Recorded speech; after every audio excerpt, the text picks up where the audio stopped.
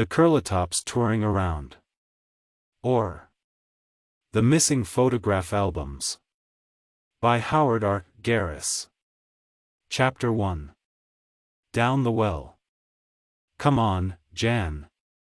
Now will be a good time to try it. All right, Ted. But are you sure it will be safe?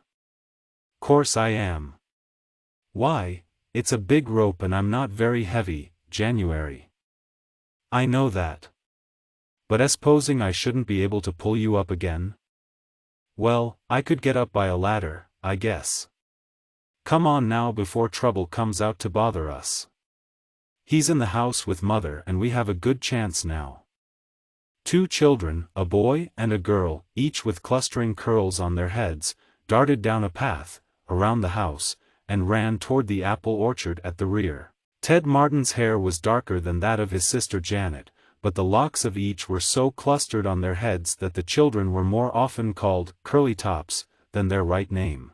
Now the Curlytops of the brother and sister were bobbing about as they ran along, intent on having what they called fun, though, as you will soon see, it developed into mischief. But that, as Ted said afterward, wasn't their fault. I'm glad trouble is in the house, remarked Jan, as she hastened along beside her brother. So am I, answered Ted. William is a good little boy, but when you want to do something he always wants to do something else. Always, agreed Janet, with a wise shake of her head. From this you may know that Trouble was only the jolly nickname of the small brother of Ted and Janet.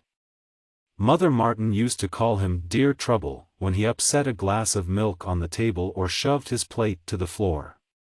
Daddy Martin used to speak of William as a bunch of trouble when he had to drop his paper and rush out, perhaps to pull the little fellow's head loose from between the fence pickets, where, possibly, he had thrust it. Ted and Janet called their little brother simply Trouble and let it go at that. The 2 older children had been playing in the front yard of their home when Ted had suddenly thought of a trick he had been wanting to try for a long while. He had a strange idea in his head, and he needed the help of Janet to carry it out. Now seemed a good time. It was the beginning of the long vacation from school, and though the Martin family expected to go away for the summer, plans had not yet been made. So Jan and Ted were amusing themselves as best they could until, tiring of playing store, into Ted's head had popped his big idea.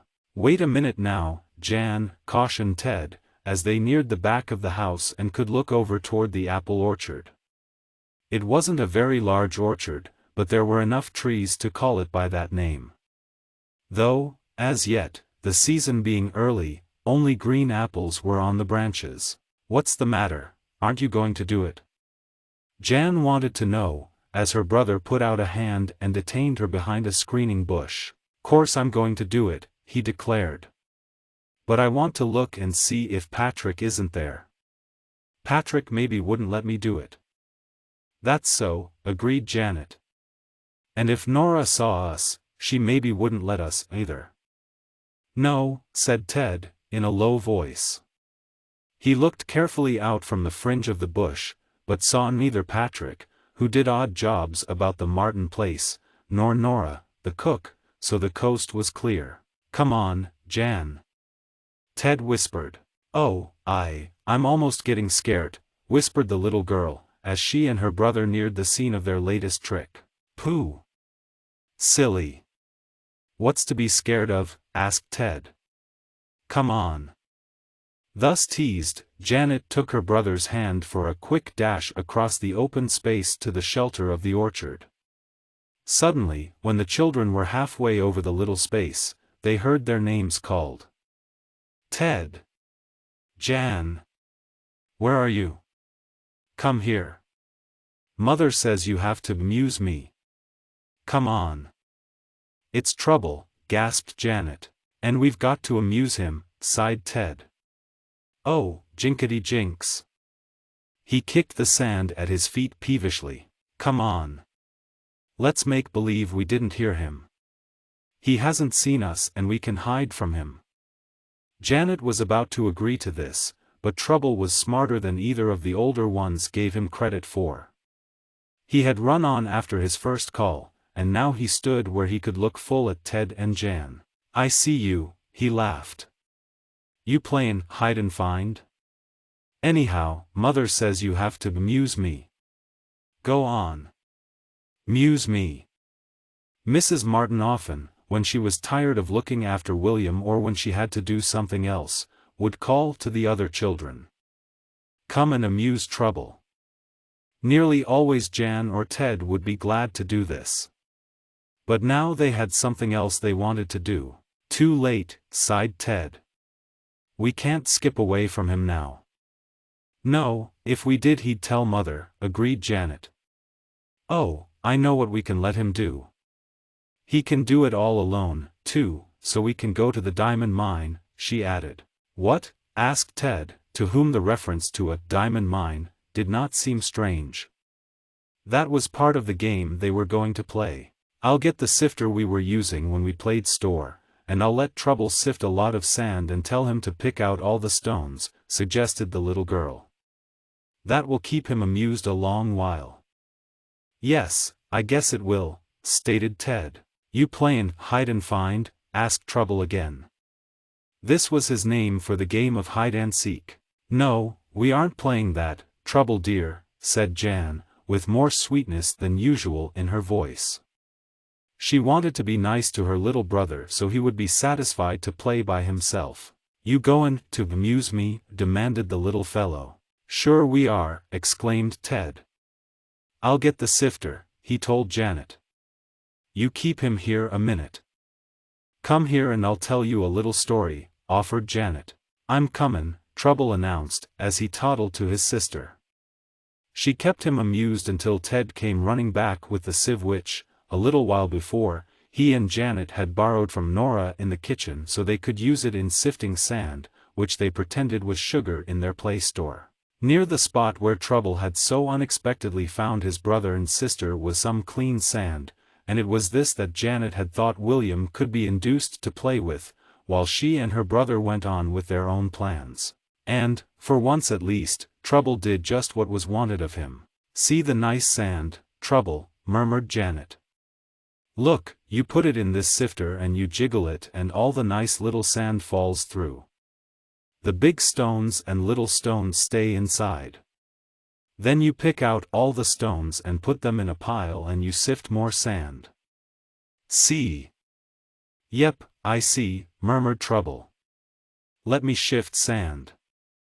Janet gave him the sieve and filled it for him. He moved it to and fro and a little pile of fine sand grew in the shape of a pyramid. Trouble looked at the stones left in the sieve. "What I do with these?" he asked. "Put 'em in a pile and then we'll make believe they're raisins and we'll stick 'em in mud pies," said Ted. "Oh, I like to make mud pies," cried Trouble, with shining eyes. "Yes, but not now." "Not now." "After a while," cried Janet quickly, for the little fellow seemed ready to drop the sieve. "What did you want to say that for?" she asked Ted, in a whisper. "You'll spoil everything. Leave it to me." "Oh, all right," mumbled Ted. "Go ahead. As soon as you can leave him alone, come on over to the old well." "All right," answered Janet. "Now, Trouble," she went on, as she filled the sifter again, "shake this out and pick out all the stones.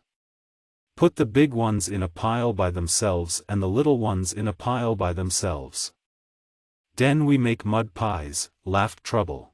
"I guess so, yes, maybe," murmured Janet, who did not want to be too sure on this point. "Now you play here, Trouble, and don't go away, will you?" she asked, as she prepared to follow Ted. "Trouble stay here and shift sand," gravely promised the little fellow. "But where you goin', Jan?" he asked suspiciously. "Oh, just over here a little way," she answered. "I'll soon be back.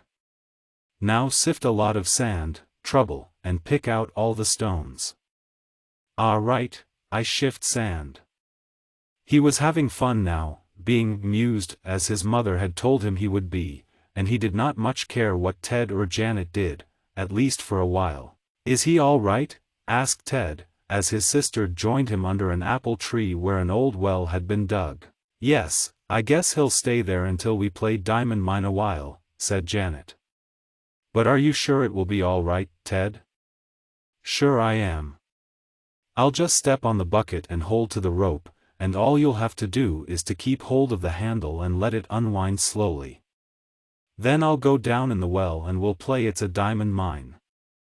"But how you going to get up again, Ted?" his sister asked. "Why, you can wind up the handle just as you unwound it, can't you?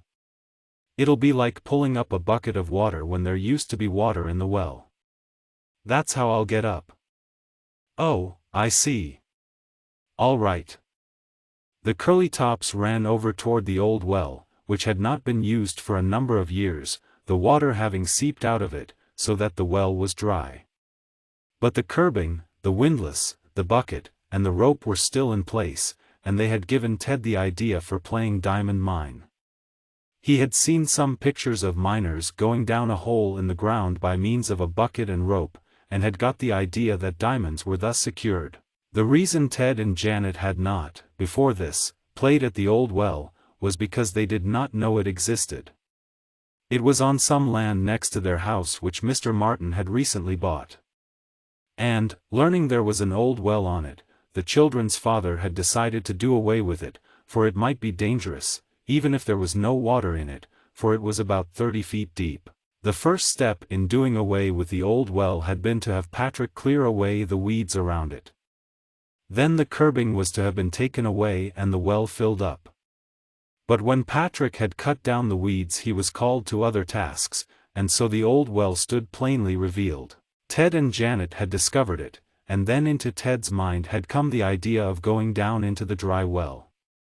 He had tested the rope, with its bucket and windlass, and found that it worked. "Now, Jan," said her brother, when they were at the well, with no one near to stop their mischievous play, "I'll climb up and stand on the bucket. You keep hold of the handle and let it unwind slowly. I don't want to go down too fast, you know." "No, I guess you don't," agreed Jan. "After I get down to the bottom I'll make believe dig diamonds," went on Ted. "Then you can twist the handle the other way and pull me up. After that I'll let you go down." "I don't want to go down," said Jan quickly, after one look into the black depths of the well. "You can go." "I don't want to." "All right," agreed Ted cheerfully. "I'll go down twice. Now get ready." He climbed the well curbing and put one foot on the edge of the bucket, which was a little way below the top of the curbing, or elevated wooden rim about the well. The rope was wound around a wooden roller, or windlass, to the end of which a crank was made fast. And there was a ratchet catch to prevent the rope from unwinding and letting the bucket down into the well until such time as the person drawing was ready. This catch now prevented Ted from dropping down into the well. The curly-haired little boy steadied himself on the edge of the bucket by holding to the rope above his head. He looked down into the well. It was deep and black, but there was no water in it, so Ted did not hesitate. "All right, Jan. Let me down," he called to his sister. Already he was a little way down the shaft of the well, for the rope was partly unwound and the bucket perhaps 2 feet below the top of the curbing when Ted took his place. Janet loosened the catch of the windlass and then, holding to the handle with all her strength, let it slowly revolve. It would have gotten out of control, and would have whirled around very fast, for Ted was much heavier than a bucket of water, only the affair was old, rusted and stiff. So, after all, Ted was quite safely lowered. Down and down he went into the black depths of the old, dry well. "It's lots of fun, Jan," he called up. "You'd better come down next time." "I don't want to." "You can," answered his sister. "Now I'm all the way down." "I'm standing on the bottom," called up Ted. "I'm going to dig for diamonds." Jan could see that there was no longer a strain on the rope. The handle turned freely. Suddenly it gave a little quiver. Jan saw the rope slip loose from around the windlass and then, as the end of it fell down the well, the little girl screamed. "Oh, Ted! Ted!" Oh, something dreadful happened. Chapter 2. Good news. Down in the dark depths of the old well, Ted Martin heard what his sister called in such frightened tones. "What's the matter?" he asked. A moment later he learned on his own account. For the bucket rope, having slipped off the windlass, from which it had rotted away, tumbled down the well. It caught for a moment on a projecting stone, and then went down into the depths. It fell partly on top of Ted's head as he stepped off the edge of the bucket onto the pile of dried sticks and leaves which had blown and tumbled into the well during the years it had not been in use. "Oh, Teddy," cried Janet. "The rope came loose and it fell down." "I know it did," Ted answered. "For the rope was coiled about him." "Then how are you going to get up?" Janet wanted to know. "How are you going to get up out of the well when I can't wind up the rope?" To this Ted made answer. "I don't know, January. I guess I'm in a sort of pickle. But wait a minute. Don't run away and leave me." Janet had no such idea. She wouldn't desert Ted in trouble. While the little fellow is down in the old, dry well, trying to think of a way to get out, and while Janet is also puzzling her head over the same matter, I will take just a moment to let my new readers know something about the Curlytops. I have told you the reason for their nickname.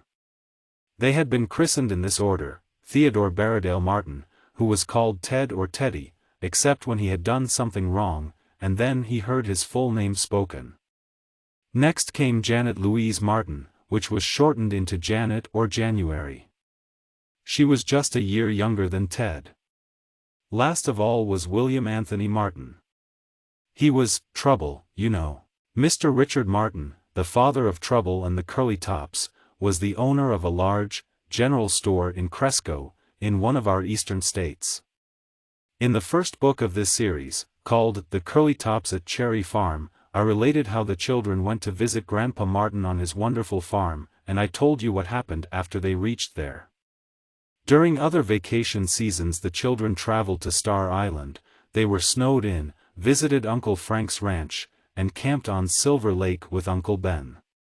The children had some queer pets, as you may learn by reading another book, and they had many playmates with whom they had jolly times. After a trip to the woods, the children found something in the sand, as told in the book just before this, called The Curlytops at Sunset Beach. After the summer at the shore the Martin family returned to Cresco. Through the long winter Janet and Ted played in the snow. Then came spring. Now it was summer again and the long vacation had arrived. "And it means a lot of work, too," sighed Mrs. Martin, on the last day of school. "I'm sure I don't know what the children will do with so much time on their hands." But this did not worry Ted, Janet, or Trouble. They knew they could have fun, and one of the ways hit on by Ted and his sister was to play Diamond Mine, as we find them doing at the old well when this story opens. "Do you think you can get out, Ted?" his sister called anxiously down into the depths of the dark well.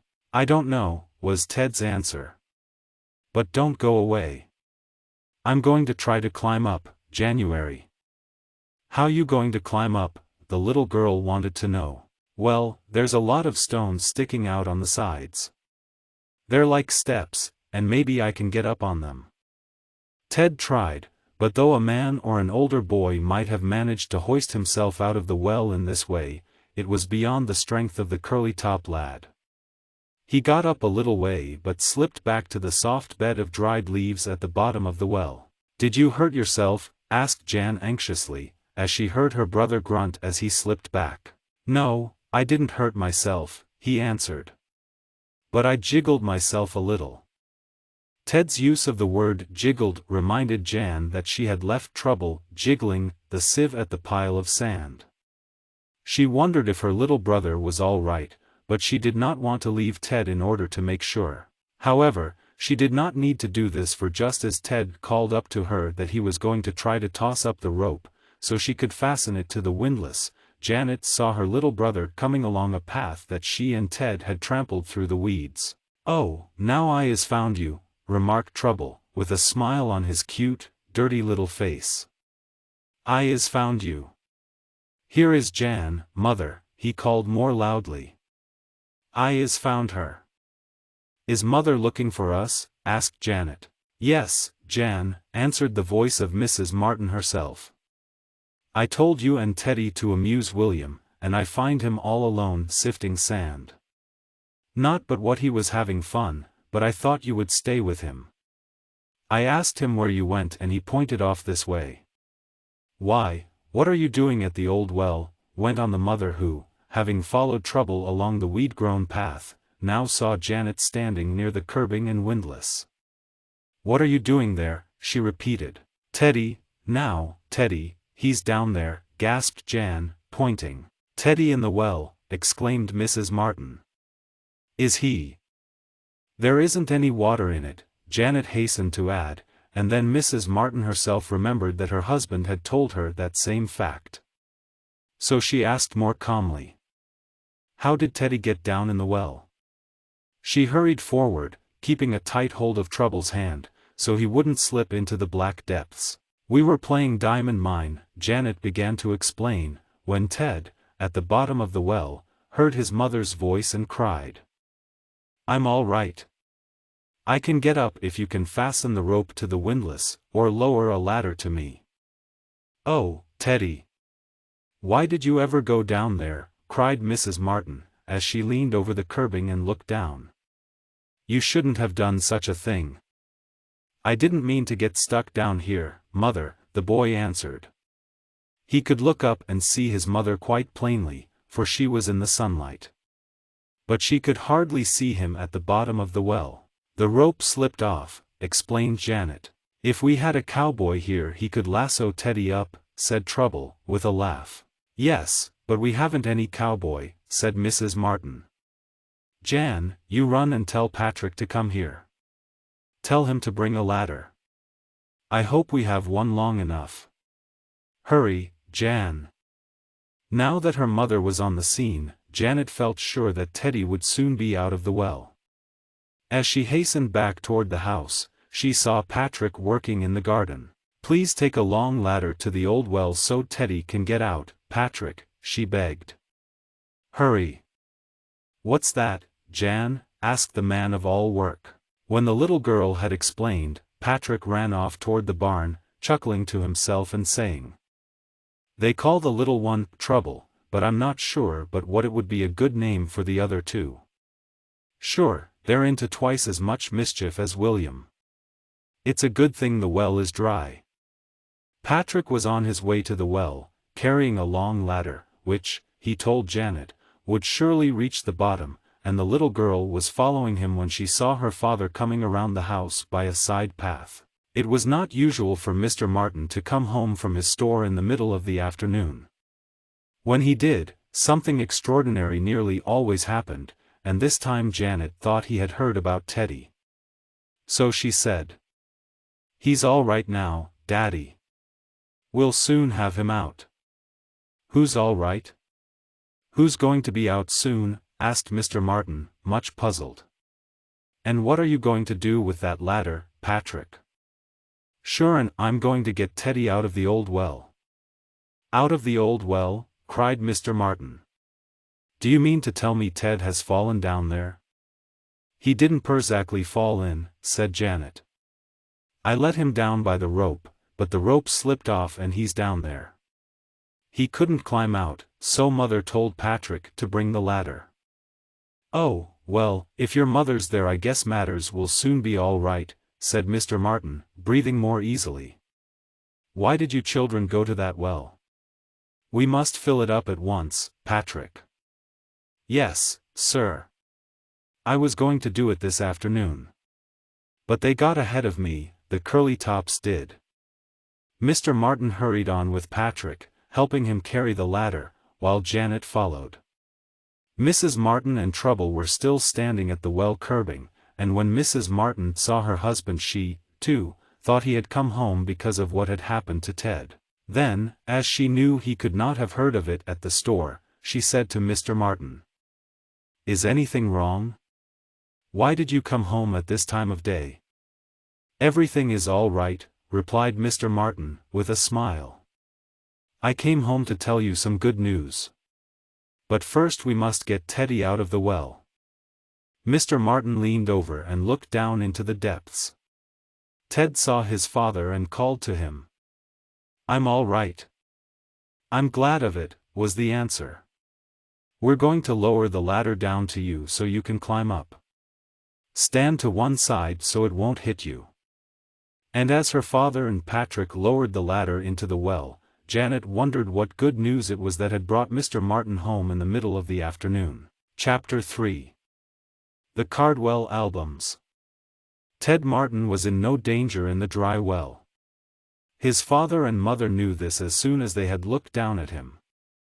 There was not a drop of water in the well, and the sides were well walled up so they wouldn't cave in. "Don't ever do anything like this again, Theodore," his father said quite sternly to the little chap, as the ladder was being put into place. "No, sir," answered Teddy. "We didn't mean to do it," said Janet. "I know you didn't," her mother admitted.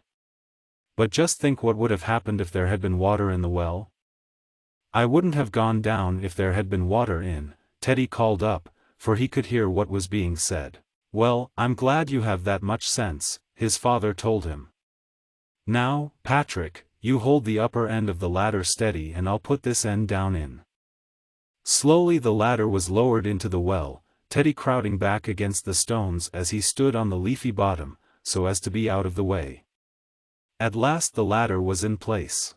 "Now can you climb up, Ted?" called his father. "Sure I can climb up," was the answer, and a little later the head of the curly-top lad appeared above the curbing.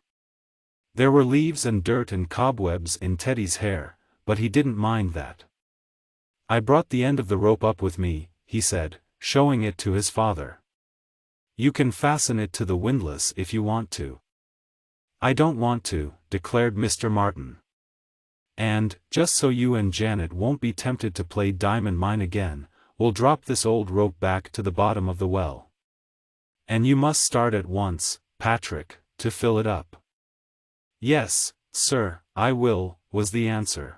Mr. Martin took the end of the rope from Ted and let it drop back into the black depths where it fell on the bucket, already on the bottom. Then the ladder was pulled up, and as Mr. Martin walked back toward the house with his wife and children, Patrick got a shovel and began tossing dirt and rocks into the well, to fill it up level. "There'll be no more curly-tops down in you," said the man, as he labored away. The wooden curbing was torn loose and the windlass broken. It was the end of the old well. "But, anyhow, I got down it all right," declared Ted, as he looked back and saw Patrick filling up the hole. "Yes, but you might not have gotten out so easily if we hadn't come to help you," suggested Mrs. Martin.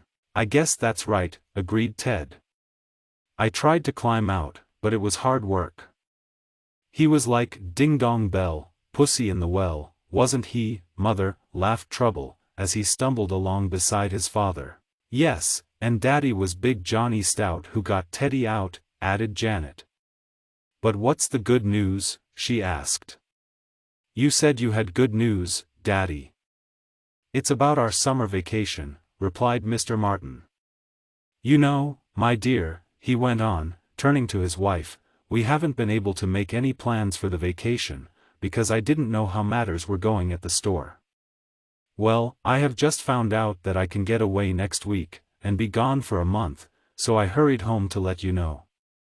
We shall have a fine vacation this season." "Where are we going?" asked Ted, brushing some of the well dirt from his clothes. "To the seashore?" asked Janet. "No, we aren't going any special place," her father replied. "Oh, I thought you said we were going to have a fine vacation," objected Ted. "So I did, and so we are. But we aren't going to any special place. What do you say to touring around, going from place to place in our auto, and perhaps taking a trip in a motorboat? How would my curly tops like that?" And Mr. Martin ruffled first the hair of Janet and then that of Teddy. "I think that will be lots of fun," cried Janet. "Do you mean touring around in our car and sleeping in it and camping out and all that?" asked Ted. "Well, something like that," agreed Mr. Martin. "Of course we can't exactly sleep in our auto, as it isn't a gypsy wagon. But we can take along a tent that can be fastened to the auto, and we can sleep in that if we wish. Or we can put up at hotels along the way. It will be partly a camping trip." "Oh, that'll be dandy fun," cried Ted. "When can we start?" "Next week." "But in the meanwhile don't go climbing into any more wells," urged his father. "No, sir, I won't," the Curlytop boy promised. "Oh, hooray for touring around! Hooray for touring around," he cried, turning a somersault on the grass. "Ray! Ray!" echoed Trouble, trying to do as he saw his brother do. But Trouble toppled over to one side, laughing as he fell. "We'll have lovely fun," confided Janet to her mother. "I think Daddy is just wonderful, don't you, Mother?" "He is, indeed, quite wonderful," agreed Mrs. Martin, with a smile. From then on, as you can imagine, there were busy times in the home of the Curlytops. Once it was decided that they would spend part of the summer vacation touring around, going to no particular place, but stopping wherever they felt like it. Many preparations had to be made. Mr. Martin owned a big touring car, and he bought a camping outfit and tent to go with it. The tent could be fastened to one side of the car, and cots put beneath the canvas covering. "The children can sleep in the car when it rains too hard," decided Mrs. Martin. "And can we cook and eat and everything like that out of doors?" Janet wanted to know. "Of course we have to cook," declared Ted. "I'm going to make the campfires," he declared. "We'll see about that," Mr. Martin said. "Very likely we'll take along an alcohol stove. That's more certain for cooking than wet wood. But we can have a campfire once in a while." Ted and Janet told their many boy and girl chums about the coming touring trip, and all the lads and lassies wished they were as lucky as were the Curlytops. It was one evening, about 4 days after Ted had gone down into the well which was now filled up, that, as the Curlytops and the others of the family were talking about the coming trip, a ring sounded at the front door.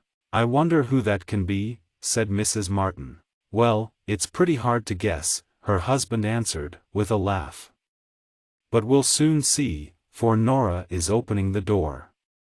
In came Mr. James Cardwell, an elderly neighbor who lived 2 or 3 houses down the street.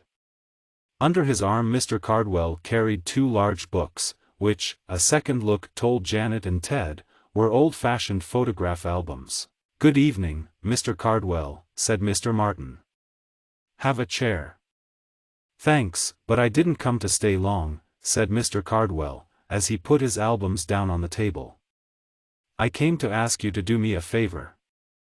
"Did you want our pictures to put in your album, Mr. Cardwell?" asked Ted, for he and Janet had had their photographs taken the week before. "Thank you, little man, but these albums are filled," was the answer. "I'd like to get your pictures, though, for another album I have at home. What I came over for," he went on, "is to see if you would take these albums to my brother Reuben in Bentville, Mr. Martin. I hear you are going on a long auto tour, and that you will pass through Bentville. Is that right?" "Yes, we plan to make Bentville one of our stops," said Mr. Martin, naming a town about 300 miles away. "That's my old home," said Mr. Cardwell. "There is going to be a reunion of the Cardwell families there in the fall. We have it every year. All the Cardwells for miles around come to this reunion. Now in this album are a lot of pictures of Cardwells that are dead and gone, and the old man's voice trembled. Some of their relatives would like to look at these pictures. I thought it would be a good plan to have them at the reunion." "Very nice, I should say," remarked Mrs. Martin. "That's what I thought. Well, I want to send my albums on ahead, before I start, which won't be until fall. I want to send them to my brother, Reuben Cardwell of Bentville. The albums have been in the family many years. I'd hate to see them lost, or have anything happen to them. I'm afraid to send them by mail or express. But I thought, as long as you're going to tour out that way, you wouldn't mind, Mr. Martin, leaving these albums with my brother." "I shall be glad to do that," replied the Curlytop's father. If you think you can trust me with them," he added. "Of course I'll trust you," said Mr. Cardwell. "Though we think so much of these albums in our family that I wouldn't trust every one. I don't know what would happen if they got lost or were destroyed. See, here are pictures of my dear little twin girls, who died when they were 10 years old. They're the only pictures we have of them, Mary and Alice." He turned the heavy pages and showed pictures of 2 pretty girls, with long, curling hair. The pictures were of a bygone time, old-fashioned and rather strange to the Curlytops. But they could see that Mr. Cardwell thought a great deal of them and of the albums. "And here is another picture we prize highly," said the elderly neighbor. "It's a picture of my brother's boy Tom. He was only 18, and he turned to the photograph of a fine-looking lad." "Did he die, too?" asked Mrs. Martin softly. "Yes, at least, we suppose so," said Mr. Cardwell gently. "He went away to be a sailor. His ship was sunk and we never heard anything more from him. I suppose the poor young fellow died at sea. This is the only picture of him, and I know how badly my brother would feel if it were lost. So will you take charge of these old family albums, Mr. Martin, and deliver them in Bentville?" "Yes, I'll be very careful of them," promised Mr. Martin. "I know what it means to lose such things." "Didn't they ever find the boy who was lost at sea?" asked Ted, to whom this little story appealed greatly. "No, Ted, we never heard a word from him," sighed Mr. Cardwell. "I suppose the sea has him. He is as much lost as my dear little twin girls are," and he turned back to the pictures of the children. "I have a small chest, or box, down at the store, Mr. Cardwell," said Mr. Martin, as the caller was about to leave. "I'll put your albums in that chest so they will be safe." "Thank you. Tell my brother, when you see him, why I sent them to him this way. I didn't like to trust the mails or the express, and I won't be out to Bentville myself until fall." "I'll tell him," was the promise. Ted and Janet were looking at the queer, heavy covers of the old books and wondering what games the pictured children used to play when they were on Earth, when suddenly from outside came a number of sounds. There was the sound of the clanging of bells, the blowing of whistles and the shouting of men and boys. "It's a fire! A fire down the street!" cried Ted, as he raced to the door. "Oh, Mr. Cardwell, I guess your house is on fire." Chapter 4. A big crowd. Nothing causes quite so much excitement as does a fire. And when the fire is on your own street, and near your house, and perhaps in the home of someone you know, why, then there is excitement enough to cause even the grown-ups to move about quickly. And this is just what happened when Ted Martin called out, "I guess your house is on fire, Mr. Cardwell." Mr. and Mrs. Martin, as well as their visitor who had brought the 2 old photograph albums with him, ran to the door. And you may be sure that Janet was there ahead of them, for she had heard what her brother shouted. William, also, was right there, making his way in and out among chairs until he finally pushed through between Ted's legs as that lad stood on the porch. "I'm goin' to fire," cried the little fellow. "No trouble. You stay here," commanded Ted, catching hold of him just in time. "It is a fire, surely enough," declared Mrs. Martin, when she had looked down the street. "And it's near my house, if it isn't in it," exclaimed Mr. Cardwell. "Excuse me," he said hastily, as he pushed his way between Ted and Janet on the steps. "But I'd better get down there." "I'll come and help," offered Mr. Martin. "May I come?" asked Ted. "No, son, you stay with your mother," directed his father. As the 2 men hurried out of the front gate, joining the throng that was running toward the scene of the fire, Mrs. Martin took Trouble by one hand and Janet by the other and said, "We'll just walk down a little way to see what's going on. Come along, Ted." Much pleased that he did not have to stay away altogether from the fire, the Curlytop lad followed his mother and the others. The engines were already on hand, and it was their puffing and tooting of whistles that had made some of the noise. "It isn't Mr. Cardwell's house, though," said Mrs. Martin, when she and the Curlytops, with trouble, had gone far enough down the street to see just where the fire was. "It's next door to him." "I wouldn't want a fire next door to me," sighed Janet. "I would," cried Ted. "You could see it fine." "A fire is a terrible thing," said Mrs. Martin. "We shouldn't want one anywhere near us." "Oh, no, of course not. I don't exactly want one," admitted Ted. "But if one has got to come, I wish it would be near our house, but not in it, so I could see it good." "This isn't a very big fire," observed Janet, when they had watched for a few minutes. "I guess it's out now." "I hope so," said her mother. And such proved to be the case, for in a little while the fireman who had rushed into the home of Mr. Blake's son, next door to the residence of Mr. Cardwell, came out with a long, thin hose.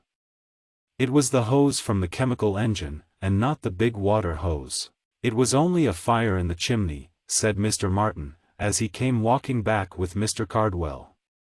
"No damage done, but the folks were pretty well frightened. They put it out with chemicals." "How could a chimney be on fire?" Jan wanted to know. "A chimney is brick, and bricks can't burn." "It isn't the bricks that burn," her father explained. "But when a chimney has been used a number of years, it gets coated, or lined on the bricks inside, with soot. Soot contains oils and other things that burn. Finally, some day, a hot fire sets the soot inside the chimney on fire, and it burns fiercely. And if it burned long enough, it would make the bricks so hot that they would set fire to the roof or the wooden parts of the house near them. That's why a chimney fire is dangerous, even though the bricks themselves can't burn." "Did they put salt on the fire?" asked Mrs. Martin. "Ho! Ho!" laughed Ted. "I've heard of putting salt on the tail of a wild bird to tame it, but I didn't know you put salt on a fire." "Yes, you do, sometimes," stated Mr. Martin. "Salt is said to put out chimney fires. Some sort of chemical is released when salt is heated, and this smothers the fire in the chimney. But the firemen put this fire out, and without any damage being done." "I'm glad of that," said Mrs. Martin, as they went back to the house. "And I'm glad the fire wasn't in my house," remarked Mr. Cardwell. "If it had been, and if those albums had burned, with those pictures of my children and my brother's boy, pictures we never could get again, my wife and I would have felt very sad. My wife thinks a great deal of those albums. I've been planning for a long time to send them out to my brother, but we never dared trust them to anyone before. I hope you will take good care of them, Mr. Martin." "Oh, I surely will, Mr. Cardwell," replied the father of the Curlytops. That night, when the children were in bed and Mr. and Mrs. Martin were quietly talking over their plans for the coming tour around the country, Mrs. Martin said, "I almost wish you didn't have to bother with those 2 big albums of pictures, Dick." "Why?" asked her husband. "Oh, just suppose something happens to them." "Nothing will happen to them. I'll pack them in that small chest I have down at the store, and we'll put it in the back of the auto. When we reach Bentville, I'll give the albums to Mr. Cardwell's brother. That will end the matter." "I shall be glad when it is ended," said Mrs. Martin, as she carefully carried the precious old books of pictures upstairs with her. "What are you going to do with them, my dear?" asked her husband, as he noticed what she was doing. "I thought I'd have them handy so I could pick them up and run out with them in case our house caught fire during the night." "Oh, nonsense," laughed Mr. Martin. "Nothing is going to happen." But it did. Not that night, nor the next night, but before very long, as you shall read. Ted and Janet, with trouble also, were very busy the next day, going over their toys and playthings to pick out the things they wanted to take on the tour with them. Jan had a number of dolls, a ball, some books, a few things she thought her dolls might need, and even a carriage. Ted had picked out some books, his top, a pair of roller skates and a bow and arrows. "Why, children, you can't take all those things," laughed their mother. "There wouldn't be room in the auto, for one thing," and, besides, you will have no time to play with your toys. We shall be traveling most of the day, and at night you'll want to sleep. Don't take any of those things." After some talk, Ted and Janet agreed to limit the toys they would take with them. Janet picked out the doll she liked best and one book, and Ted took a ball and a book. As for Trouble, well, by the time Mrs. Martin had settled on what the two older children could take, she had forgotten about Trouble. Then, all of a sudden, she remembered him. "Where is William?" she asked. Ted and Janet looked at each other. They, too, had forgotten their small brother. But a moment later a cry was heard. "Come and get me out! Come and get me out! There's trouble now," exclaimed Janet. "Oh, what has happened to William now?" sighed Mrs. Martin. By this time Janet had run into the front yard, and from there she shouted, "Here's Trouble! He's all right. But he's got his head stuck in the fence and he can't get loose." Mrs. Martin and Ted rushed out to find that the little boy had stuck his head in between two pickets of the fence, at a place where one picket was loose. His head had gone in easily enough, but when he tried to draw back his ears stuck out so he couldn't. "Oh, my poor little William," said his mother. "I'll get him loose," exclaimed Ted, which he did, by pulling off the loose picket so there was room enough for his little brother to draw back his head. Trouble was frightened, and the skin, back of his ears, was scratched a little, but otherwise he was not hurt. "What made you stick your head through the fence like that, William?" his mother asked him. I was pickin' a flower to take in the auto with us," Trouble explained. "I reached through the fence to get the posy." "Oh, the little darling," murmured Jan, kissing him. "I'll pick flowers for you," she offered. "Don't stick your head through the fence again." She went out and found where her little brother had reached out to gather some flowers that grew just beyond the fence. He could have gone out of the gate to get them, but, instead, he reached through the pickets.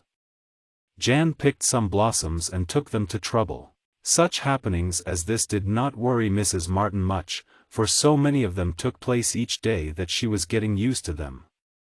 Trouble soon stopped his crying and went out to play with Ted and Janet, while their mother went on with the preparations for the auto tour.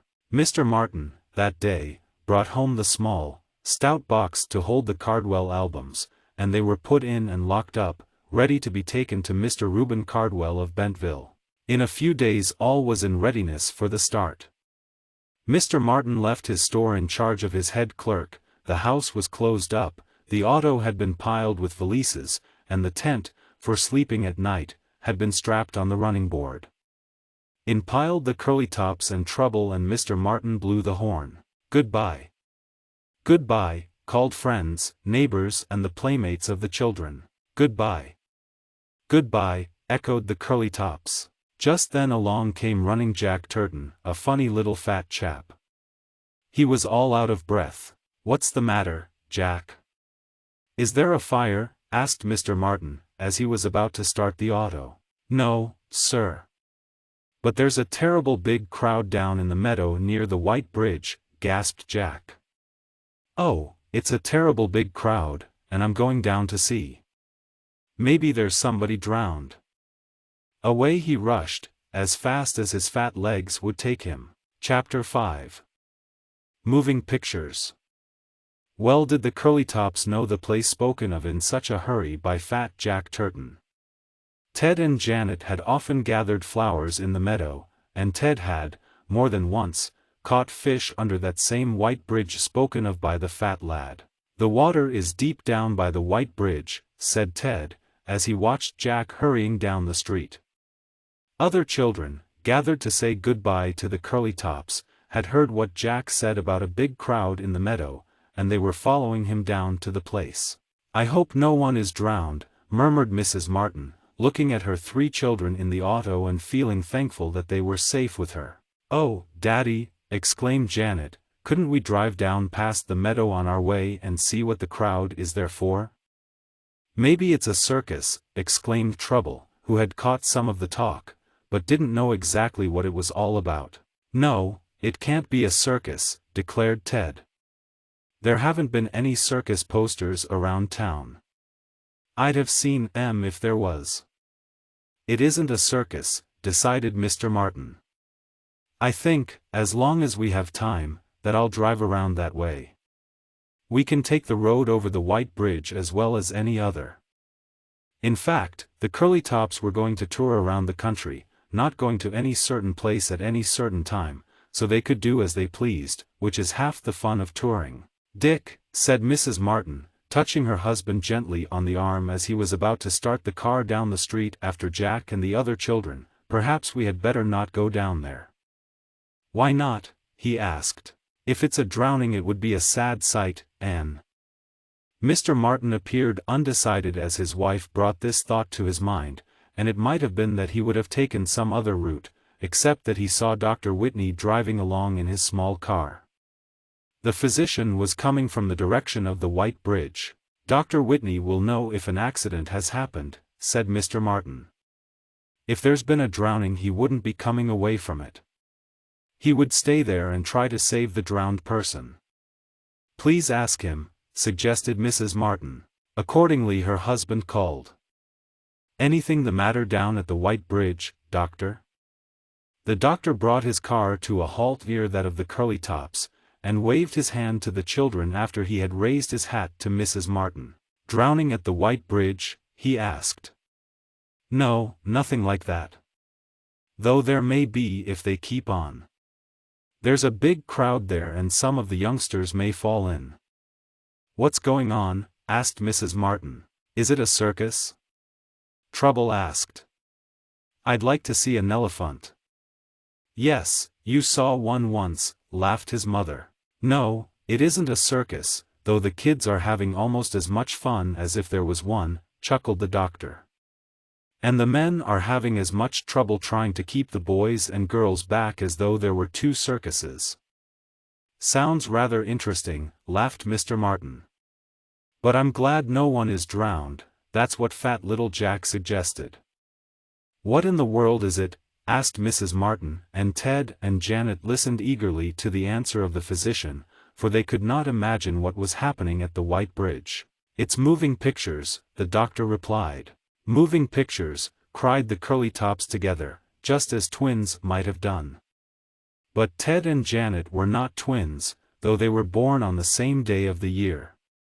Ted was exactly a year ahead of his sister. I didn't know they were showing movies in the meadow, said Mr. Martin. They aren't showing moving pictures, replied Dr. Whitney. They're taking them. Taking movies, gasped Ted. Oh, I want to see that. Real moving pictures? Janet wanted to know. I guess they're real enough, answered the doctor. I don't know much about such things, but there is a company of men and women down in the meadow, posing around on the bridge and on boats in the river. They're all painted up, I mean their faces, and they are wearing fancy clothes. A lot of men with megaphones are shouting directions, and other men are grinding away at the cranks of moving picture machines. So I guess it's real enough. Oh, Daddy, please take us there, begged the Curlytops. Shall we go, Mother? Asked Mr. Martin of his wife. Yes, I would like to see it, she answered. And I'm sure the children would be amused. Oh, say, I guess we would, murmured Janet. Come on, Dad.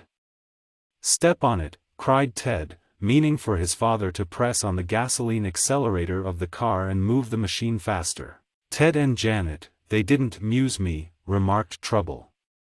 And Ted, he fell down in the well, he did. He remembered this event quite clearly. Well, we hope no one falls into the river, laughed Mrs. Martin, as they said good day to Dr. Whitney and moved along. A large creek, or a small river, whichever way you looked at it, flowed under the White Bridge on the outskirts of Cresco. Let's go. Let's go, chanted Ted. I'd love to watch them take movies, remarked Janet. I've never seen them do it. I did once, at a baseball game, stated Ted. But it didn't amount to much. This'll be a lot better.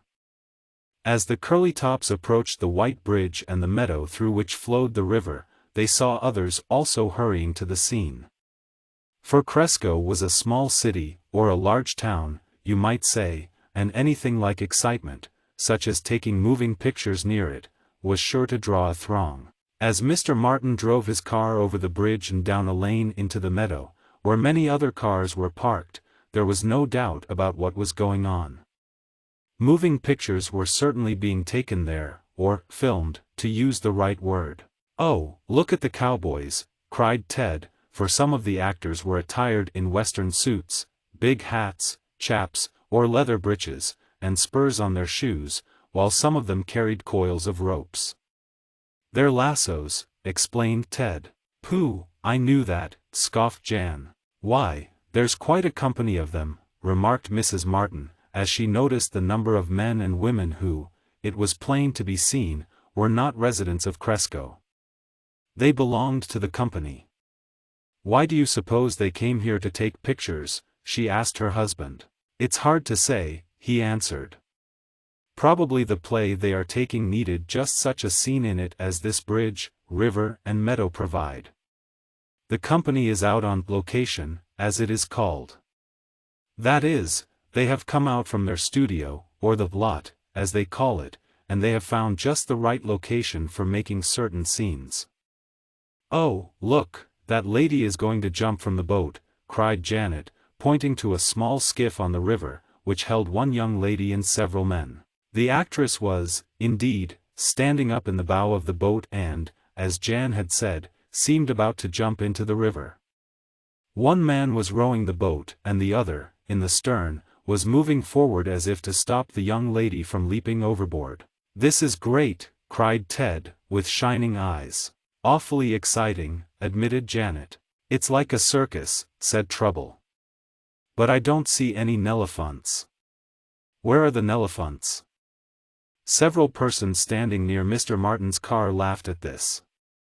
But they quickly looked away from the Curlytops and toward the boat on the river as the young lady in it gave a scream and leaped into the water, making a great splash. "Oh, my goodness," cried Mrs. Martin. "There'll be a drowning after all." Chapter 6. The albums are gone. More than one, at least in the crowd that had gathered to watch the movie folk, was almost as much excited as was Mrs. Martin, when they saw the actress jump out of the boat into the river. But Mr. Martin quickly understood that it was all part of the work of making moving pictures, and said, "It's all right, Mother. Don't worry. They'll get her out," added Ted. "Look, there goes a man in after her now." As he spoke, the man in the stern of the boat threw off his coat and leaped with a great splash into the water after the young lady. "And they're taking pictures of it all the while," called out January. "Oh, I wish I could see them on the screen." What Janet said was true. From the time the boat started up the stream near the white bridge until the moment when the young lady leaped out and the actor leaped after her, men on the bank, and also men in another boat, were quickly turning the handles of their moving picture cameras, filming every action of the actors and actresses. "Why do they have 3 cameras, Daddy?" asked Janet, for she noticed at least this number of men, with their caps on backward, grinding away. "There are 2 reasons for that," answered Mr. Martin. "One reason is that one film might be spoiled, and if it was the only one taken all the work would have to be done over again.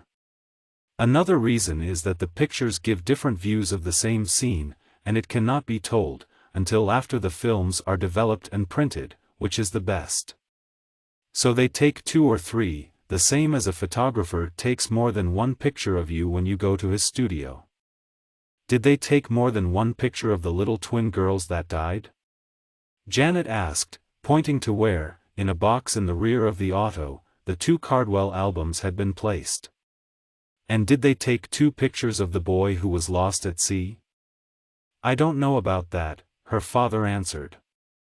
"I suppose they did, though the pictures were taken a number of years ago when it wasn't as easy to make photographs as it is now.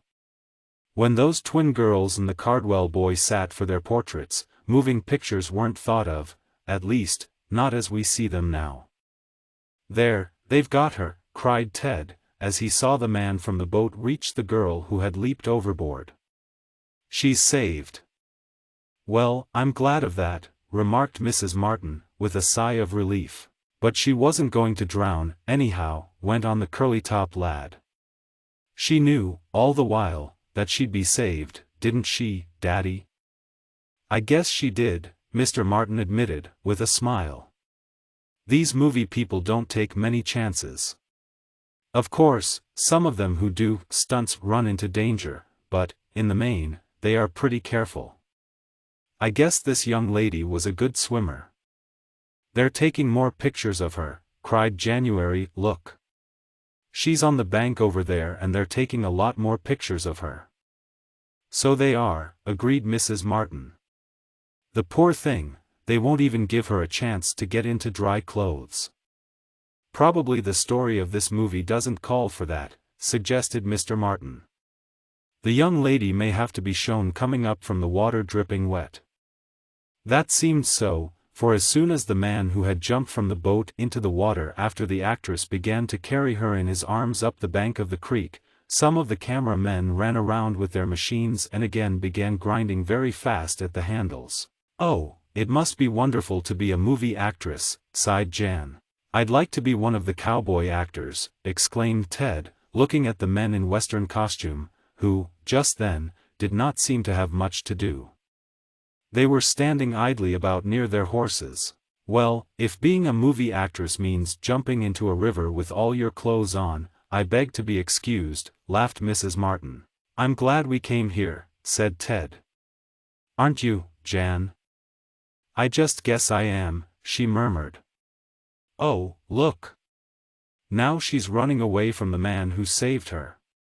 Indeed, this very scene was then taking place, and it caused some more excitement. For the young lady, dripping wet as she had been taken from the water, had rested on the bank only a moment, while some pictures of her and her rescuer were taken, and then, with a scream, she broke away from the man and rushed off across the meadow. But it was all part of the play that was being taken, for the Curlytops noticed that the young lady was running straight toward a camera that had been set up near a clump of willow trees. And as she approached the machine, the man behind it kept it focused, or aimed, as Ted said, straight at the actress, picturing her every movement. "I wish they'd take a picture of an elephant," sighed Trouble, and again his queer remark caused a laugh. "I guess they haven't any elephants in this outfit," remarked a man standing near the Martin auto. "What do you suppose it's all about?" asked Mrs. Martin of her husband, as they got out of the car and walked toward a group of the picture people. "I mean, what is the story they are filming?" "I don't know, and I doubt very much if even those taking part in it know what it's all about," said Mr. Martin. "You see," he explained, "in taking moving pictures they make views of all the scenes that take place in a certain spot all at once.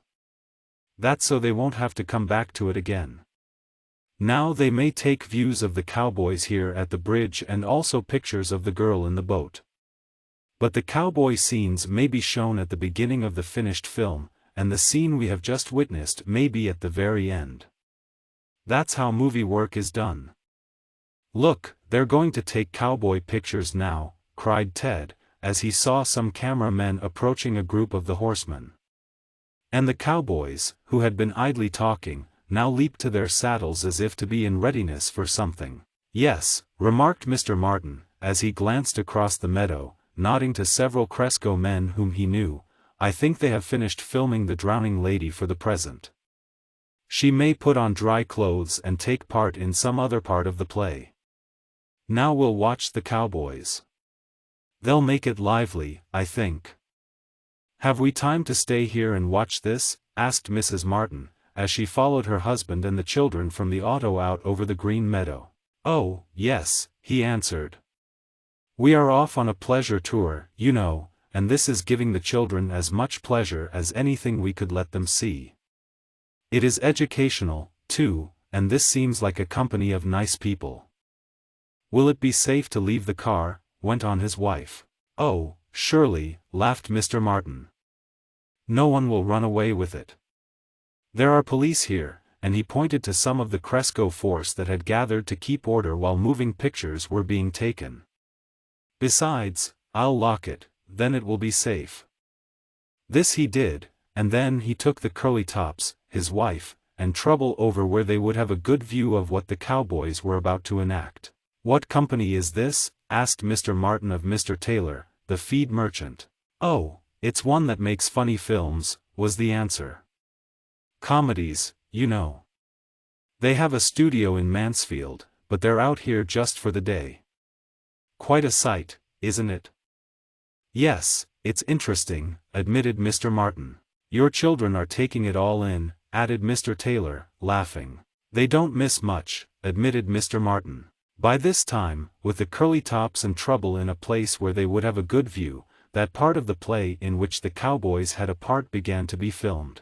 One actor waved his hat and flapped it against the sides of his pony, starting it off at a fast gallop down the meadow. As he rode along, the children could see cameras grinding away, taking pictures of this fast ride. Then, after the first man, rode a number of others. Now began a scene of great excitement, for the cowboys chasing after the one who had first ridden away began firing their big revolvers and shouting at the tops of their voices. "My goodness!" cried Mrs. Martin, holding her hands over her ears at the sounds of shooting. "I hope they aren't firing real bullets." "They're only blank cartridges," declared Teddy. "Aren't they, Daddy?" "Yes," was the answer. "Oh, look!" suddenly cried January. One man fell off his horse. That actually happened to one of the riders chasing after the lone cowboy. Off his horse he rolled, tumbling over and over. The pony got up after the fall and walked about, beginning to eat grass as if nothing had happened. The cowboy, also, picked himself up and walked with a limp over to get back on his steed. "I'm glad he wasn't hurt," said Mrs. Martin. "Oh, he did that on purpose," said Ted. "I guess he did," Mr. Martin agreed. "They want to make the picture look as natural as possible, so often the riders fall off on purpose." "I should think they'd be hurt," observed the mother of the Curlytops. "Cowboys know how to fall," said Ted. "Maybe I'm going to be a cowboy when I grow up, and ride a bucking bronco." "And maybe I'll ride an elephant," declared Trouble. After an exciting chase, which was all taken in by the cameras, the cowboys quieted down. This seemed to be the end of making pictures for that time and in that place. The actors and actresses hurried to waiting automobiles, and the camera-men began taking the long-legged tripods from their machines. "You picked a good spot to leave your car, Mr. Martin," said Mr. Taylor, as the family was walking back to resume their tour. "What do you mean?" "Your machine is right next to that of Harry Portney, the actor. That's his car there," and Mr. Taylor pointed. "He's getting into it now. His car is the same make as yours and the same kind." "Oh, is that Mr. Portney?" exclaimed Mrs. Martin. "I've often seen him in the films." "How interesting. He was one of the cowboys, wasn't he?" "Yes," agreed Mr. Taylor. "And he's very funny. He's the one who fell off his horse." "No wonder he knew how to fall," laughed Ted. "I like him." Indeed, Mr. Portney was well known in the films, and quite a favorite with boys and girls. Ted and Janet had often seen the Portney pictures in the Cresco Theater. With wondering eyes at being this near to a real movie actor, the Curlytops watched Mr. Portney get into his car and drive away with others of his company who had come to Cresco on location. "Well, I guess the excitement is all over," remarked Mr. Martin, as the crowd began leaving the field when the actors and camera-men had moved away. "But we saw a lot, didn't we, Jan?" asked Ted. "It was wonderful," she returned. "I'd like to see it all over again." "But we must start on our tour, if we're going," said Mrs. Martin, as she lifted Trouble into the car. "Come along, Curlytops." Mr. Martin looked over his machine, to make sure everything was all right. He counted the bags, valises, and other things they had brought with him, and noted that the tent to be used for camping was on the running board. Suddenly he gave a start of surprise and asked his wife, "Did you move that box of albums?" You mean the Cardwell albums? Yes. It was in the back of the car. Did you move it? No, I didn't touch it. I saw it there when we got out, though. Well, it isn't there now, exclaimed her husband. The Cardwell albums with the old pictures in them are gone. I wonder who could have taken them. Chapter 7. On the trail.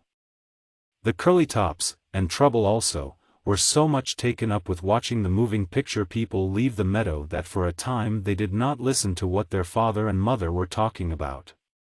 But at last Jan heard something said about the Cardwell albums and asked, "Did we lose them out of our car?" "No, we had them when we parked here," answered her father. "I remember putting the box under a robe, so it wouldn't be in plain sight. It could be mistaken for a fancy box of lunch, I thought, and some hungry boys, thinking it contained sandwiches, might be tempted to take it." "Did they?" asked Ted. "Someone has taken the box with the albums in it," answered Mr. Martin. "It's gone." "Let's look again, to make certain," suggested his wife. "We don't want to make a fuss and then find the box, after all." "I don't believe we'll find it," replied Mr. Martin, and there was a worried look on his face. "It isn't in the car, it's been taken out. And what to say to Mr. Cardwell I don't know. He will be very sorry to learn that the albums are gone, for he never again can get pictures of his twin girls who are dead. And that sailor boy's picture, too. That's gone." "Oh, perhaps we'll find the box and the albums," said Mrs. Martin more cheerfully. "No one would really steal them, they would be of no value to anyone." "No, and that's what I can't understand," complained the father of the Curlytops. "But the albums are gone, sure enough." It really seemed so, for when the children, even Trouble helping, had looked through the car, the box was not to be found. "Well, I don't know what to do," said Mr. Martin, walking up and down with a worried air, beside his auto. "I don't want to go back and tell Mr. Cardwell we have lost his valuable relics. And yet it isn't fair to him not to let him know." "Maybe he came here himself and got them," suggested Ted. "What do you mean, son?" asked his father. "I mean that maybe after he gave them to you he found out he was going to Bentville himself, and he came here to tell you. He didn't see us, because we were looking at the cowboys, and he just took the box out of our car." "He wouldn't do that without telling me," said Mr. Martin. "No, something else happened. I wish I knew what. I'd like to get those albums back." While Mr. Martin was still nervously pacing up and down beside his auto and Mrs. Martin was making another search among the robes and valises for the box, one of the cowboys who had taken part in the moving picture rode past. Ted and Janet looked at him with eager eyes, for he was a hero to them. Seeing the children, the actor smiled, and then, noticing that something was wrong, he stopped his horse, removed his big, broad-brimmed hat in a bow to Mrs. Martin and asked, "Is anything wrong? Can I help you? Did some of our people bump into your car? I know that sometimes happens when a crowd gathers as we are taking films." "No, nothing like that happened," answered Mr. Martin. "But I left a box with some valuable books in it here in my car, and now the box is gone. I suppose someone in the crowd thought it contained food and made off with it. I wish they'd bring it back, for the books are of no value except as keepsakes to a family in Bentville where we are going." "What sort of box was it?" asked the cowboy, one of the last of the moving picture actors to leave the green meadow near the white bridge. "It was a dark red wooden box, with inlaid pieces of light wood," Mr. Martin explained. "It had a brass handle to carry it by. It was a box I used to keep my papers in at my store. But I had put these books in it for safety. I might better have left them out." "Was it a box about so long?" asked the cowboy, holding his hands out about 2 feet apart. "Yes," answered Mr. Martin. "Then I know where it is," exclaimed the cowboy. "You do?" cried Mr. and Mrs. Martin together, while the Curlytops gazed at the rider with eager eyes. As for Trouble, he was gazing at the horse and murmuring, "You aren't as big as a Nelephant." "I fed a Nelephant peanuts once, I did." "Yes, I know where your box is, or at least, I know who took it," went on the actor. "It was all due to a mistake." "Who has it?" asked Mrs. Martin. "I think you will find it in the car of Mr. Harry Portney, our head actor, or leading man, as we call it," replied the cowboy, with a smile. "What would he be doing with old photograph albums?" asked Mr. Martin. "For those are the books in the box, just old photograph albums, though they contain pictures highly valued by those who own them."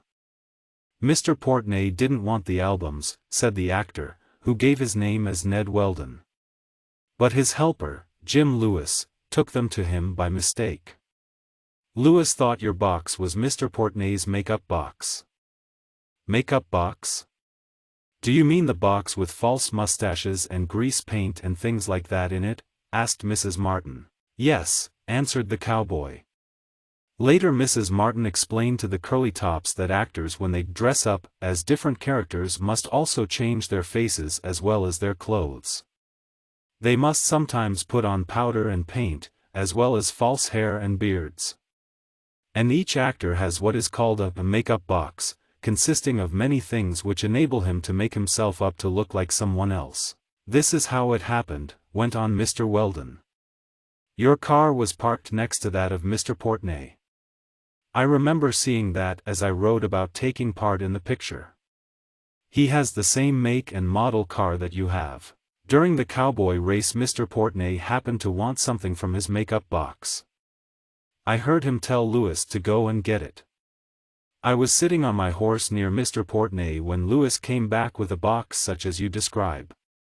At first it looked a good bit like Mr. Portney's makeup chest, but our leading man knew right away that it wasn't.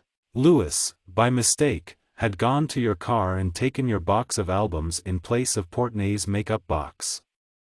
Portney laughed at the mistake, and sent Lewis back to get the right box.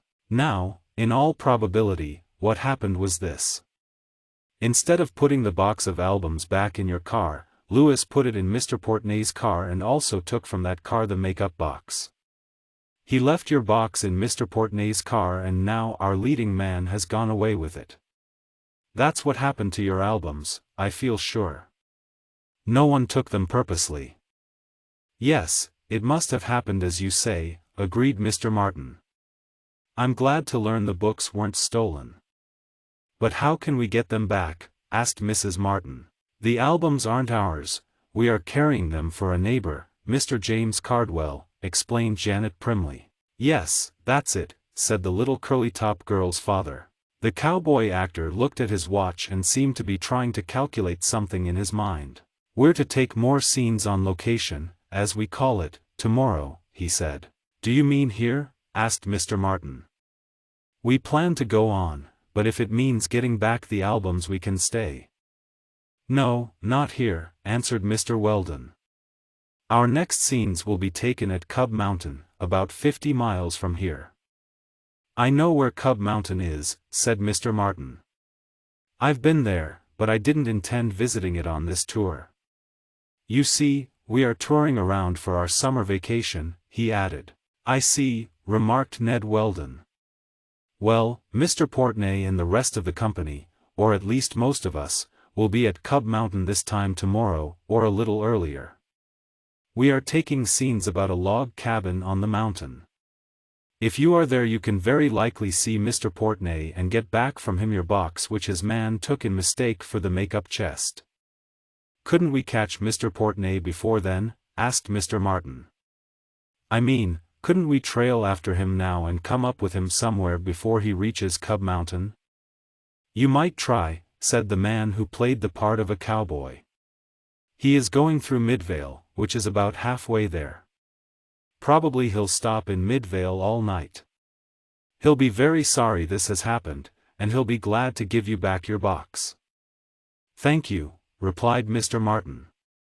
"Then I think the best thing for us to do is to take the trail after this Mr. Portney. I can get back the albums without having to worry Mr. Cardwell about them. Come on, children. Yes, I's comin', murmured Trouble. Into the auto scrambled the Curlytops and Trouble. Mrs. Martin took her place beside her husband, and, waving a farewell to the cowboy actor, they started on the trail of Mr. Portney. The green meadow by the white bridge was now almost deserted. The curious ones from the city of Cresco had left, and so had the moving picture people, with the exception of the actor who had solved the mystery of the disappearance of the albums. Well, we are having rather an exciting start of our tour, laughed Mrs. Martin, as the auto rolled along the smooth road. First we meet these interesting moving picture people, and then we have to chase after them. It's very exciting. It's lots of fun, laughed Janet. I hope we see some more cowboy races, remarked Ted. They rode on for several miles, and as they went slowly around a bend in the road, Trouble called out. Look! Look! Look at the monkey! Chapter 8. Off again. Trouble Martin was not given to calling out alarms like this, so, at first thought, his mother imagined he was playing some sort of joke. William, you mustn't say such things, she exclaimed, with a little laugh, giving him a playful shake. There aren't any monkeys in these woods. Just then they were slowly passing along a road over which the branches of big trees arched. You didn't see any monkey, cried Ted. If you saw anything it was one of your elephants, Trouble. I did see a monkey, insisted the little fellow. There he is now. He's swinging in a tree, and he pointed ahead. Mr. Martin was now running the auto very slowly, for there was a bad place in the road where it had been dug up. So there was plenty of time for them all to look where Trouble pointed with his chubby finger. Jan, the first to see something, cried. It is a monkey. Oh, look! He's hanging by his tail from a tree. Then they all saw it, and as Mr. Martin stopped the machine just beneath the swaying monkey, Mrs. Martin exclaimed. What in the world does it mean? Trouble, I beg your pardon. You were right, after all. I thought you were fooling. He's my monkey, declared the little fellow. I saw him first. He's mine. If you can get him, chuckled Ted. But I guess he's going to stay up there out of reach. How do you suppose a monkey comes to be in these woods? Asked Mrs. Martin of her husband. Could it have escaped from a circus? There's elephants in a circus, announced Trouble, getting back to his favorite subject. Yes, this little chap might have come from a circus, said Mr. Martin, with a smile, as he looked up at the monkey, now swinging above his head. Or from some house. Some people have monkeys for pets. Maybe it belongs to the moving pictures, exclaimed Ted. They have a lot of animals in the pictures. I don't believe it was with Mr. Portney's company, Mrs. Martin remarked. We didn't see any such animals there. But what are we going to do about this one? Guess we'll have to leave him where he is, up in the tree, answered her husband. He can't do much harm, and since it is summer, he won't suffer from the cold. If winter was coming on he'd be a pretty sick monkey, out in the open like this. I wish I could have this monkey, pleaded Trouble. I like a monkey better'n I do an elephant, I guess. Well, that's quite a thing for you to say, laughed the little fellow's father. But I'm afraid we can't get you this for a playmate. Hold fast, children, I'm going to start. As he was about to let in the clutch and send the car ahead, there appeared, running around the bend in the road, an excited Italian organ grinder with his music box. He was running fast, and when he caught sight of the auto he cried. You seen de monk? You seen de monk? At this moment the monkey in the tree, still swinging by his tail, began to chatter shrilly. Doubtless he had caught sight of his master and the organ to which tunes the monkey danced. And as the monkey chattered the Italian looked up, catching sight of his pet. Ah, de monk! My leetle monk, he exclaimed, and then he talked in his own language. After which he again spoke English, saying, "Come down, Mickey. Come down to Papa." The children laughed at this, and the Italian joined them in the mirth. "He goota da monk, but he run away," explained the man. "De string, she break, Mickey go way. Come down. Come down," he begged, holding out his cap. "Come to Papa." But the monkey did not appear to want to come down. It turned right side up, no longer swinging by its tail, but sitting on a branch. "If you had some peanuts he'd come down for those," suggested Ted, searching through his pockets, hoping to find a stray goober. "Mickey licka da peanut, but Mickey licka da banan mooch better," said the Italian. "If I had a da banan, down quick he come." "I have a banana," said Mrs. Martin. "I bought some after we left the moving picture place, and the children didn't eat all of them. Here's a banana for Mickey," she added, handing to the Italian organ grinder one of the yellow fruits. "Thank you," murmured the man. Then, peeling the banana, he bit off a little end of it and held the remainder out so the monkey could see it. "I no fool you," the man murmured to his pet. "Dees banana, he good. See, I eat some of him."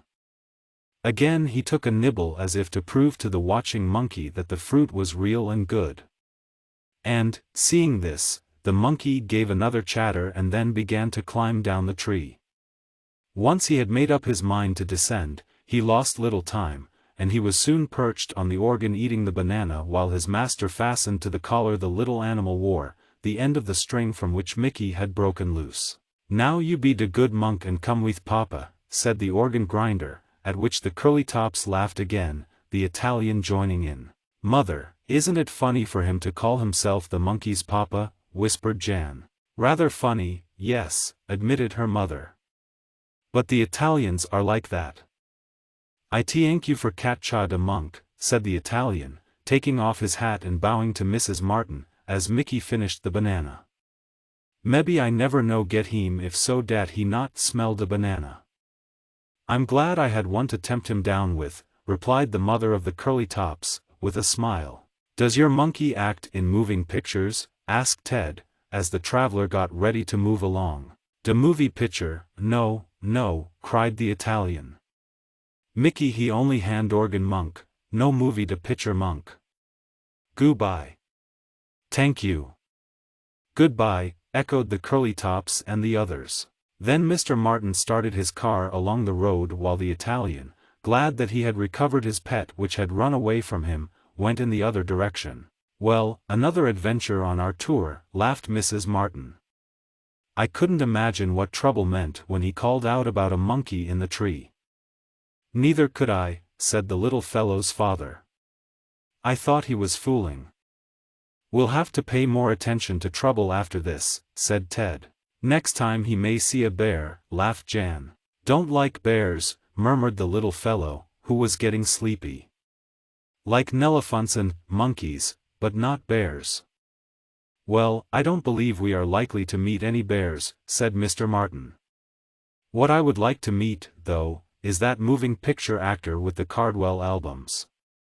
"We'll find him at the hotel in Midvale and get the albums back," said his wife. "I hope so," her husband answered. They were now on their way again.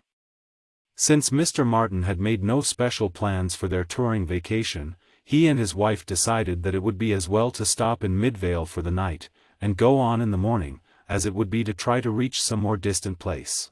"Will we sleep in the tent at Midvale?" asked Ted, when signs along the road showed the Curlytops that they were entering that small city. "No, I think we'll go to the hotel," replied Mr. Martin.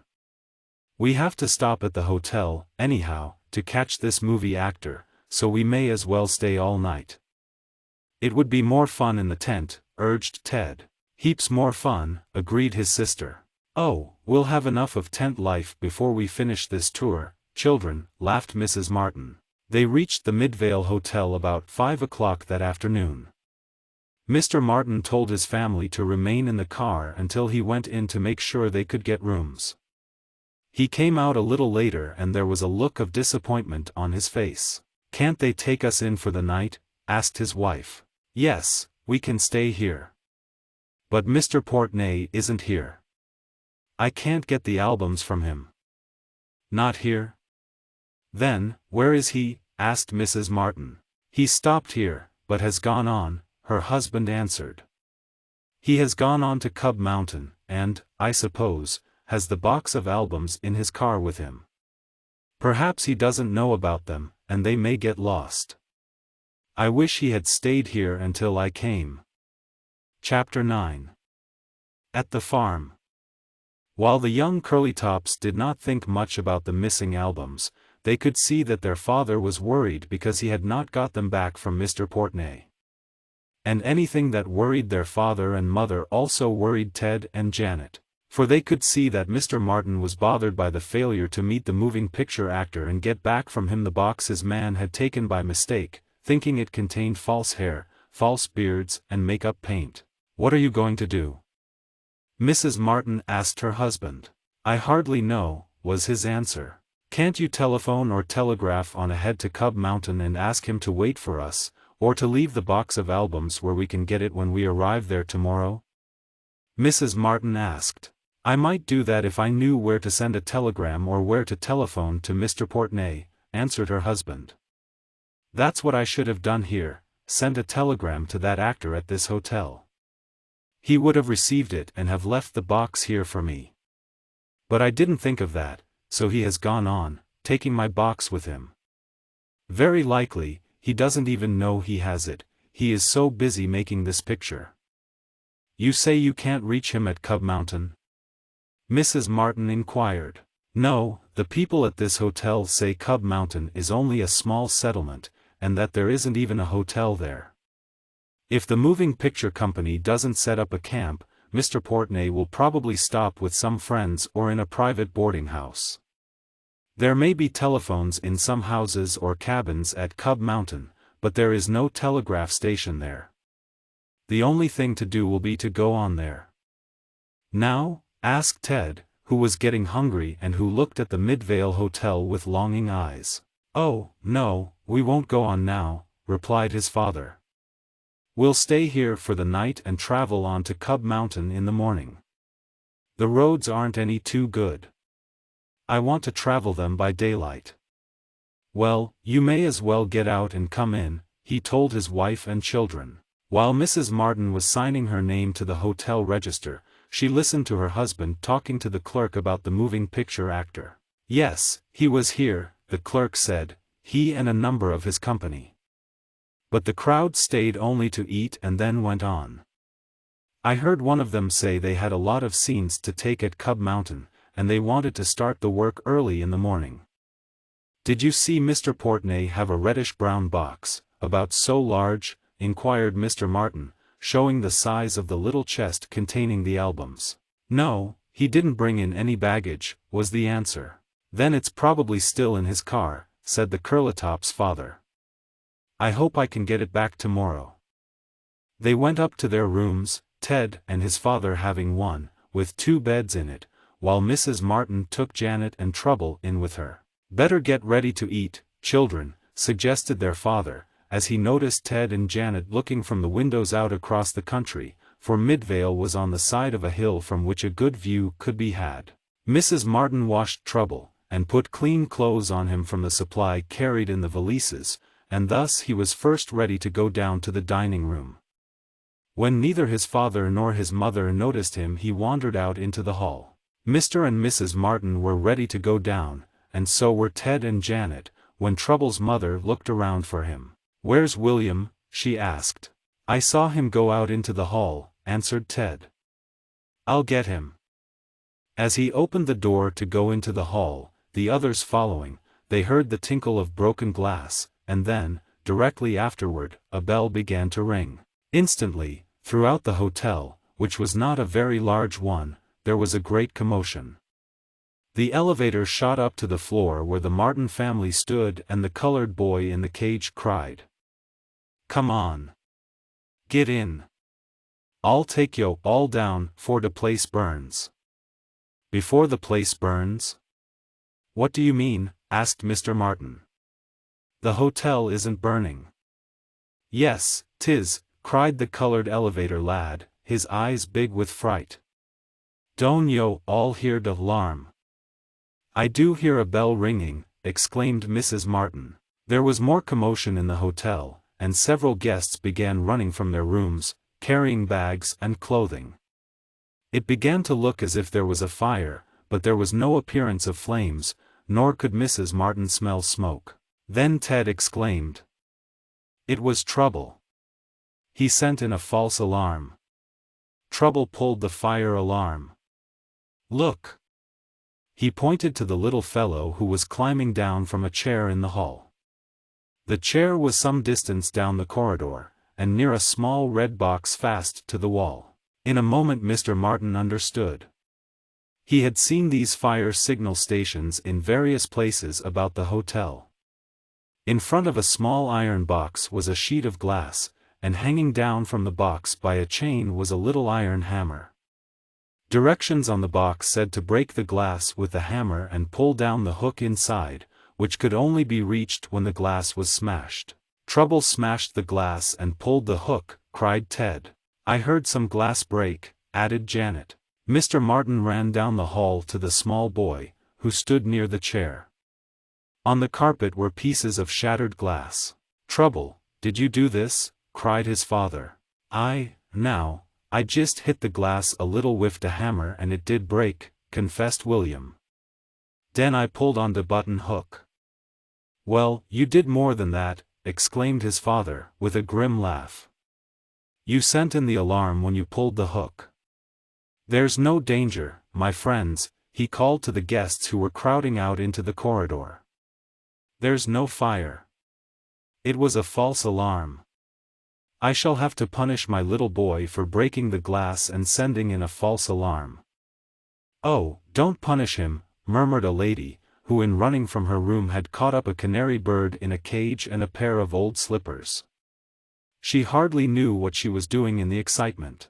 No, he didn't mean to do it, said a man. Trouble, by this time, knew he had done something dreadful, and was crying behind his mother's skirts. Luckily, the alarm Trouble caused to be sent in was only a private one, just in the hotel itself. It did not bring the Midvale Fire Department out, for word went to the clerk downstairs that there was no danger and he did not call out the engines or hook and ladder apparatus. So, after all, little harm was done, except to cause some excitement and fright among the hotel guests. But this soon passed, and when the Martins went to the dining room a little later, every one looked at Trouble as a guest of some importance.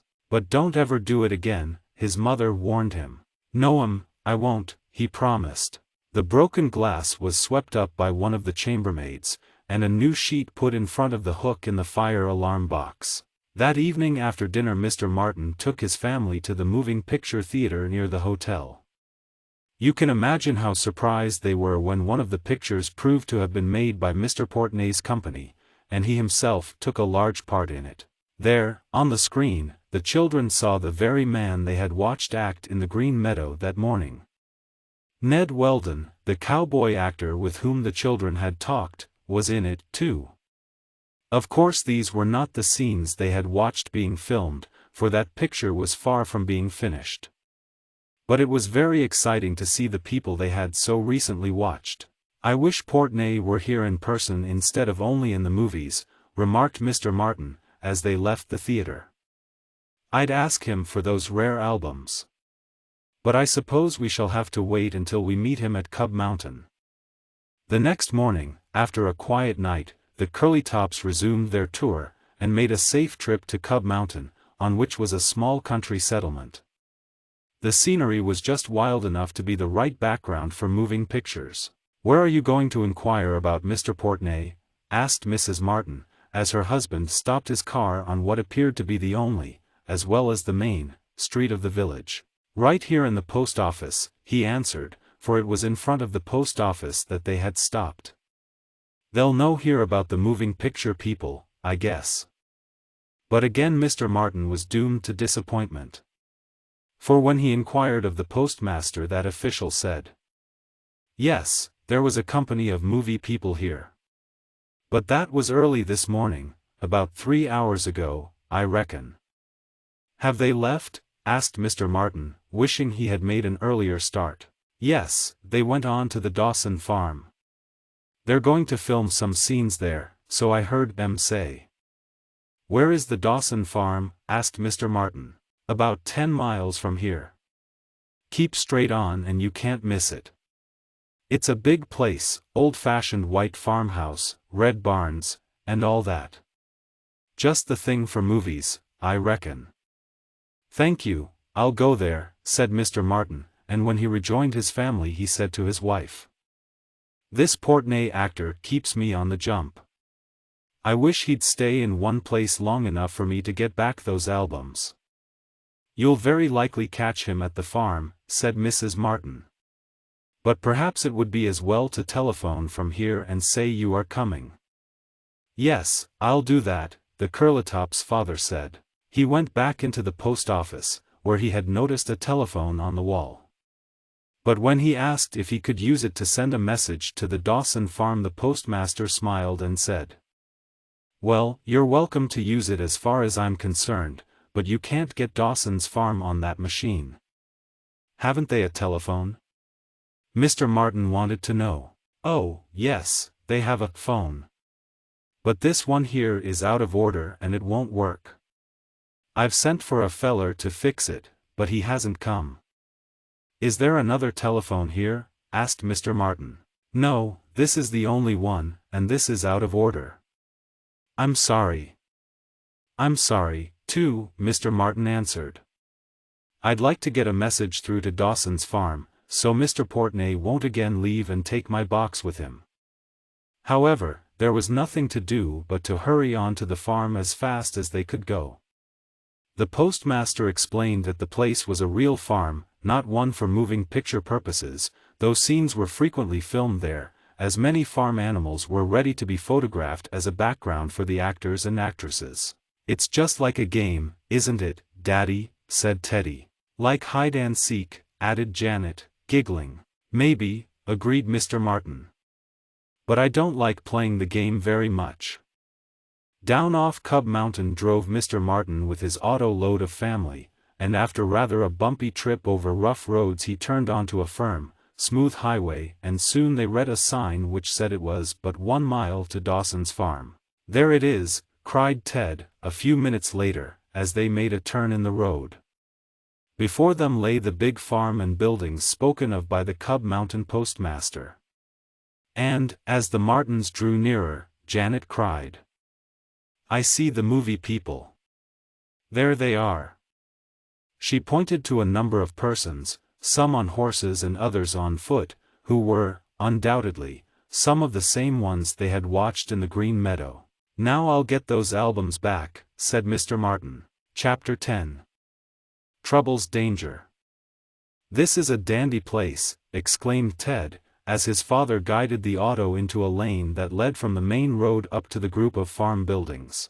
Indeed it is, agreed Mrs. Martin. I should like to spend part of our vacation here, if they would let us. Look at the cows. Look at the cows, cried Trouble, pointing to a herd of fine animals in a distant pasture. And what a lot of horses, too, added Janet. Mr. Martin, however, was most interested in the company of moving picture players clustered around one of the buildings. He was looking for a sight of Harry Portney who, by mistake, had taken the box of the Cardwell albums. As the auto came to a slow stop not far from the group of movie folk who were being filmed in some scene, a man on a horse rode up to the car. How do you do, Mr. Martin, he said. Oh, it's Mr. Weldon, exclaimed the father of the Curlytops, as he recognized the movie cowboy actor who had first given the information about Mr. Portney's man taking the album box by mistake. Yes, I'm here again, was the answer. I just got my costume on. They're going to shoot me and some of the other boys pretty soon. Shoot you, cried Ted, in surprise. Oh, I forgot, you youngsters don't know all the movie terms, laughed Mr. Weldon.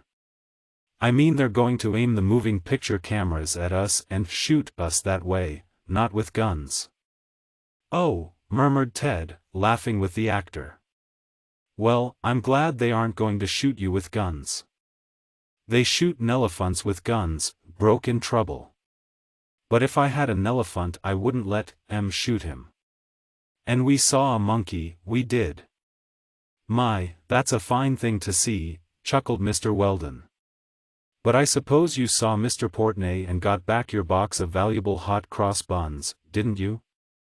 It wasn't hot cross buns, laughed Janet, for this actor had a jolly way about him.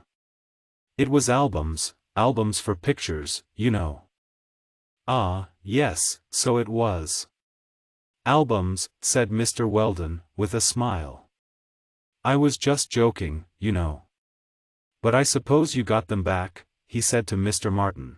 No, I didn't, was the answer. That's why I came on here after them. I missed Mr. Portney in Midvale. That's too bad, returned the actor. You're out of luck again. What do you mean? Inquired Mrs. Martin. Why, I mean Mr. Portney isn't here. Not here, echoed Jan's father. Why, I thought this was his moving picture company and that he'd surely be here. The postmaster at Cub Mountain told me he had come on here. Some of us did after the scenes there were taken, explained the actor cowboy. But Mr. Portney didn't. He isn't in these pictures that are going to be taken at the farm. Or, at least, he doesn't come in until later. So, while this is his company, or the company of which he is the star, he isn't needed just now, so he went back to New York. He left just a little while ago to take the train. Dear me, exclaimed Mrs. Martin. It seems we are never going to catch up with that man. It is rather unfortunate, said her husband. But perhaps he left my box here, he went on to Mr. Weldon. He wouldn't take that back to New York with him. No, he wouldn't if he knew what it was, admitted the movie actor. But he leaves all such matters to his helper, Jim Lewis. And Jim probably packed your box with the other baggage belonging to Mr. Portney and shipped it to New York. Is there anyone here I could ask if the box has been left? Inquired Mr. Martin. Oh, yes, our director, Tony Birch. He'd know if anyone would, said Mr. Weldon. There he is over by the chicken houses. They're going to take a picture of Miss Marcel feeding the hens, I believe. Is Miss Marcel the young lady who jumped into the river? Asked Mrs. Martin. Yes, the same one. She's our leading lady as Mr. Portney is our leading man. You stay here with the children, my dear, said Mr. Martin to his wife, and I'll go and ask Mr. Birch if he knows anything of my box of albums that Mr. Portney took. I'll be right back. The Curlytops watched their father cross a field and approach a group of movie folk who were being filmed in some scene that had to do with the fowls, of which there were a large number on the Dawson farm. From where they sat in the auto the Curlytops and their mother could see and hear something of what went on. Trouble had gotten down out of the car and was playing with a little puppy at one side, so he was accounted for the time being. As Mr. Martin approached the scene at the chicken houses he could see Miss Marcel tossing grain to the hens and roosters. In front of her, and to one side of a movie camera, was a man with a megaphone in his hands. Through this he called directions to the actress as the man at the camera ground the crank. Not so fast. Not so fast, cried Tony Birch, for it was the director who was managing matters. Don't throw the chickens corn so fast, Miss Marcel. You'll make them have indigestion. Do it slowly, as if you were a girl on a farm. All right, was the smiling answer, and she began to scatter fewer grains. Oh, you'll have to give them more than that or they'll think you're stingy, exclaimed the director. There, that's better. Shoot, he called to the cameraman, and the latter, who had ceased grinding out the film while the actress was being corrected, began again. When the scene was over Mr. Martin asked the director. Did Mr. Portney leave behind him a red box belonging to me? He took it by mistake yesterday when you were at Cresco. The director thought for a moment and answered. No, I am sorry to say he didn't. Mr. Portney had to leave in a hurry to get back to New York to arrange some matters, and I suppose he didn't think of your box. It may be that he doesn't even know he has it, explained Mr. Martin. His man Jim Lewis took it by mistake for a makeup box. Oh, I see. Yes. Well, I tell you the best thing to do. Mr. Portney will join us here in about a week. He'll be in New York during that time. I can give you his address and you can write or telegraph and ask him to be sure and bring your box back with you. Thank you. But won't he return for a week? Asked Mr. Martin. No. We have a number of scenes to film here at the farm, and we are going to stay for a week. They are scenes in which Mr. Portney has no part, so he isn't needed here. But when he comes back he can bring your box. I suppose that is the best I can do, said Mr. Martin, a bit disappointed. But I am touring around with my family. I didn't count on staying here a week. It's a good place to stay, urged Mr. Birch, with a smile. We movie people have engaged board here, and there is room for more. Why don't you stay with your family? You'll see some interesting sights. We're going to film a big part of the picture here. And Dawson's Farm is a good place for a vacation. So my wife said, remarked Mr. Martin. Well, I'll talk to her about it. The only way to get back those albums seems to be to get in touch with Mr. Portney personally, and I can best do that by staying here. The children ought to like it, he murmured, as he looked over the big, pleasant farm. Why, certainly. By all means, stay, exclaimed Mrs. Martin, when told of the situation. We don't have to travel on until we get ready. No, agreed her husband. And I certainly must get those albums back or there will be trouble in the Cardwell family. Well, I guess the best thing to do is to stay. Oh, goody, cried Janet, when she heard this. Hooray, shouted Ted. Will they be any Nelephants? Asked Trouble. No. But there are lots of other animals, his mother said. But will they keep us here? She asked her husband.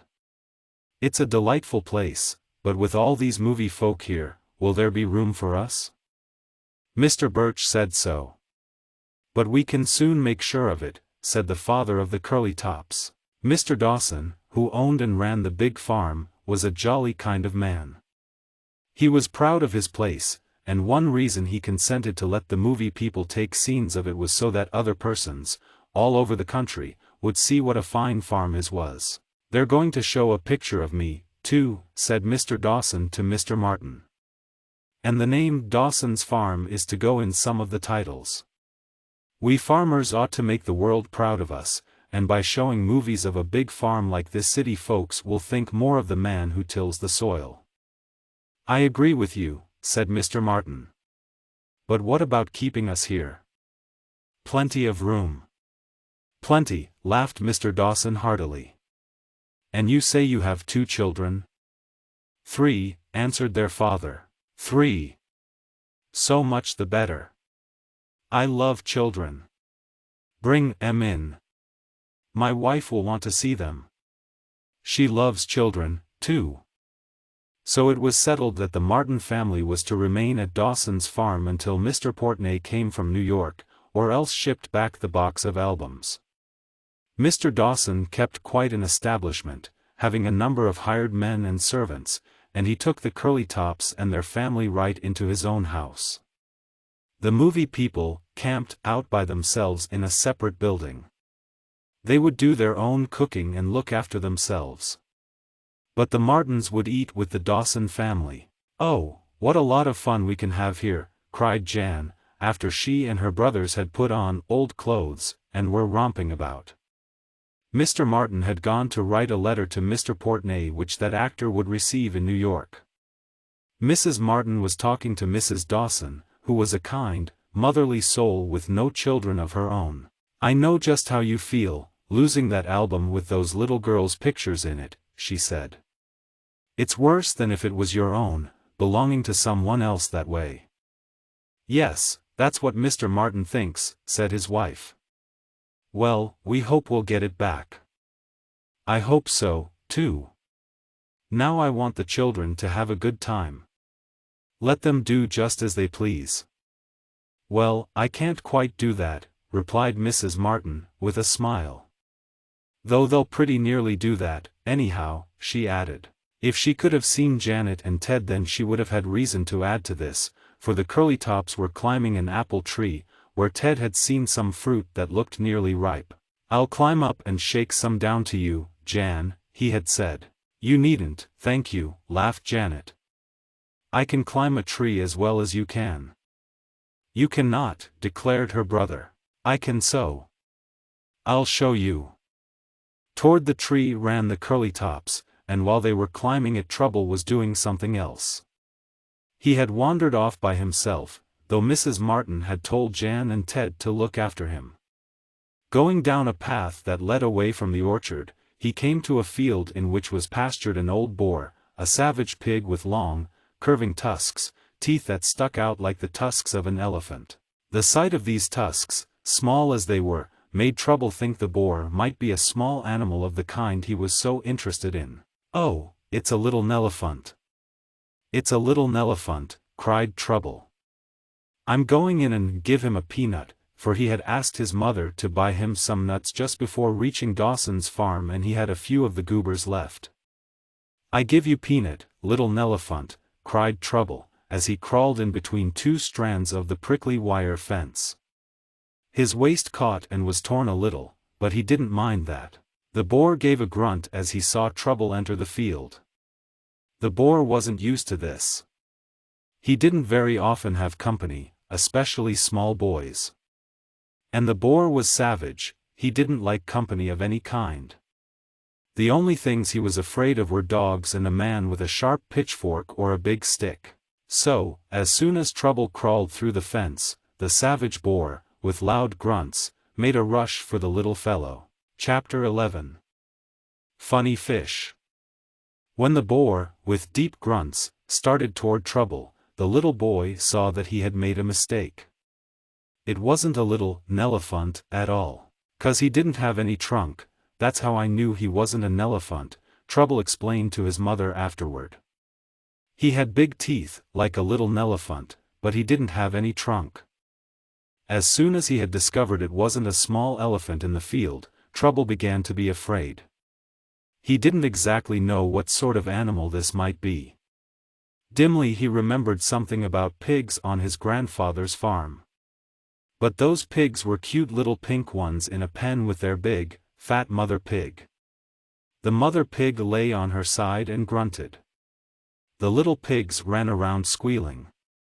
None of them acted as did this savage boar. For that reason Trouble didn't know exactly what to make of this. He held out in his hand some of the peanuts he had taken from his pocket.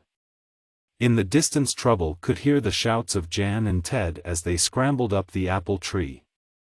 But more clearly than anything Trouble heard the grunts of the boar as it came nearer and nearer. I don't like you." "Go on away," called Trouble, after a second of watching this big, ugly animal. "Go away." But the boar still came forward. He was used to having his own way except when a man with a dog or a pitchfork came in the field. More than once this boar had chased boys and girls who, unthinkingly, had wandered to this part of Mr. Dawson's farm. Mr. Dawson always warned people about going into the field where the boar was, but he had been so busy with the movie folk that he forgot about it this time. Suddenly the boar gave such a loud grunt of rage, ending with such a squeal, that Trouble was badly frightened. The little fellow began to cry.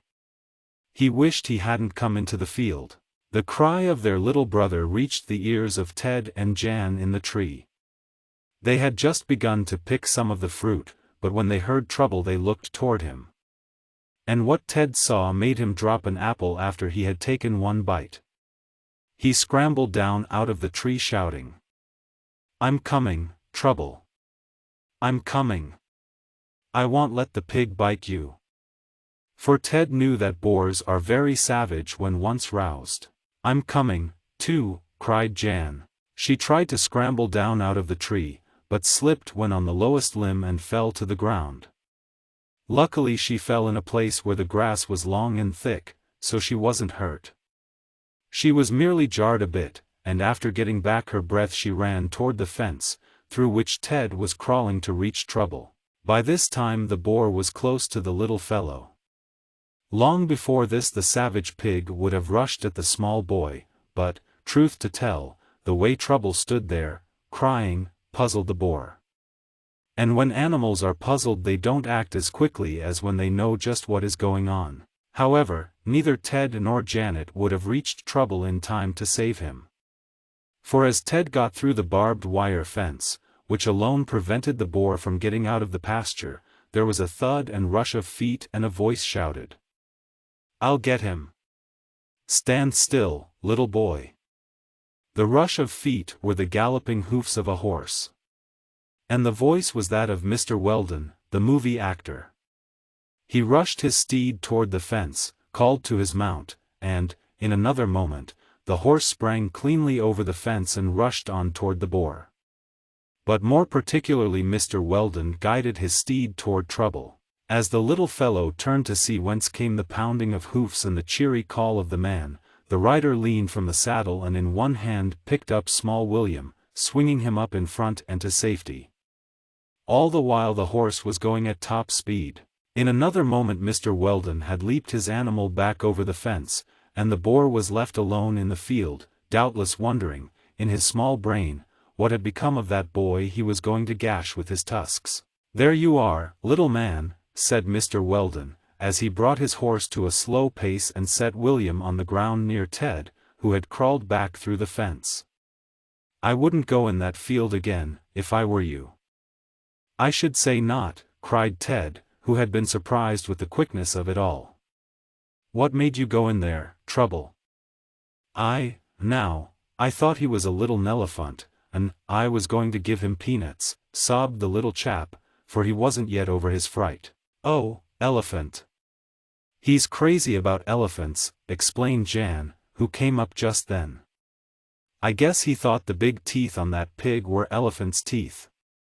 "I suppose so," said Mr. Weldon. "But keep watch of him, so he doesn't go in there again." "Yes, we will," promised Ted. "And thank you for saving Trouble," added Jan. "Oh, yes, thank you," murmured Ted, who had been so taken up with admiring Mr. Weldon's horse and the manner in which the cowboy made his steed jump the fence that he had little room to think of his manners. "That's all right," said the movie man, with a smile. "We have to do harder things than that when we're on the lot. Well, I'll see you later," and he rode back to join the others, for the camera-men were getting ready to film certain scenes down near one of the barns.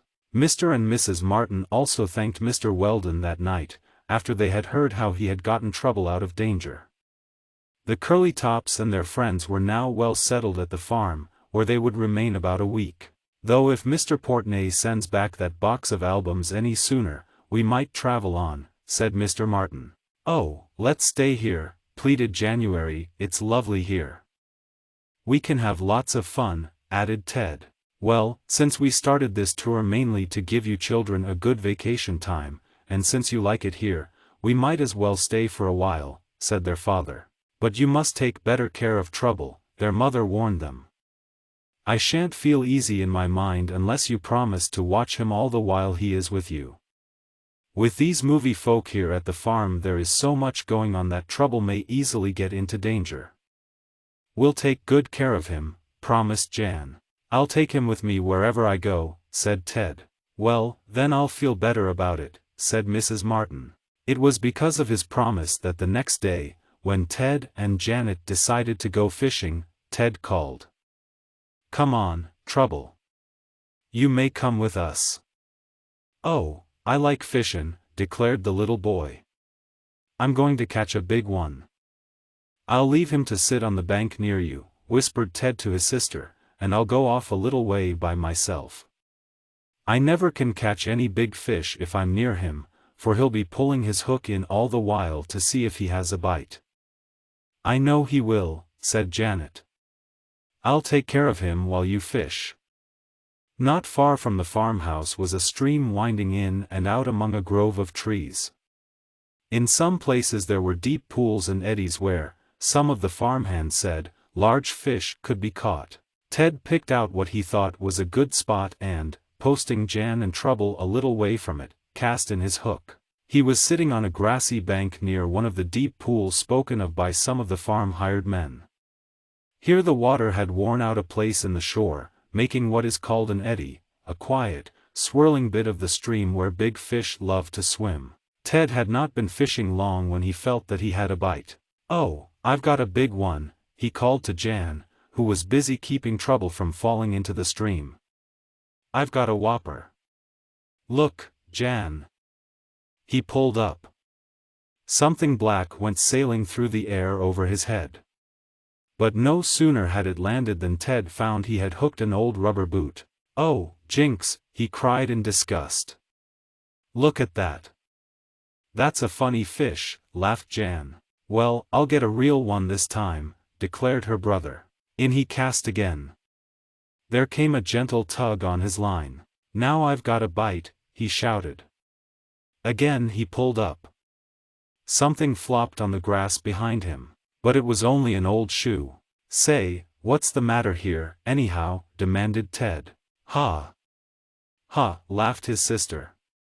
"What funny fish?" "Look at Ted's funny fish," chuckled Trouble. Chapter 12. Flip-flops. Pulling up a rubber boot in place of a fish wasn't strange for the first time, since Ted had before this done much the same thing when out for a day's sport.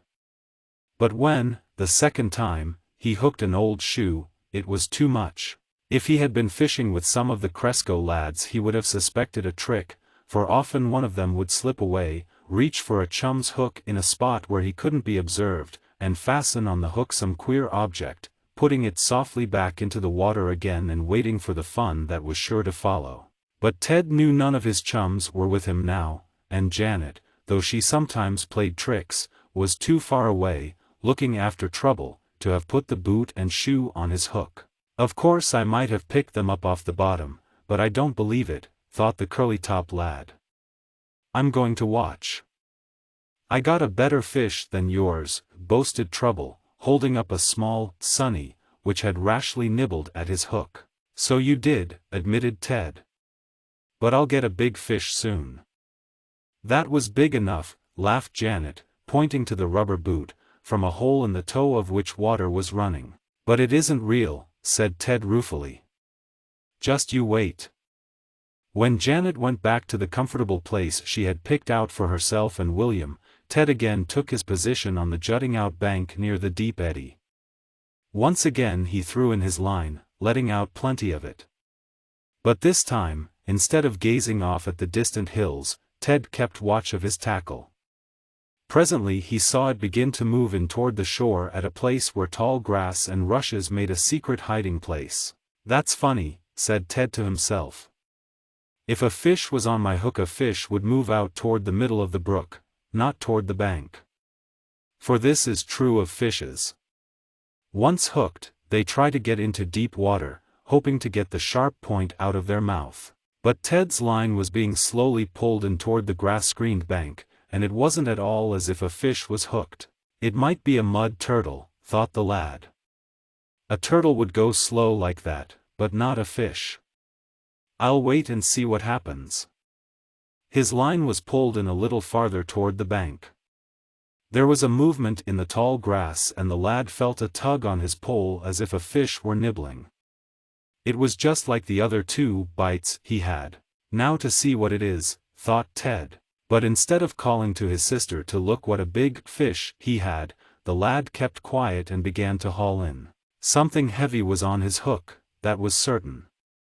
But when he hauled it up out of the water all that met his eyes was an old rusty tin can. Janet looked up in time to see it sailing through the air and she cried, as well as she could for her giggles. "Oh, Teddy! What's the matter with you? More funny fish."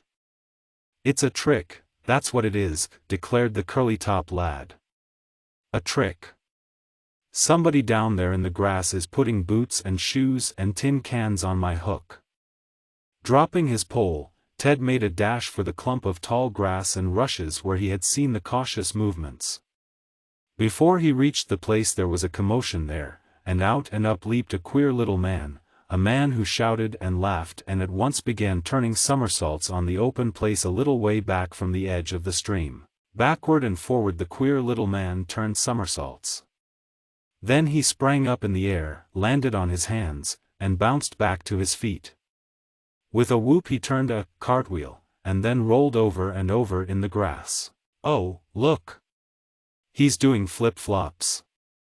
"He's doing flip-flops," cried Trouble who, with Jan, had risen from his fishing place to look at the funny man. "He's doing flip-flops like the Nelephant man in the circus." Indeed, this odd character seemed to have come from a circus, except that he did not have on a gaily colored suit with shining spangles. As Ted watched, the thought came into the lad's mind that this strange man was the one who had fastened the boot, the shoe and the tin can on the fish hook. "Whoop-la! That's the way to do it," cried the man in a jolly voice, as he walked around on his hands. He then very suddenly straightened up. "How's fishing?" he asked, as he walked toward Ted. "Why, it isn't so very good, not with you around." When Ted said this, which might not be considered very polite, a smile came to his face. One could not help smiling when one looked at the jolly countenance of the flip-flop man, as Trouble called him. "Oh, ho! So I spoiled your fishing, did I?" asked the acrobat. "Somebody did," declared Ted. "That's all I caught." He pointed to the rubber boot, the shoe, and the rusty tin can on the grass. "Oh, dear. That's too bad." "Too bad," sighed the funny man. "And there's good fish in here, too." "I know it, for I've pulled them out." "Suppose you try again." "I will if you'll stay up here and not go down there to put things on my hook," agreed Ted, pointing to the clump of tall grass near the water's edge, whence the man had come. "Oh, ho! So you suspect me, do you?" asked the tumbler. "Yes, I do," laughed Ted. "Didn't you do it?" "I'm like George Washington." "I must tell the truth," said the man. "I did it. I hope I didn't bother you. It isn't too late to catch some real fish. Come on, throw in again. I'll sit here on the bank and keep as quiet as a little mouse." "Did you ever see a little mouse?" he asked Trouble, winking first one eye and then the other at the small boy. I saw an elephant," was Trouble's answer. Then you must belong in the circus where I came from," laughed the man. "Oh, are you from the circus?" asked Jan eagerly. "I used to act in one, doing flip-flops and other clown work," answered the man. "Now I've joined the movies. I'm Jimmy Tizzy." "Oh, are you Jimmy Tizzy?" cried Ted, for well he knew that name, having laughed more than once at the funny antics of this clown of the movies. "That's who I am," the man replied, with a laugh. "You don't look like him," ventured Jan doubtfully. "That's because I haven't my makeup on, nor dressed as you generally see me," said Mr. Tizzy. "But if you stay around here long enough you'll see me as I really am. I'm going to have a part with Mr. Portney next week." "Oh, are you stopping here at the farm, and are you with Mr. Portney's movie company?" cried Ted. "That's right. We haven't seen you before, and we're staying at the farm, too," said Jan. "There are so many of us, it's no wonder you missed me," said Mr. Tizzy. "I really haven't done any acting for the camera since we came here. My part doesn't get filmed until next week. But I wanted to keep in practice, so I came out here to do a few flip-flops. Then I saw you fishing and I thought it would be fun to play a little joke on you. I hid in the deep grass, pulled your hook in with a long stick and fastened the boot on first. Then I put on the shoe and lastly the tin can. Did you mind it?" "Oh, no," admitted Ted, with a laugh. "At first it puzzled me. But it's all right. I hope I can catch some real fish now." "I think you can," said Mr. Tizzy. "I won't play any more jokes." Ted baited his hook anew and prepared to cast in again, while the funny acrobat sat down on the bank near the curly-top lad to watch him. "Come on, Trouble," said Jan, in a low voice. "We'll let Ted catch a big fish for us." But Trouble didn't want to go. He dragged and held back. "Wait. Wait," he begged. "I want to ast him suffin." "What is it, little man?" inquired Mr. Tizzy, with a smile. "Do you want me to stand on my head again?" "I'd better not until your brother catches a fish." "But what else do you want to ask me?" "Can you do flip-flops on an elephant's back?" inquired Trouble. "Yes, I've done that," admitted Mr. Tizzy. "If you'll bring your elephant here, I'll flip-flop on his back." "I hasn't got an elephant," admitted the little lad. "But maybe I could find one in the woods. Once I gave an elephant peanuts." "And he's never forgotten it," laughed January. "But come on," she urged her small brother. "Ted wants to fish. Maybe Mr. Tizzy will do some other tricks for you," she added. "I surely will," promised the acrobat. "I must keep myself in practice ready for the work next week. Now go ahead and fish, Ted." When it grew quiet, the lad eagerly waited for a nibble, and he was soon rewarded by pulling up a good-sized fish. "It's a real one this time," Ted shouted, as the beauty flopped on the grass. "I must watch him," said Mr. Tizzy. "I may get some ideas from the way he leaps about." From then on Ted had good luck and caught 5 fish before it was time to go home. Trouble, also, caught a fair-sized perch, which much delighted him. "Now for a few more flips and I'll walk back with you," said Mr. Tizzy. "I'm glad to know we're stopping at the same place. I heard some talk last night about children being at the farm, but I thought they meant movie children." "Well, we're sort of on the move," explained Ted. "We're touring around for our vacation." But Mr. Portney took 2 old photograph albums by mistake, and we're waiting for him to send them back. "Go on, do a flip-flop," urged Trouble eagerly. "I like 'em." "All right. Here goes, little man," cried Mr. Tizzy. He began turning somersaults again, leaping back and forth, doing handsprings and cartwheels on a smooth place in the grass. "Now watch this," he cried, and he bent himself in the shape of a hoop by grasping his ankles with his hands. Around and around he rolled, the children laughing in glee until, all at once, Mr. Tizzy disappeared. Out of sight he vanished, as though the earth had opened and swallowed him. Chapter 13. Ted falls off. For a while the Curlytop children in Trouble thought this sudden vanishing of Mr. Tizzy was one of his tricks, he was so full and bubbling over with them. Ted said afterward he thought the movie man had doubled himself up into as small a ball as possible and was hiding behind a clump of grass. But when nearly a minute passed and Mr. Tizzy did not come back, the children began to get worried. A trick and a joke might be all right, but this was a little too much. "Maybe he hurt himself," suggested Jan. This very thought was in Ted's mind, but his sister spoke of it first.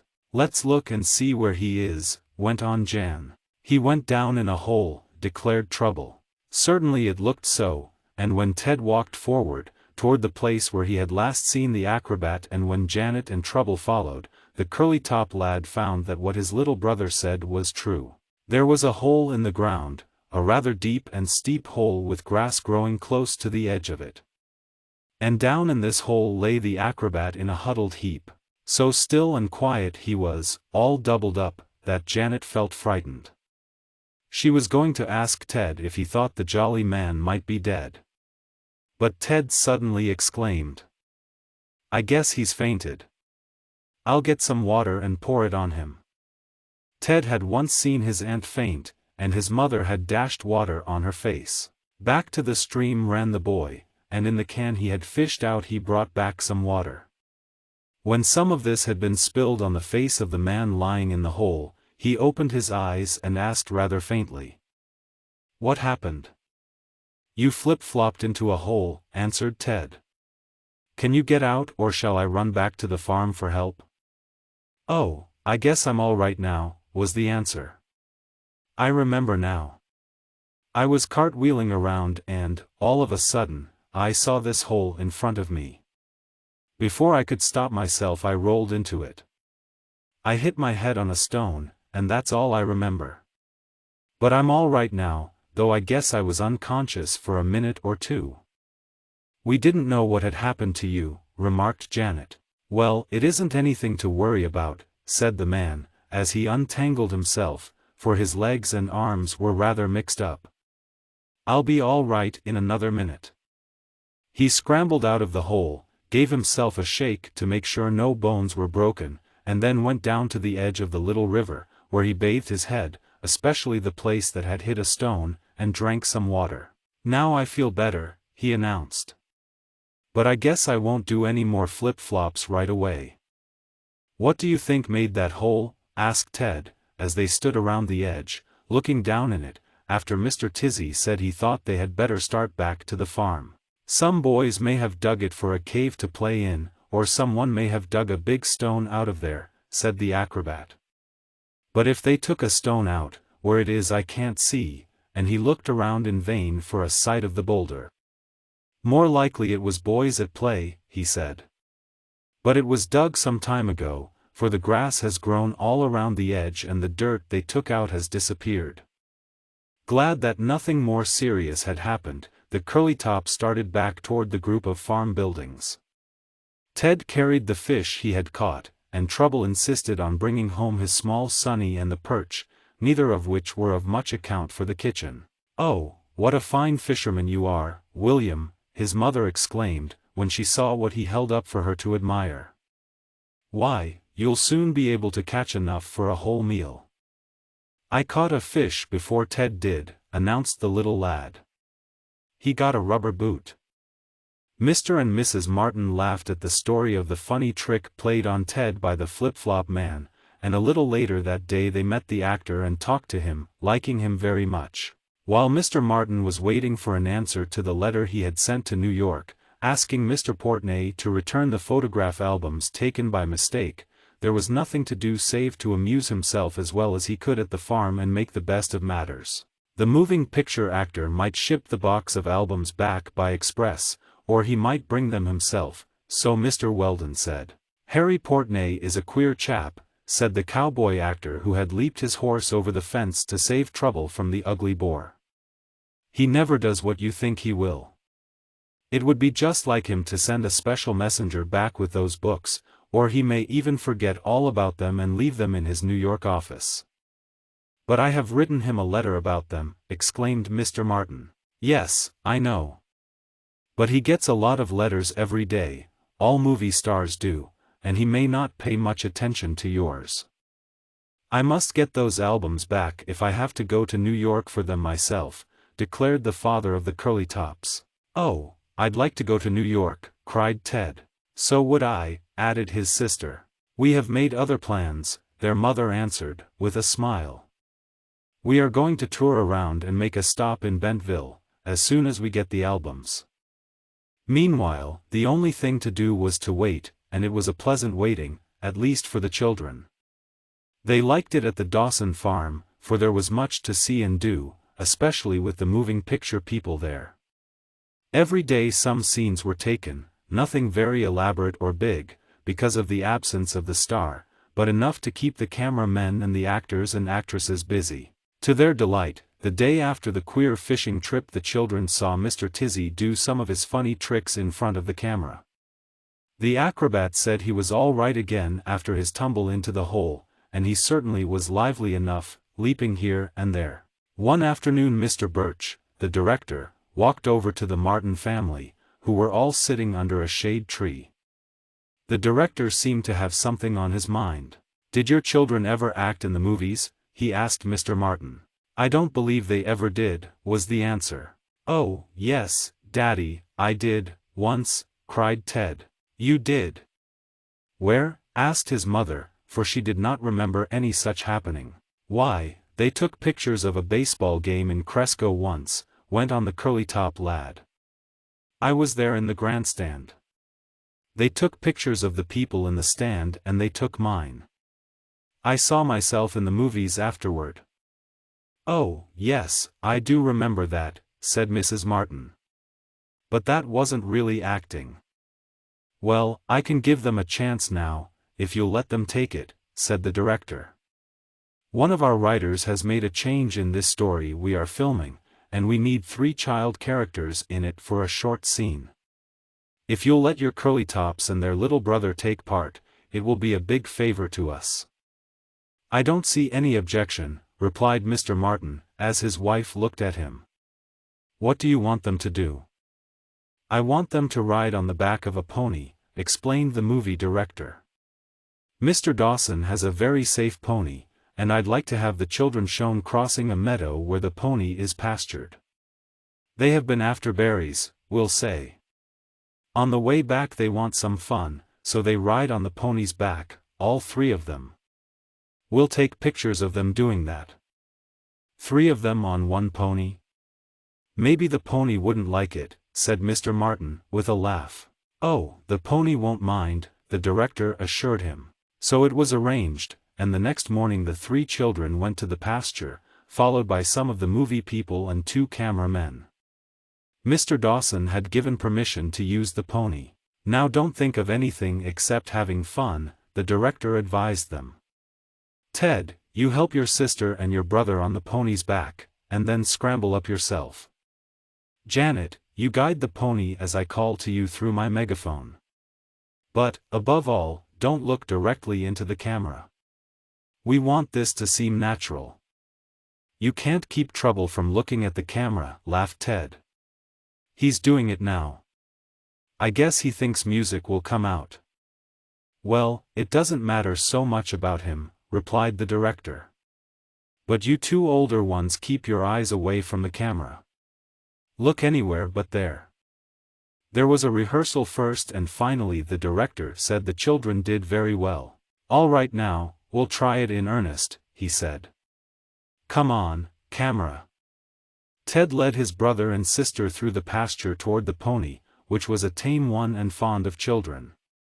The Curlytops had made friends with him the first day they arrived.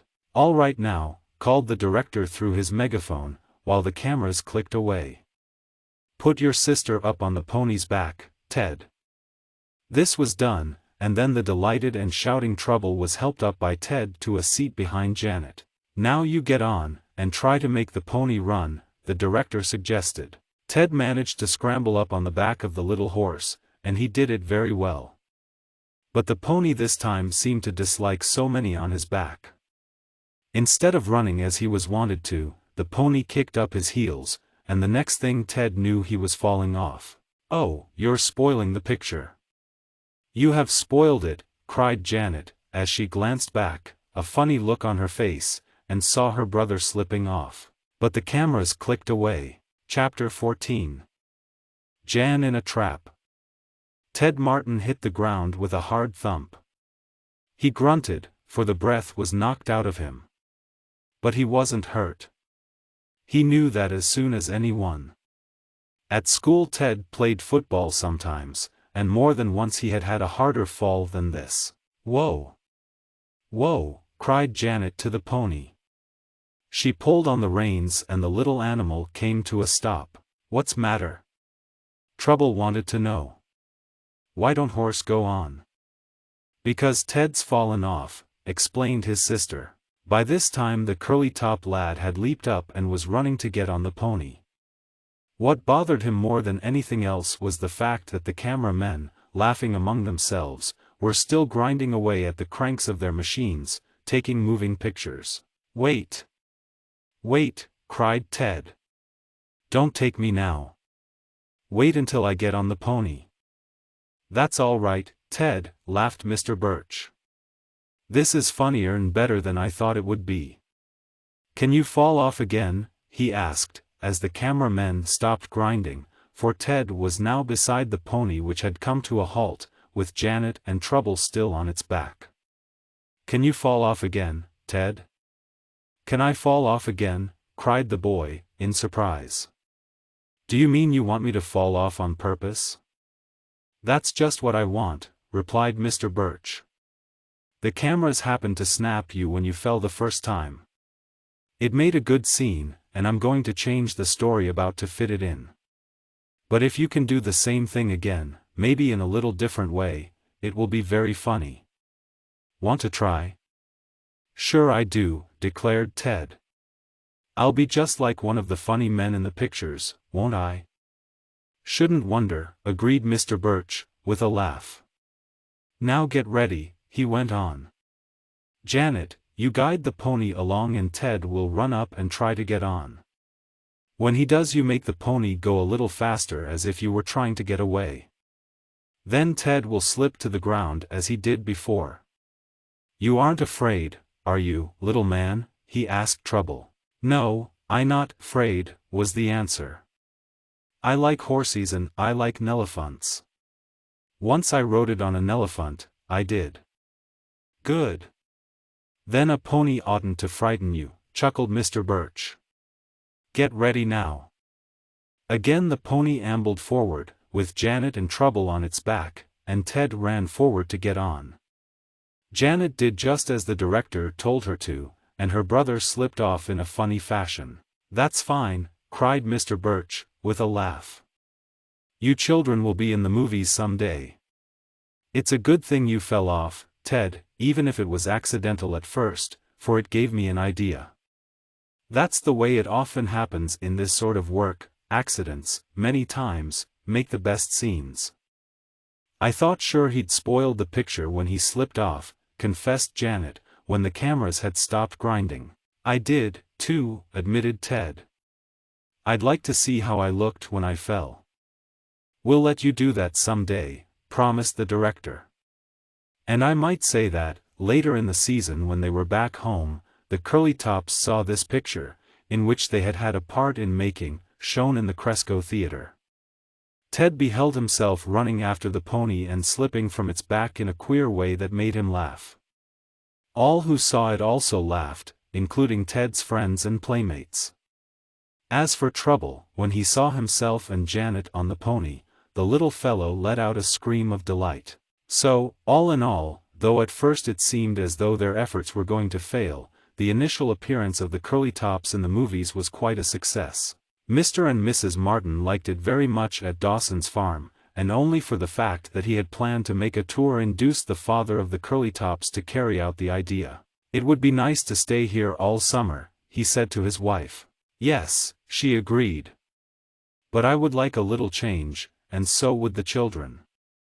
I want to get near a lake or a large river for a week or two." "Yes, I'd like that myself," said Mr. Martin. "And if I can manage it, we may take a motorboat trip.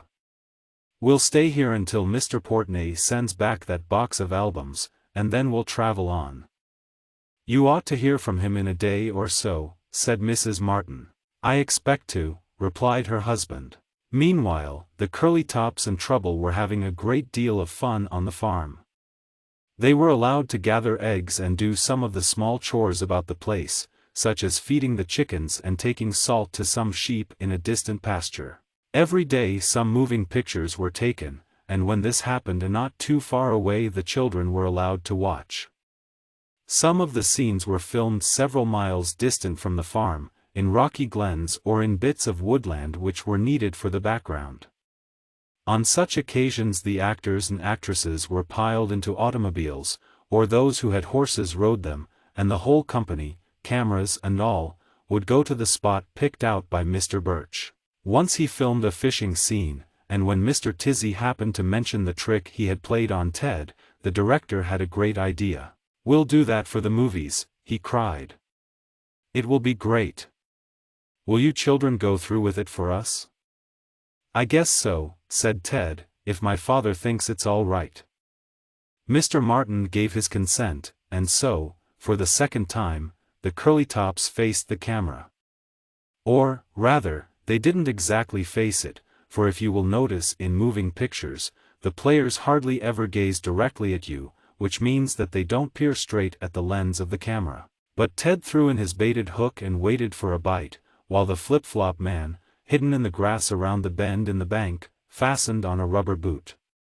Another camera took close-up views of this scene, while the first camera was picturing Ted's surprise when he pulled up the rubber boot full of water which spurted from the hole in the toe. The rest of the funny scene, with the shoe and the tin can, was also taken, and Trouble was even filmed catching a real fish, much to his delight. Then Mr. Tizzy did flip-flops while the children were shown laughing at him after they had discovered the trick. But the funny man did not again fall down the hole, as that was considered too dangerous. The next day Mr. Martin received a letter from the movie actor in New York, saying how sorry Mr. Portney was to learn that his helper had, by mistake, picked up the box of albums. "I am having your box shipped back to you by express," wrote the leading man. "I hope you will receive it safely. I may see you before the summer is over, as my company is going to travel in the same direction you are taking on your tour." "Oh, I hope we do see him again," exclaimed Janet, when the letter was talked about one afternoon. "I like him." "So do I," declared Ted. "I wish I could ride a horse as he does, or like Mr. Weldon." "Well, I shall be glad to get back Mr. Cardwell's albums," said Mr. Martin. "As soon as that box comes we'll travel on again and bid goodbye to the movie folk, at least for a while." It was some time later, that same afternoon, that Janet wandered off by herself to a little wood lot about a mile from the farmhouse. She wanted to pick some wild flowers, and Ted, whom she asked to come with her, said he didn't want to. But Janet did not mind going alone, for she had often been in these same woods before. She had been taking care of Trouble nearly all of that day, and Trouble certainly lived up to his name. He was full of mischief. Jan was glad to get away from him for a time, dearly as she loved him. So she wandered about, picking flowers that grew in the woods and enjoying the beautiful scenes all about her. She neared a little gully, down the sides of which grew some blossoms she had not before noticed, beautiful red flowers. "Oh, I'm going to get some of them," she murmured. Down the pine needle-covered sides of the gully she scrambled, toward a big clump of ferns, near which grew the red flowers she so much admired. The sides of the gully were steeper than Janet realized, and she was going faster than she thought, so fast, in fact, that when she reached the clump of ferns she couldn't stop. Right through them she had to run, and, before she knew it, she saw that just behind them, hidden in a growth of tangled bushes, was what seemed to be a large box. It was a box one end of which was open. Before Janet had time to wonder what such a big box was doing out there in the woods, and before she could stop herself, she had run right into it, through the opening. "I wonder what this is," thought the little girl. "It has such a funny smell, like wild animals in the circus." There was a clicking sound and the big box, which Janet was now inside of, began to tremble. Then came a jar and a thud, and it suddenly grew dark. "Oh," gasped Janet. She whirled about, but too late. Behind her, the opening was closed. The sliding end of the box trap, for such it was, had dropped into place, falling shut, and making poor Janet a prisoner. "Oh, I'm in a trap," she cried. "In a wild animal trap. How am I ever going to get out?" Chapter 15. The box comes back. Janet Martin was frightened, very much so, though not so much but what she kept her wits about her and looked around the strange prison in which she found herself. At first, when the sliding door in the end of the box trap had fallen, closing the only way out, it had been very dark. But in a few moments Jan was able to look about her, and she noticed that near the top of the box there were openings which let in light and air. The openings were merely holes, not large enough for a cat or dog to get through, to say nothing of a girl like Janet. The box was about 6 feet wide, almost as long, and quite as high, so there was plenty of room for Janet to stand up in it and walk about. It would make a nice playhouse, she thought to herself. But she did not feel at all like playing now. All she wanted to do was to get out of this box-trap prison. So well had it been concealed in the bushes back of the clump of ferns that Jan had not noticed it at all until she had entered. "I guess a wild animal would do the same thing," thought Janet. "He'd run right in here and be caught. I must have jiggled something that made the door slide down. And I guess there's been a wild animal in here not long ago. It smells so. On the floor of the trap were dried leaves and grass, and the whole place smelled like the inside of the animal tent at a circus, a queer, wild smell which most of you know, I am sure. But if there was a wild animal in here, how did he get out, thought the little girl, who, now that her eyes were accustomed to the semi-darkness, could see about her quite plainly. If he got out, maybe I can. She pushed against the sides of the box as hard as she could and she pounded with her little fists, but the box seemed very solid. Then she tried to raise the sliding door that had dropped shut behind her as soon as she entered the trap. But though this door rattled and moved a little in the grooves in which it slid up and down, Jan could not raise it. It seemed to be fastened in place. Maybe the wild animal that was caught here didn't get out, thought the little curly-top girl. Maybe Mr. Dawson had to come and let it out, or maybe some of the movie people. I guess that was it, they caught a moving picture animal in this trap, and now they've caught me and I can't get out. Janet cried a little as she thought of this. It would soon be dark, she feared, and she did not want to stay in the trap all night. I know what I'll do, thought Janet, as she dried her tears, for she knew crying did no good. I'll yell as loud as I can. I'll call and shout and somebody will hear me and come and let me out. Maybe Ted will come, or that funny flip-flop man. Having thus made up her mind, Janet began to shout and call. Her voice sounded strange and hollow in the box trap. She wondered how far it would carry. She hoped they might hear her down at the farmhouse, but she hardly thought this possible. Then a new terror came to poor Janet. She began to think of the wild animal that had been in the trap. Maybe it was a bear, she whispered to herself. And maybe he might hear me yelling and come to see me. I wouldn't like that. But, anyhow, he couldn't get in, since I can't get out. For the first time Janet was glad the trap was firmly closed. True, she couldn't get out, but then, no wild animal could get in. After Janet had called as loudly as she could for some time and no one had answered, she began to feel tired. So she sat down in a corner of the box trap, on the soft dried grass and leaves. Oh, dear! I wish someone would come and get me out, she sighed. It was about this time that Mrs. Martin began to inquire for Janet.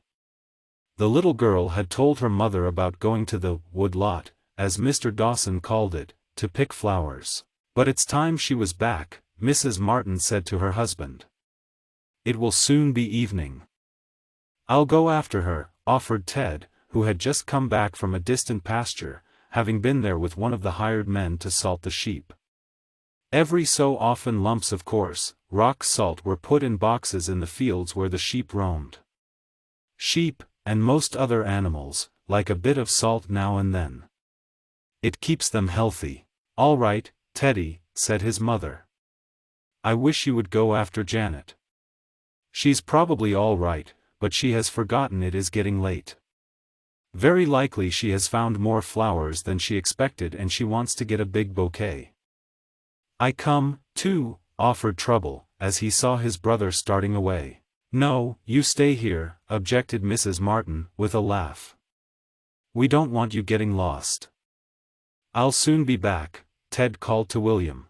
The curly-top lad well knew the path to the wood lot, for he and his sister had trod it many times since coming to Dawson's farm.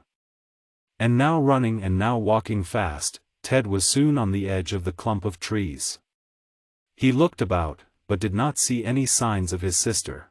Maybe she started back another way, he told himself.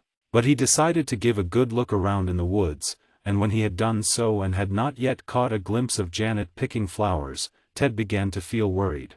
Guess I'll give a yell and see if she answers, he said to himself. So he called, Janet. Janet. Oh, Jan. Where are you? Ted paused for a reply, but none came. Then he called again, and listened. About him he heard only the rustle of the wind in the trees, the whisperings of the bushes, the tinkle of a distant waterfall and the songs of birds. "I wonder where she is," thought the boy. Taking a long breath, he gave the loudest shout of which he was capable. It made him red in the face. Then he listened. At last he heard an answer. "Ted! Oh, Ted! Come and get me out. I'm in a trap."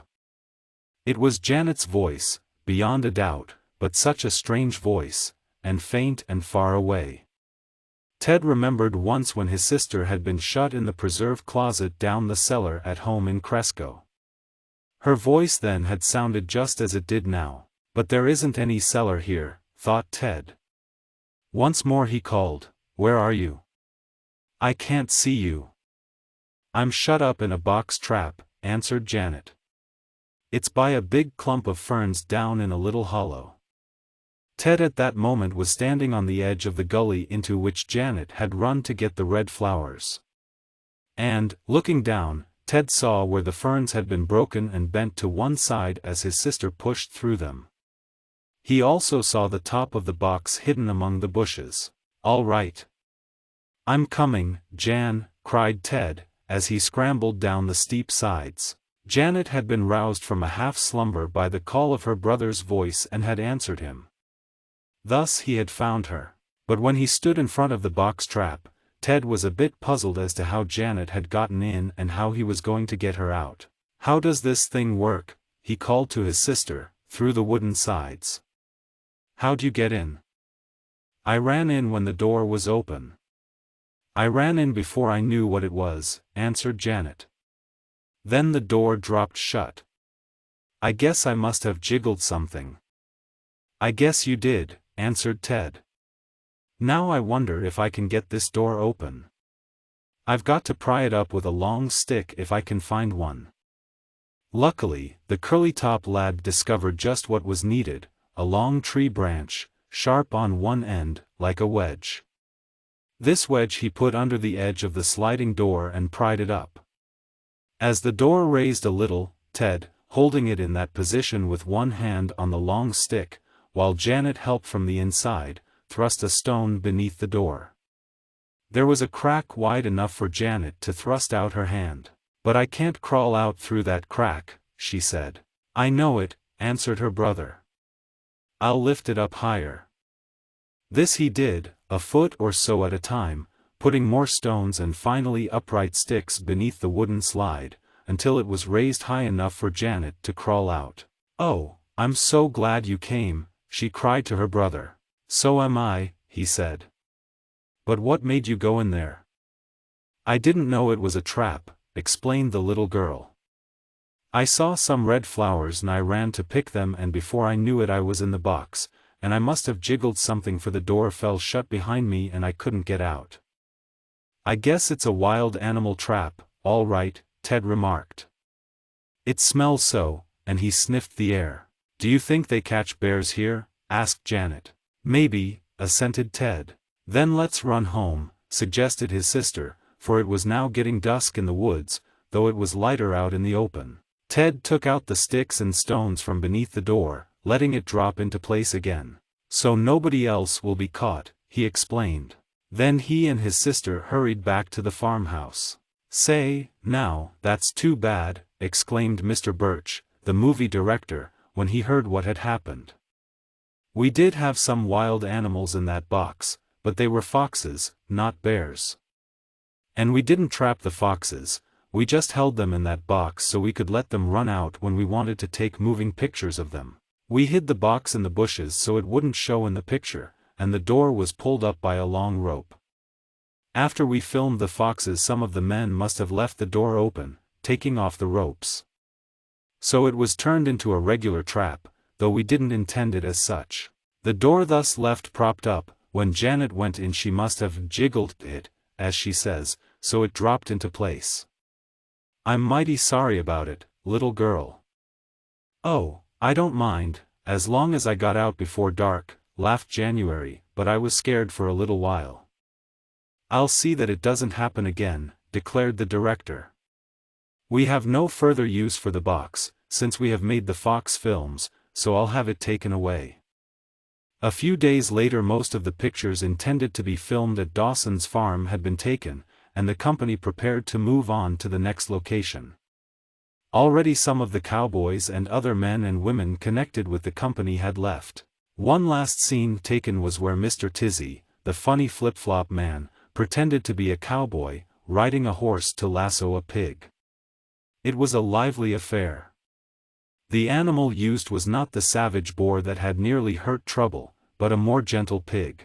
The Curlytops and their father and mother, as well as the Dawson household, laughed until the tears ran out of their eyes at the funny antics of Mr. Tizzy and the no less funny actions of the pig. At last the flip-flop man lassoed the squealing pig, which, however, dragged the man off his horse and pulled him around the lot. And of all this the clicking cameras took many pictures which, later, made thousands of persons laugh. It was this same afternoon that an express package came for Mr. Martin. It was a wooden box well wrapped in paper. "What is it, Daddy?" "Oh, what is it?" cried Janet, dancing up and down in excitement. "Oh, let him look first, Jan," admonished Teddy. "Ah, the album box has come back," said the father of the Curlytops. "Now I won't have to tell Mr. Cardwell it is missing. We can take it on the tour with us." He tore open one end of the paper wrapping, disclosing the red, shining wooden box. "No need to take off all the paper," he said. "It is well packed and I'll leave it so and put it in the car. We'll travel on again tomorrow, Curlytops." Ted and Janet were glad of this, though they liked it at the farm. But children are always glad of a change, I suppose. So Mr. Martin put the wrapped box in his car. If he had only taken off all the paper and had looked more closely inside, there would have been a different ending to this story. Chapter 16. On again. When Mrs. Martin called Janet the next morning, to tell the Curlytop girl to get up, dress and have breakfast, ready to start touring again, Janet, with her eyes still closed, began to call. "Let me out. Let me out. Oh, don't let the bears come in." This awakened Trouble, and he wanted to know what the matter was. "I guess Janet thinks she is back in the box trap again," said Mrs. Martin, with a smile. "Wake up, my dear. Wake up," she went on, giving her daughter a gentle shake. "You're all right, Janet." "Oh. Oh," gasped the little girl, as she opened her eyes. She was plainly surprised to find herself safe in bed in the room with her mother and Trouble. I thought I was in the box trap and a bear was trying to come in with me," she said. "I thought that was it," replied her mother. "It was quite an adventure for you, but don't think any more about it." And Janet tried not to. "I'm sorry to see you folks go," Mr. Dawson said to Mr. Martin, when the Curlytop family was at breakfast. "The old farm will be a lonesome place with you and the movie people leaving. The last of them will go today, too." "We have enjoyed it here," said Mrs. Martin. "We'll come back again," promised Trouble, as he finished the last of his boiled egg and drank the glass of milk. "I like it here a lot." "I'm glad you do, my dear," said motherly Mrs. Dawson. The big touring car was brought around to the side porch, and into it the Martin family baggage was piled. Mr. Martin made sure that the box Mr. Portney had sent from New York was in a safe place.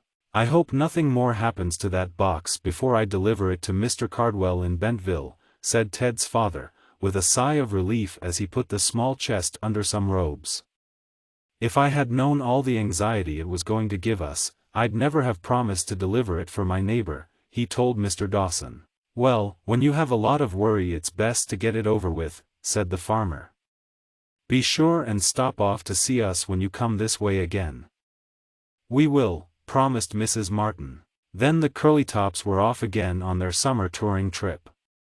More adventures lay ahead of them. "Where are we going now, Daddy?" asked Janet, as they rode along a pleasant country highway. "The next big place at which we expect to stop is called Evenham," was the answer.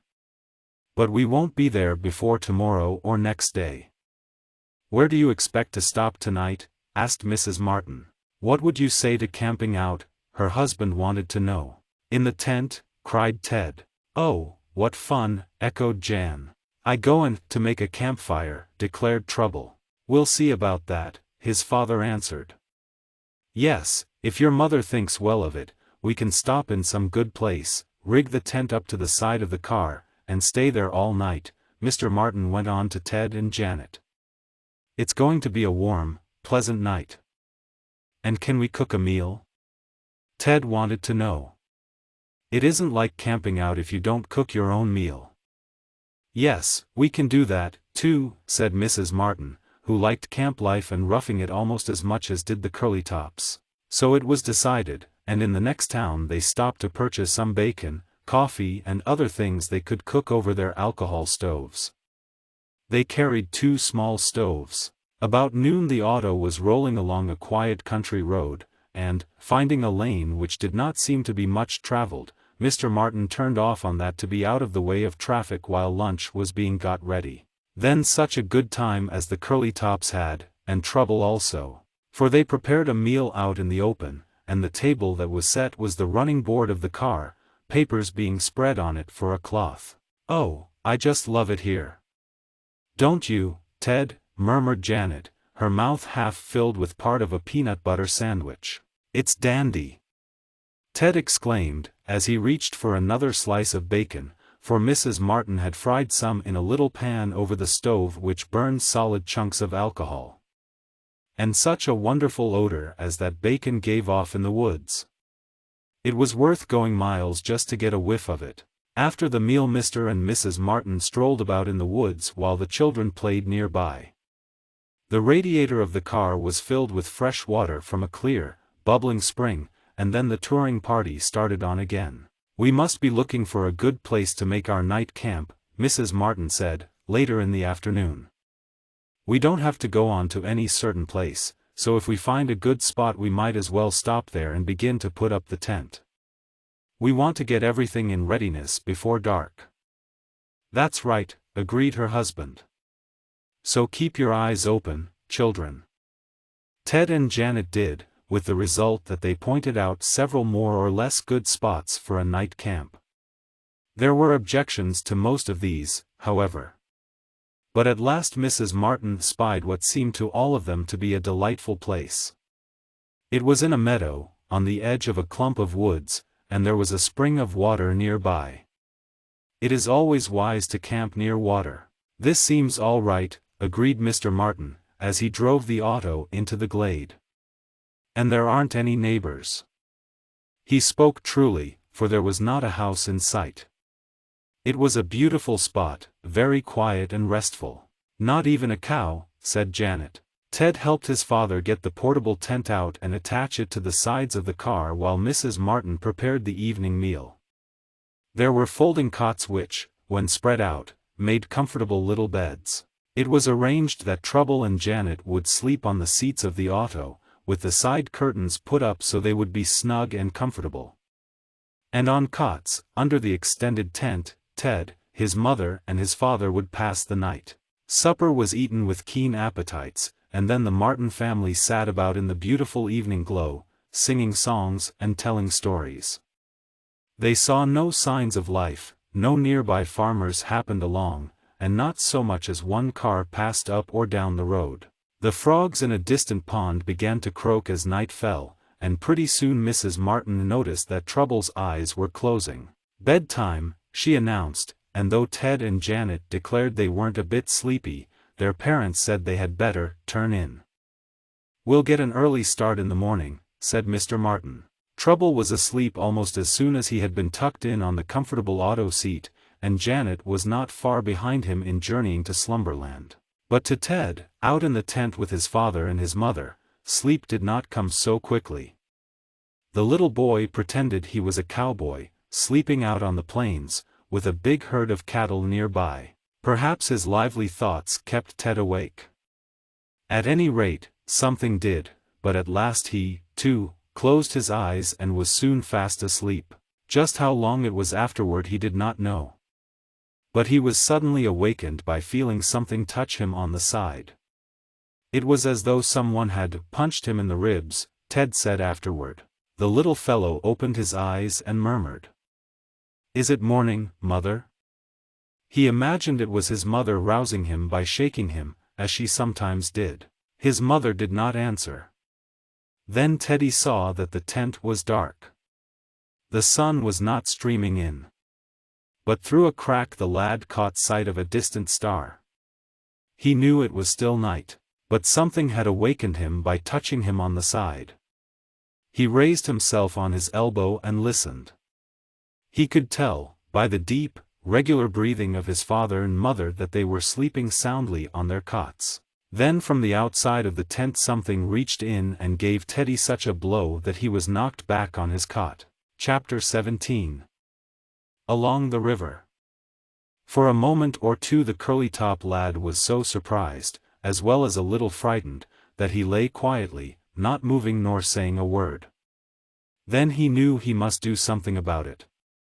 Never would it do to let some strange man, as Ted supposed this to be, come into the tent and take Mr. Martin's money, or perhaps the box of valuable photograph albums. Maybe it's kidnappers after William, was one of the wild thoughts that flashed into the mind of the lad.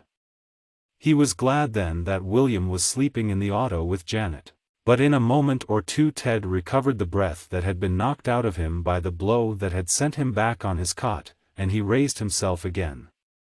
He could see more plainly now, for the side of the tent near his cot had become unfastened. Whatever or whoever it was that had thrust Teddy back had loosened some of the tent fastenings, and through this opening the little boy could see the stars more plainly now. Teddy could also see something else. This was a large object, with a mouth, a big nose, and great eyes, and, what was worse than this, Teddy caught sight of two spreading horns. Then it was that the Curlytop lad let out a yell that awakened everyone in the temporary camp, awakened even Trouble and Janet, who were sleeping very soundly. "Oh, Daddy! Mother!" yelled Teddy. "There's a big animal with horns coming into the tent. Look!" The head of the beast was now well within the tent, and it leaned right over Ted's cot. But you can be sure the little lad was not there. No, indeed. He had rolled off on the other side, falling to the grassy ground. But his frightened shout had awakened his father and mother, and the first thing Mr. Martin did was to thrust his hand beneath his pillow and get his flashlight. This little electric torch Mr. Martin always kept near him at night, and it was useful in more ways than one. Snapping on the switch now, he threw a small but brilliant beam of light over toward Ted's cot. At first he could not see the boy, and wondering what the noise was all about, Mr. Martin asked, "Where are you, Ted?" "Here I am," came the answer, and Janet's brother arose from the ground where he had thrown himself.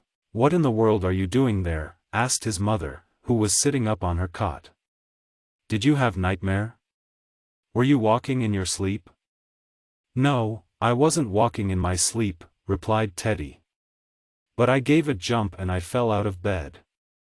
"What for?" asked his father, for he saw nothing to be alarmed about. And the reason was that the horned head had withdrawn itself out of the hole through which it had been thrust. "What for?" "That's what for." "Look!" cried Teddy, and he pointed just as the big head was thrust in again, the head with the large mouth and the big eyes, to say nothing of the horns. Mrs. Martin stared as if she could hardly believe what she saw. She gave a gasp of surprise. Teddy, too, gasped, but no longer in fright. For now he saw what it was that had thrust its head into the tent. Mr. Martin laughed, and well he might.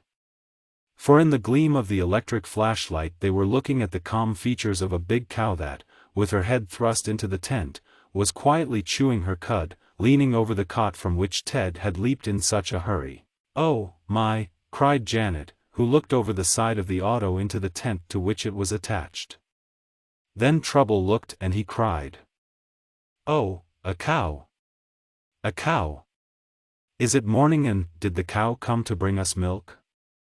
"Well, not exactly, though it looks that way," said Mr. Martin, with another laugh.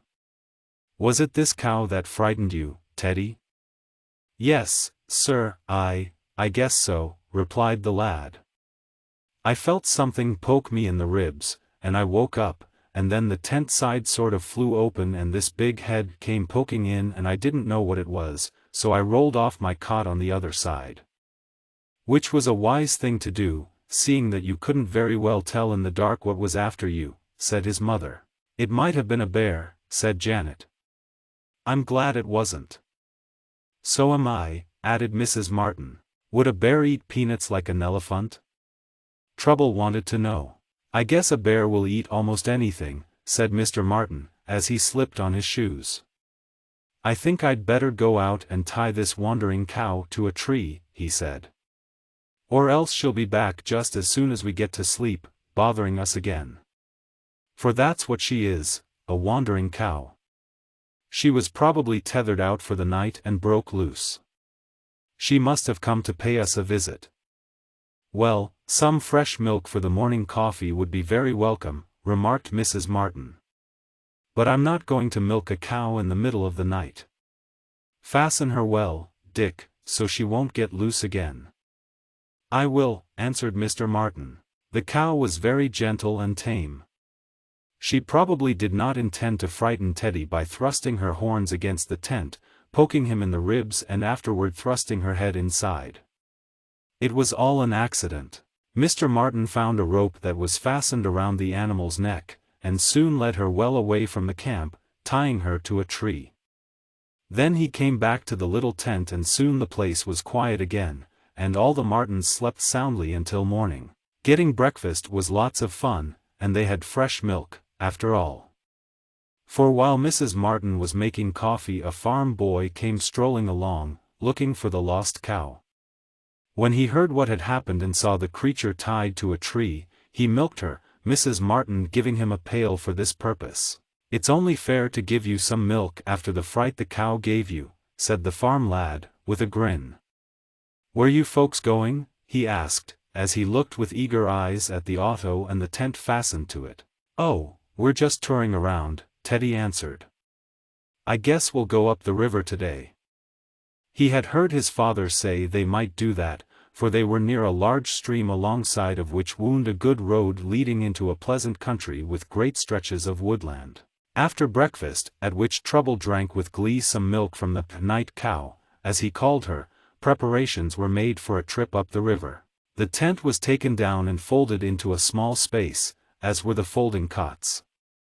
Then, once more, the Curlytops were on their way.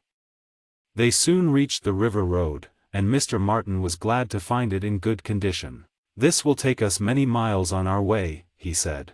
All that morning they traveled, stopping at noon in a little glade of trees to cook and eat lunch. They were ready to go on again when Mr. Martin discovered that one of the tires was flat.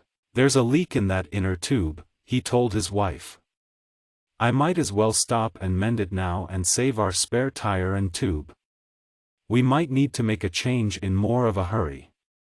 I have plenty of time now, so I'll stop and mend that leaky inner tube.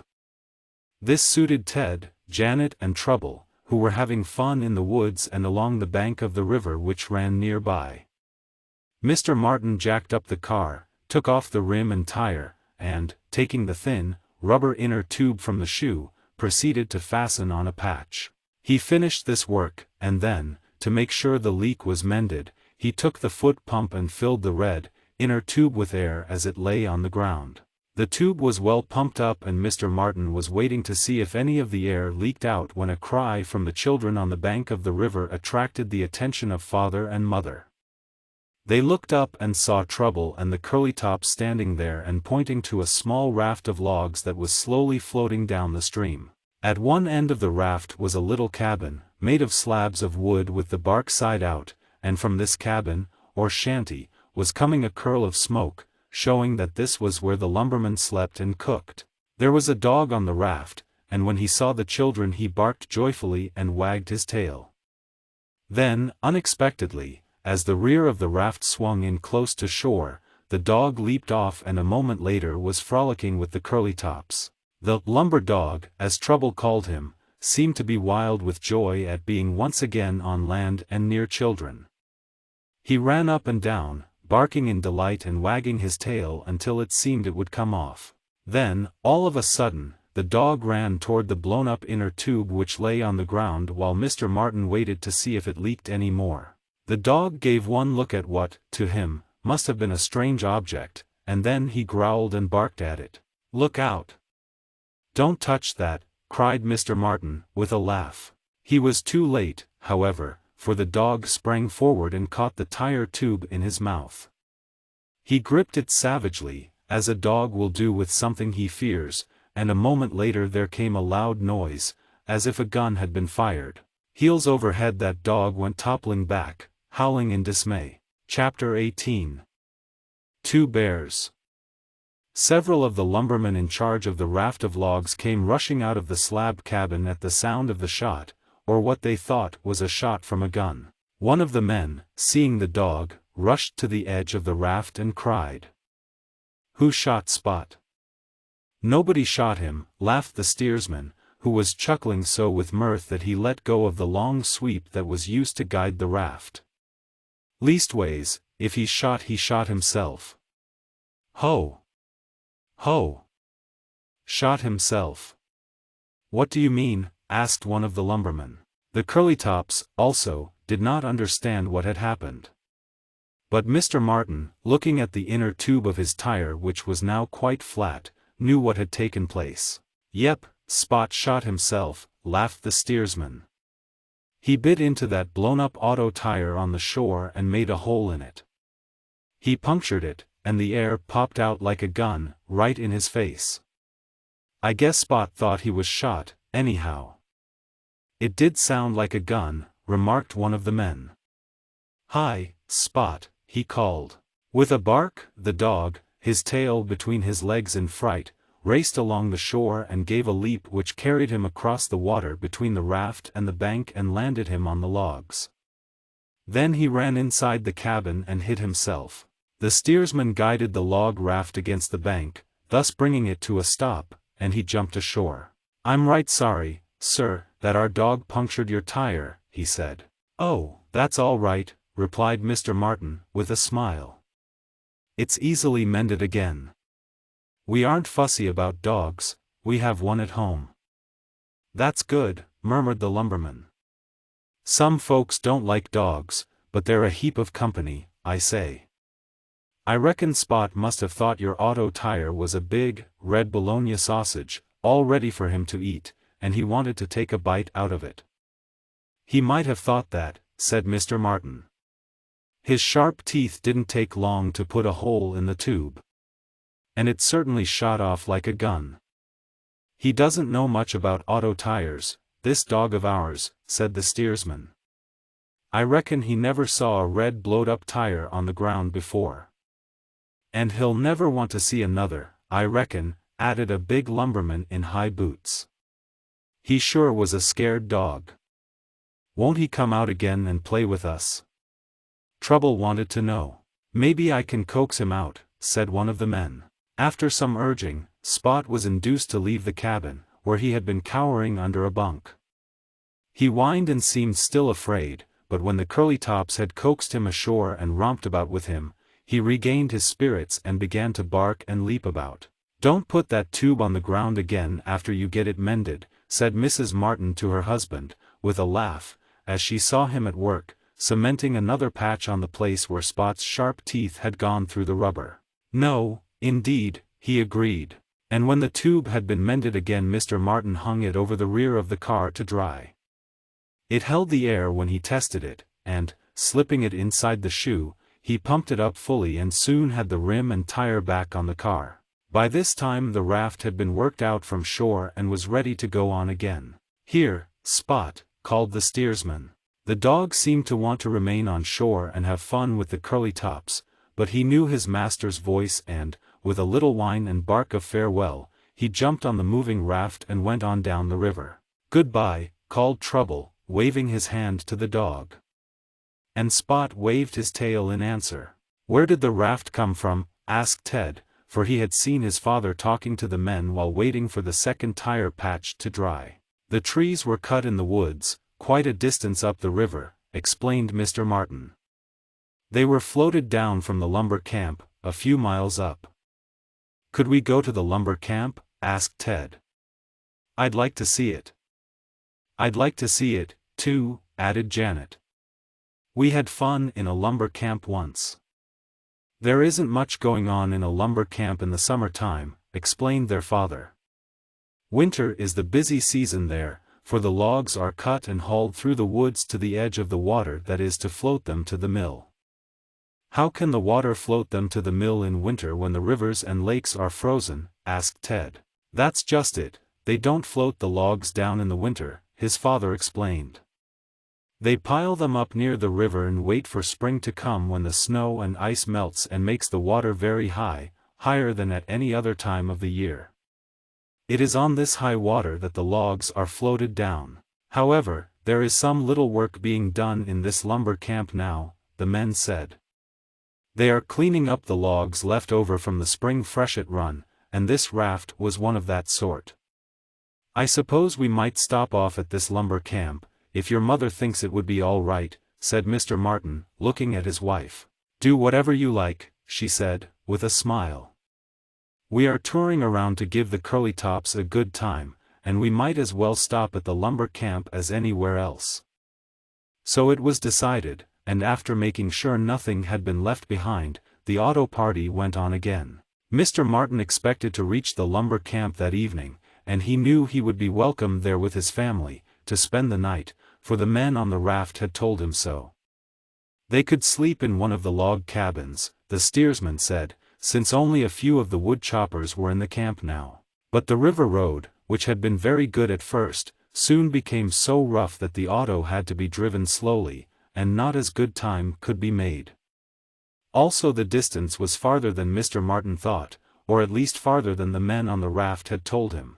When the evening shadows began to fall they were still traveling along, with no signs of the lumber camp in sight. I guess we shall have to camp out again tonight alongside the road, remarked Mr. Martin, as he scanned the highway ahead of him and saw no sign of a house. That'll be fun, declared Ted. Maybe a horse will visit you tonight instead of a cow, his sister said. I don't want either one, declared the lad. Mr. Martin drove the auto on for another mile or two and then, coming to a place he thought would make a good camp, an open space near a spring, he stopped and the work of making camp for the night was begun. The tent was stretched out from the side of the auto and the folding cots put beneath the shelter. As before, Janet and Trouble would sleep in the auto itself. Mrs. Martin got the supper over the alcohol stoves, which, though small, gave good heat. Ted and Janet gathered wood, for their father had said they might make a campfire and sit about it before going to bed. When the meal was finished Ted was allowed to light the fire. The children sat about it on smooth stumps, pretending they were early settlers living in the wilderness. It's just like the Pilgrims, said Janet, who was fond of history. Only there aren't any wild Indians or wild animals to come after us, she added. Yes, that's the only difference, agreed Ted. They is some wild animals, said Trouble, who was sitting near his mother.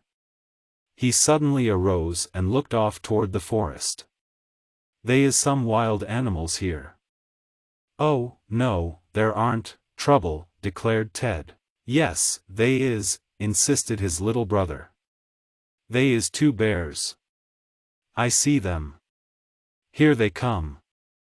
He pointed across the open glade, and the Curlytops, looking, saw, to their great astonishment, 2 bears shuffling their way toward them. Oh! Oh! Screamed Janet. Oh, look at the bears.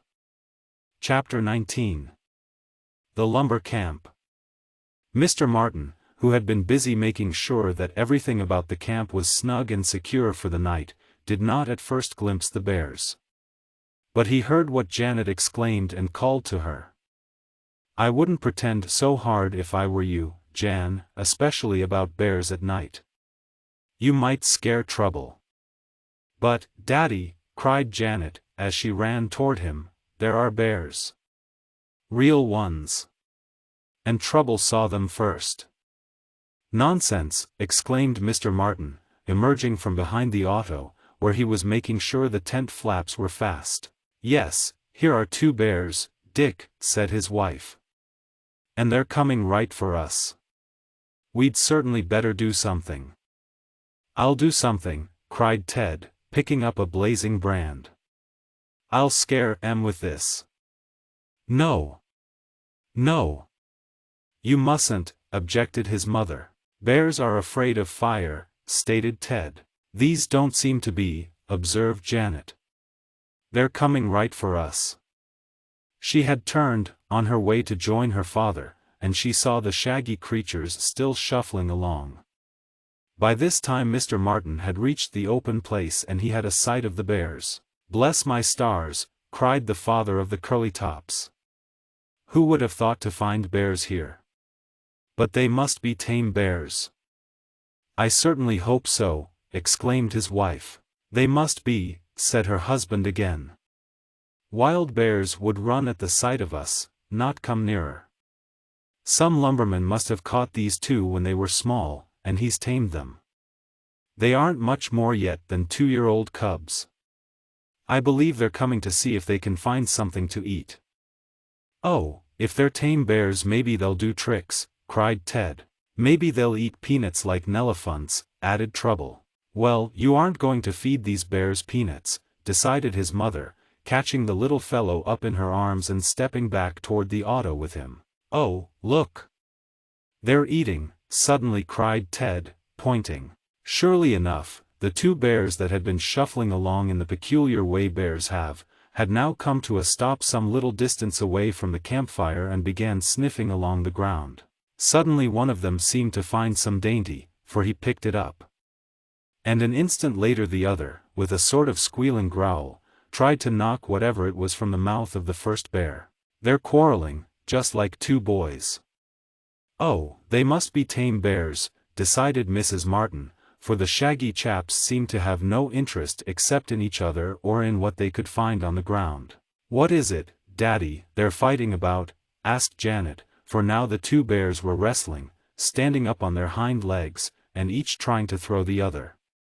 Whatever the first bear had found had been knocked from him by the second bear and had fallen to the ground.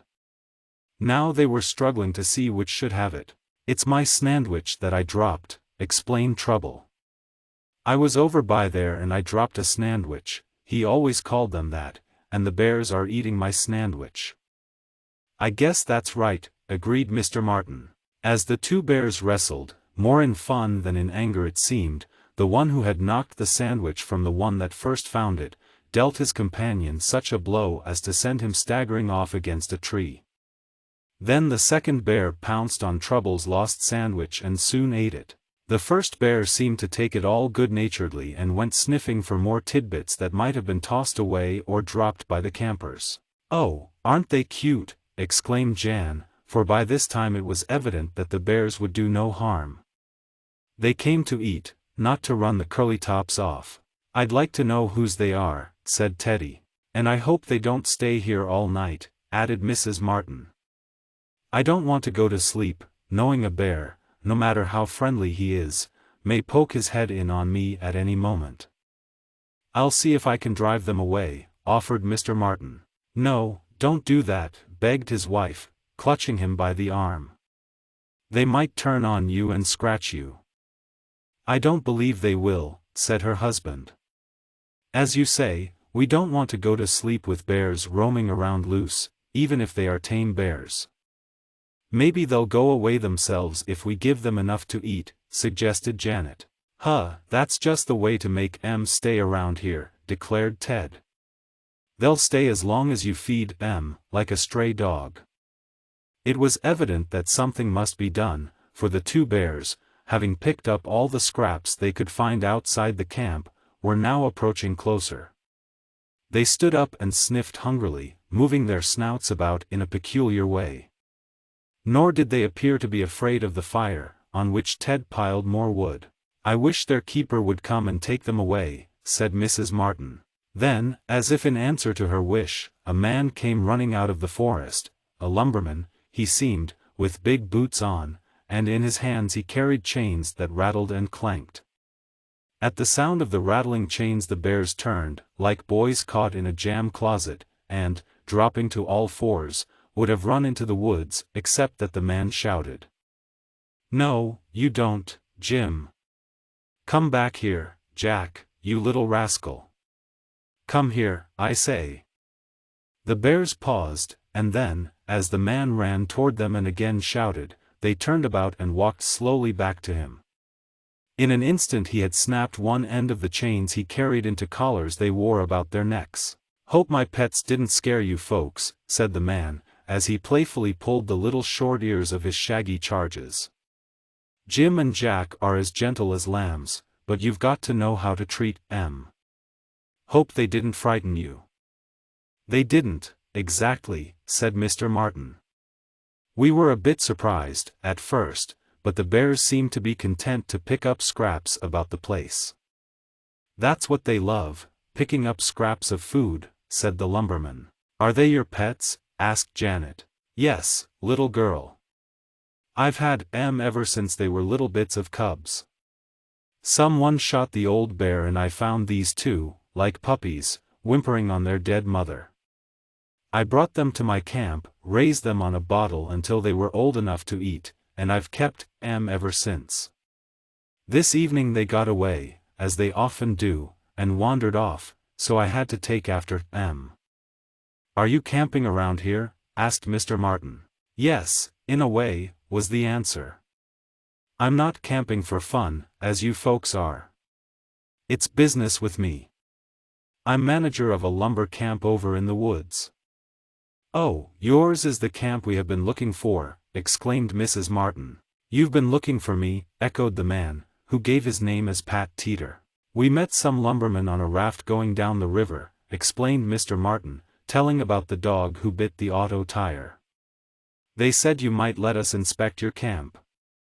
"Sure, I will. We'll be glad to have you visit us," declared Mr. Teeter. "There aren't many men in camp now, and they'll be glad of company. We're over in the woods about 3 miles from here." "I'm afraid that's rather too far to go tonight," objected Mrs. Martin. "And we have things all ready here." "Then come over the first thing in the morning," urged Mr. Teeter. "I'll go back now, with my runaway bears. We'll expect you in the morning." "Will your bears do tricks?" asked Ted, as the shaggy creatures on the ends of the chains prepared to follow their keeper. "Oh, yes. I'll show you tomorrow," was the answer. "Come over to breakfast, if you like." "Thank you, but I think it will be best to come over directly after breakfast," answered Mrs. Martin. Mr. Teeter disappeared in the woods with his 2 tame bears, and the Curlytops were quite delighted, talking of the fun they would have in the lumber camp the next day. "I only hope those bears don't get loose again in the night and poke their noses in our tent as Ted's cow did," said Mrs. Martin, as they made ready for bed. "I don't believe they will," said her husband. "Mr. Teeter will be sure to chain them up well." "If a bear comes I would like to ride on his back," stated Trouble. "Once I did ride on an elephant's back. But I would like a bear ride, too." "Well, maybe you'll get it," laughed Janet, as she cuddled him in her arms. In spite of what her husband had said about the bears being well secured, Mrs. Martin, several times in the night, awakened, thinking she heard the shaggy cubs shuffling along through the forest. But nothing like this occurred, and morning came without anything having happened in the night. Breakfast was served and eaten, the things straightened up and put back in place, and off to the lumber camp started the Curlytops. "There it is," cried Ted, a little later, as they drove along the river road. He pointed to a cluster of log cabins in the woods, cabins set down in the midst of a clearing. "Yes, I guess this is the lumber camp all right," assented his father. "I see the 2 bears," added Janet, pointing to the cubs, chained at the rear of one of the log cabins. "Well, this will give us a new set of adventures, stopping in a lumber camp," said Mr. Martin, as he guided the car over the not very smooth road that led up to the cluster of cabins. At that moment, from down the road in the other direction, came some strange yells, shouts and cries. "Yip! Yip! Yippee!" was yelled, and then followed more strange noises. "What do you imagine that can be?" asked Mrs. Martin, wonderingly, of her husband, while several dogs in the lumber camp began to bark excitedly. Chapter 20. A smash. Mr. Martin for a time thought there must be some sort of fight or other kind of trouble among the lumbermen to cause all this noise. The lumbermen, he knew, were, some of them, rough characters, and he did not wish the Curlytops in trouble to see any fighting or quarreling among them. The children, however, were excited and curious. They looked toward the bend in the road whence the noise came, and a moment later Janet cried out in delight. "Oh, it's the movie actors. See, there's Mr. Weldon." "That's right, the cowboys," added her brother. "I wonder what they are doing here." "They probably came to take some pictures in the lumber camp," said Mr. Martin. But taking pictures seemed very far from the thoughts of the movie actors, at least, for the time being. They were intent on having a good time, for they were laughing among themselves and many of the men were giving voice to that "ee-yip-ee" yell which sounded so wild. "I guess they've just finished some hard work," said Mrs. Martin, as she laughed at some of the antics of the riders. "They're like boys out of school." So it proved, for when Ned Weldon and some others of the men who had been friendly with the Martin family while at Dawson's farm, saw the family, they rode up and renewed their friendship, and also told why they had come here. "We had to have a lumber camp location for this part of the film," explained Mr. Birch, the director. "So we came here." "But we didn't expect to find you here," added Mr. Weldon, as he made his horse prance on its hind legs, much to the amusement of Trouble. "We didn't expect to come here," stated Mr. Martin. "But when Mr. Teeter invited us we thought it would give the children something new to see for their vacation tour." "And they's bears, too," exclaimed Trouble. "I guess you mean elephants, don't you?" asked Mr. Weldon, who had more than once laughed at the little fellow's pronunciation of the name. "No, not nelephants, bears," insisted Trouble. "They's over there," and he pointed to the two tame Bruins, chained to a tree. The movie actors had not yet seen the bears, it appeared. But Mr. Birch had no sooner looked toward the cubs than he gave a cry of delight and said, "Just what we want. You remember that scene, Weldon, where you go into the old cabin?" "Yes, I remember that," answered the cowboy actor. "Well, I've been trying to think of something funny that could happen there. The bears will be the very thing. We'll put them in the cabin, and you go in. Then the bears chase you out. It will be very funny." "Funny for the bears, maybe, but not for me," exclaimed Mr. Weldon. "Do you think I'm going into a cabin with a couple of bears?" "Why, sure you are," replied the director. "Well, sure I am not," cried the cowboy. "I won't do such a thing. Do you think I want to be clawed by a bear and have my clothes torn?" And he made such a funny face that the Curlytops laughed. But Trouble solved the problem by saying, "They is tame bears. They won't hurt you, Mr. Weldon, and they eats peanuts like nelephants." "Oh, if they're tame bears, that's another thing," said the movie actor. "But I want to be sure they are tame." "Yes, they are," said Mr. Martin. "The bears came to our camp last night. We thought they were wild, but they soon proved to be tame. Mr. Teeter has raised them from little cubs." "Just the thing for us, then," said Mr. Birch. "We'll have those bears filmed tomorrow. It will make a funny scene, Weldon, with you climbing out of a cabin window chased by bears." "All right, I'll go through with it," said the cowboy with a sigh and another funny face which made the Curlytops laugh. "But if they tear my clothes you'll have to buy me a new suit." "I will," promised the movie director. By this time the moving picture actors and actresses had quieted down and were getting ready to take their parts in the film. They were to remain in the lumber camp several days, and the Curlytops were glad of this, for they liked to see the work being done. Mr. Birch hurried off to arrange with the tamer of the bears about using the animals in a scene with Mr. Weldon. The latter remained to talk to the Martins.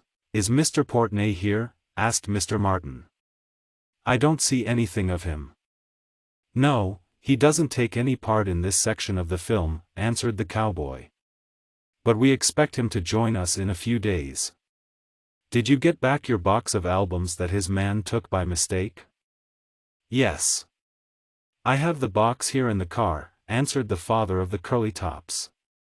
We expect to reach Bentville soon, and then I will turn the old books and pictures over to Mr. Cardwell. I shall be glad to get rid of them, for I am always afraid something is going to happen to them. One of the lumbermen came along then to say that Mr. Martin and his family could occupy one of the cabins in the woods while they were in the camp. It's only a rough shack, he said, but it's the best we have. This will do very nicely, said Mrs. Martin, when they had driven over to it. Cows can't poke their horns in, at any rate. No, ma'am, we haven't any cows here, said the lumberman, with such a puzzled look on his face that Mrs. Martin laughed and explained about the cow that tried to enter the tent while Ted was asleep. The movie folk were distributed around the camp in the different cabins, and soon the place quieted down. This, as I have said, was not the busy season at the lumber camp in the woods, and only a few of the men were there. Because of this, many of the cabins were vacant, which gave the movie people and the Curlytops plenty of room. The remainder of the day Ted and his sister, taking trouble with them, watched the movie actors at work. Many short scenes were filmed, but the children were more interested in watching Mr. Weldon practice, or go through, his part with the tame bears. At first the actor was a bit timid when with the shaggy creatures. But after he had seen Ted and Janet feed them lumps of sugar, Mr. Weldon got courage enough to let them eat from his hand. After that it was easy, and he and the two cubs were soon on friendly terms.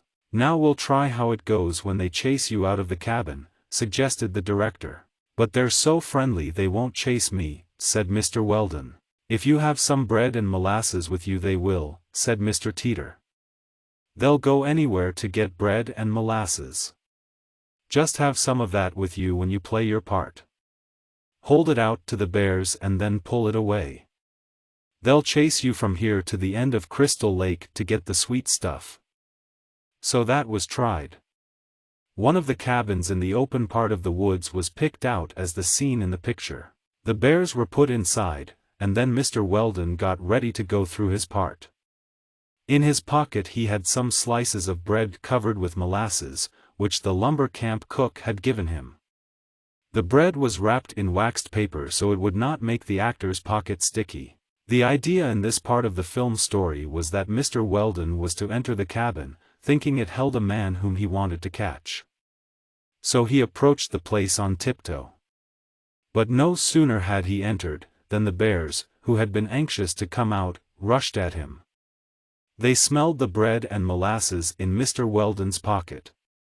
There was no need to hold it out to them. Now run, cried Mr. Birch, while the cameras clicked. There was no need to tell Mr. Weldon to do this.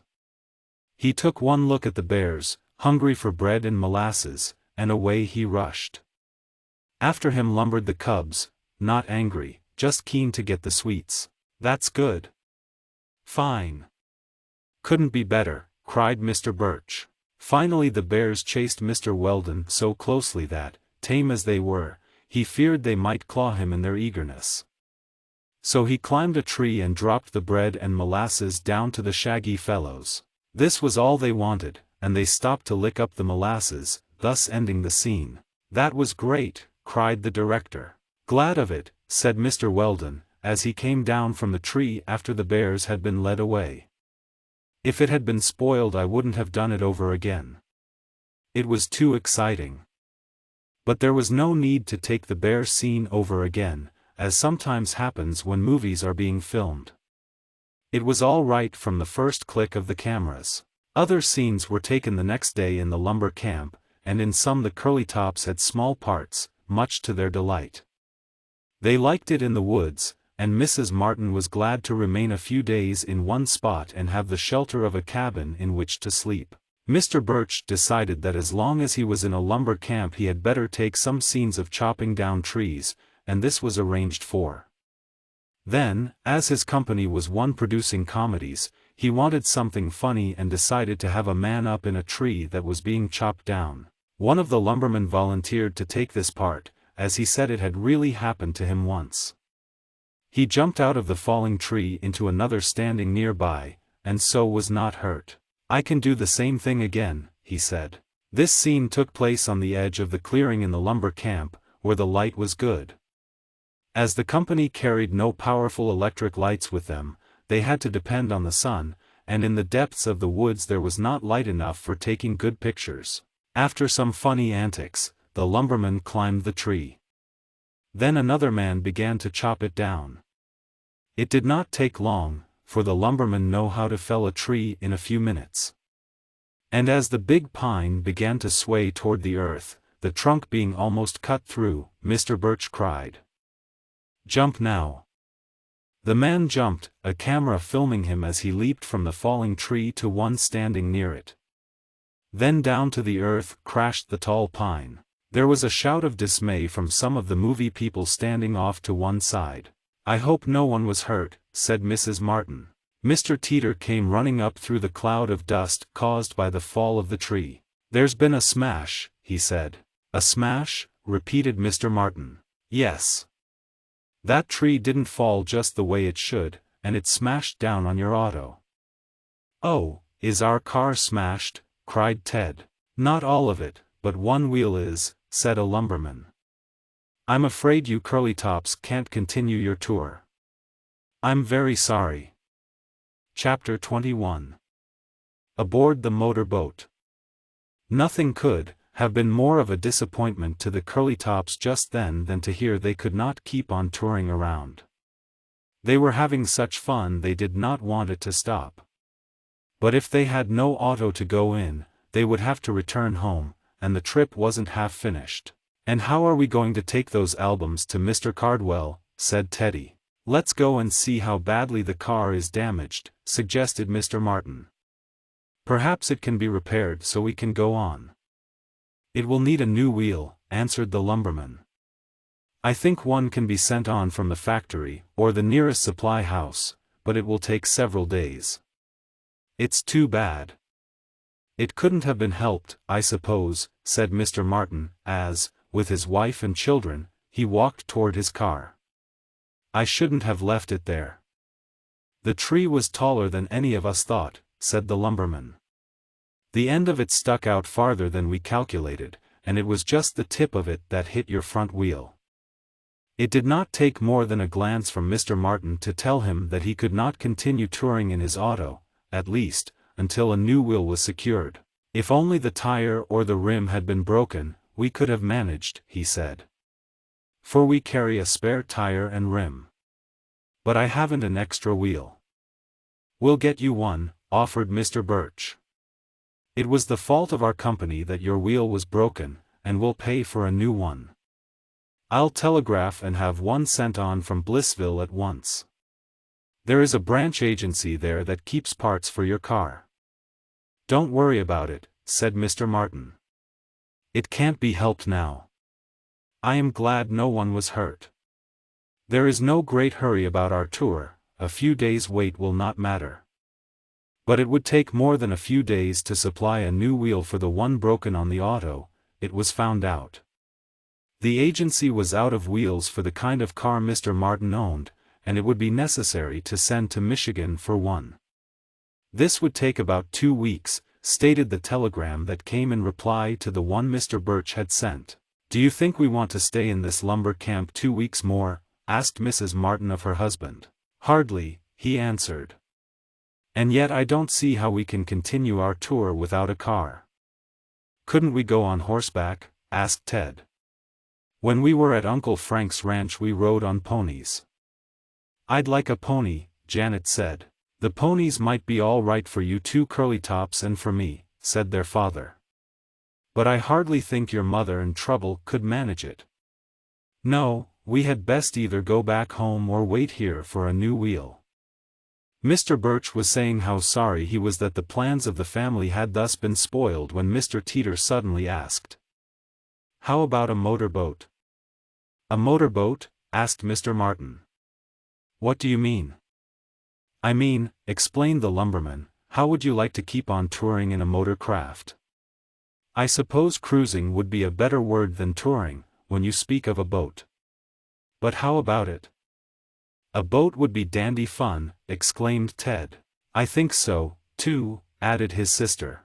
But it would take us as long to arrange to hire a boat as it would to wait for a new wheel, objected Mr. Martin. Besides, how could we get to Bentville by boat? Very easily, answered Mr. Teeter. Rockaway River, which is the stream we float our logs down, flows from Crystal Lake, about 50 miles up country. You could cruise along the river, and so get to the lake. Then you cross the lake and you're right at Bentville. Yes, I suppose we could do that, admitted Mr. Martin, after thinking it over. But what about a boat? Where could we get one? Take mine, offered the lumberman. I have a very good little cabin motor boat down in the river. You can put your things from the auto into the boat and keep on going. Oh, Daddy, let's do it, cried Ted. Please, added Janet. I like a boat on the water, crooned Trouble. Nelephants, they squirt water out of they trunks.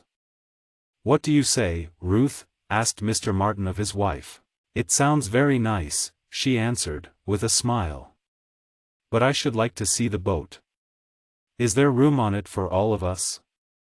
Plenty, said Mr. Teeter. Come on, I'll show you.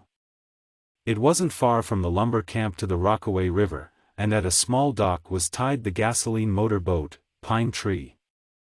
This was a very good name, the Curlytops thought, for a boat owned by a lumberman. Say, she's a dandy, exclaimed Ted, as he went on board. I like this better than an auto, said Janet. There's more room to move about. This was true. Though the Pine Tree was not an especially large motor boat, there was much more room on her than in even the largest touring car. There was a cabin in which they could eat, and at night the table folded up out of the way and bunks, like those in sleeping cars, could be let down. A sliding partition made the large cabin into two small ones. One could be used by Ted and his father, while the other would do for Mrs. Martin, Janet and William. Well, do you think you want to go cruising for a while instead of autoing? Asked the lumberman. Yes, indeed, thank you, said Mrs. Martin. I'm almost glad, now, that the wheel was broken. This is a lovely little boat. So it was arranged. The baggage from the Martin car was put aboard the Pine Tree, and the lockers and pantry were stocked with food. Things could be cooked on a gasoline stove in the little galley, or kitchen. Don't forget the albums, said Mrs. Martin to her husband, when the boat was being made ready. We don't want to leave them behind. No, indeed, he answered. I have them here. He stowed away, on board the Pine Tree, the box of old albums which had been entrusted to him. They were still wrapped up as they had come by express from Mr. Portney in New York. The movie actor, it was said by Mr. Birch, had been ill and would not resume work for a time. Then he expected to go west to complete the film, part of which the Curlytops had seen made. All aboard, called Mr. Martin, on the morning when a fresh start was to be made in the touring plans of the Curlytops. All aboard. The lumberman and the movie people had said goodbye, wishing the Curlytops and their family all sorts of good luck. Mr. Teeter arranged for the Martins to come back in the boat and leave it at the camp when they had cruised as much as they wished. By that time I'll have a new wheel on your auto, he told Mr. Martin, and you can drive home in the car. That's a good idea, said the father of the Curlytops. You can imagine how delighted Ted, Janet and Trouble were as they sat on the little deck of the Pine Tree and looked at the scenery along the Rockaway River, up which they were puffing their way to reach Crystal Lake. Mr. Martin knew how to run and steer a motor boat. In quiet stretches of the river he allowed Ted and Janet to hold the wheel for a time. It's just lovely here, said Mrs. Martin with a happy sigh as she leaned back against a cushion. It's much nicer than the auto. Mr. Martin thought so, too, and while of course he did not like to have wheels smashed, still some good came out of it. Up the winding river went the Pine Tree, new scenes presenting themselves every minute. They did not have to go ashore to spend the night, nor even stop for meals, which were cooked on board. Mrs. Martin took charge in the galley, and Ted and Janet gave whoops of delight when she blew a whistle which meant that the first lunch was ready. They did not speed along, for, as before, Mr. Martin was in no hurry, but they took their time, and that afternoon, as they were passing a large town, they tied up at a wharf and went ashore, as Mrs. Martin wanted to buy some food which they had not been able to put on board at the lumber camp. "We aren't going to travel in the night, are we?" asked Ted of his father, as they puffed along late that afternoon, the cupboard having been well stocked at the last stopping place. "No, I hardly think so," he answered. "I don't know this river well enough to navigate it after dark. When it gets a little later we'll anchor for the night, and go on in the morning." "Are we going to sleep on this boat?" Trouble wanted to know. "Of course," answered Ted. "Do you think you're going to sleep in the water?" "I don't see any beds," remarked the little fellow, looking about. "Well, I don't wonder at that," laughed his mother. "The beds are folded up, my dear. They come down like this. As I have told you, the berths in the pine tree were made to fold up during the day like those in a sleeping car. A turn of a handle and a pull brought down the beds out of recesses in the cabin walls. There were blankets, sheets and pillows stored in each berth, just as on a sleeper." "Oh, I like these little beds," cried Trouble, as he saw them come down. "It's a dandy boat," declared Ted. When it was dark Mr. Martin ran the boat near shore and dropped the anchor. Then, after a while, they all turned in, as a sailor would say, that is, they went to bed. Janet suddenly awakened in the night. How late it was she didn't know, but something disturbed her. A low light, operated by a storage battery, gleamed in the tiny cabin, and Janet looked across to the bunk where her mother was sleeping, with Trouble on the berth below her. "Mother! Mother!" called Jan, in a low voice, so as not to awaken her small brother. "Yes, dear, what is it?" asked Mrs. Martin. She was a light sleeper, accustomed to being awakened many times in the night by her children. "I think," said Janet in a whisper, "somebody is running away with the pine tree." "Running away with the pine tree? Do you mean with this boat?" asked Mrs. Martin. "Yes, Mother. We're moving. Don't you feel it?" Chapter 22. On the lake. Mrs. Martin sat up in her berth and listened. She could hear no sound except the gentle lapping of the water against the sides of the pine tree. There had been no motion when she went to sleep, for the river did not flow swiftly at this point. But something had awakened Janet. "Don't you feel it, Mother?" asked the little Curlytop girl. "Don't you feel us moving?" "Yes, I certainly do," Mrs. Martin said, after sitting still for a few seconds. "We are certainly moving. I'll call your father." "Do you think anything is going to happen?" asked Janet, greatly excited by this time. "No, I think we are dragging our anchor, that's all," answered her mother. "It must be seen to." Putting on her dressing gown and slippers, Mrs. Martin went to the other cabin where her husband was sleeping with Ted. A touch on his shoulder awakened Mr. Martin. "What is it?" he asked sleepily. "Have we reached Pittsburgh yet, Porter?" "You aren't in a sleeping car, traveling to Pittsburgh," laughed his wife.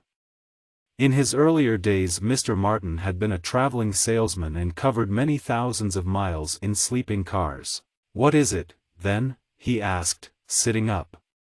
By the gleam of the little light he saw his wife standing near his berth. "The boat is moving," she told him. "Moving?" "Yes. Don't you feel it?"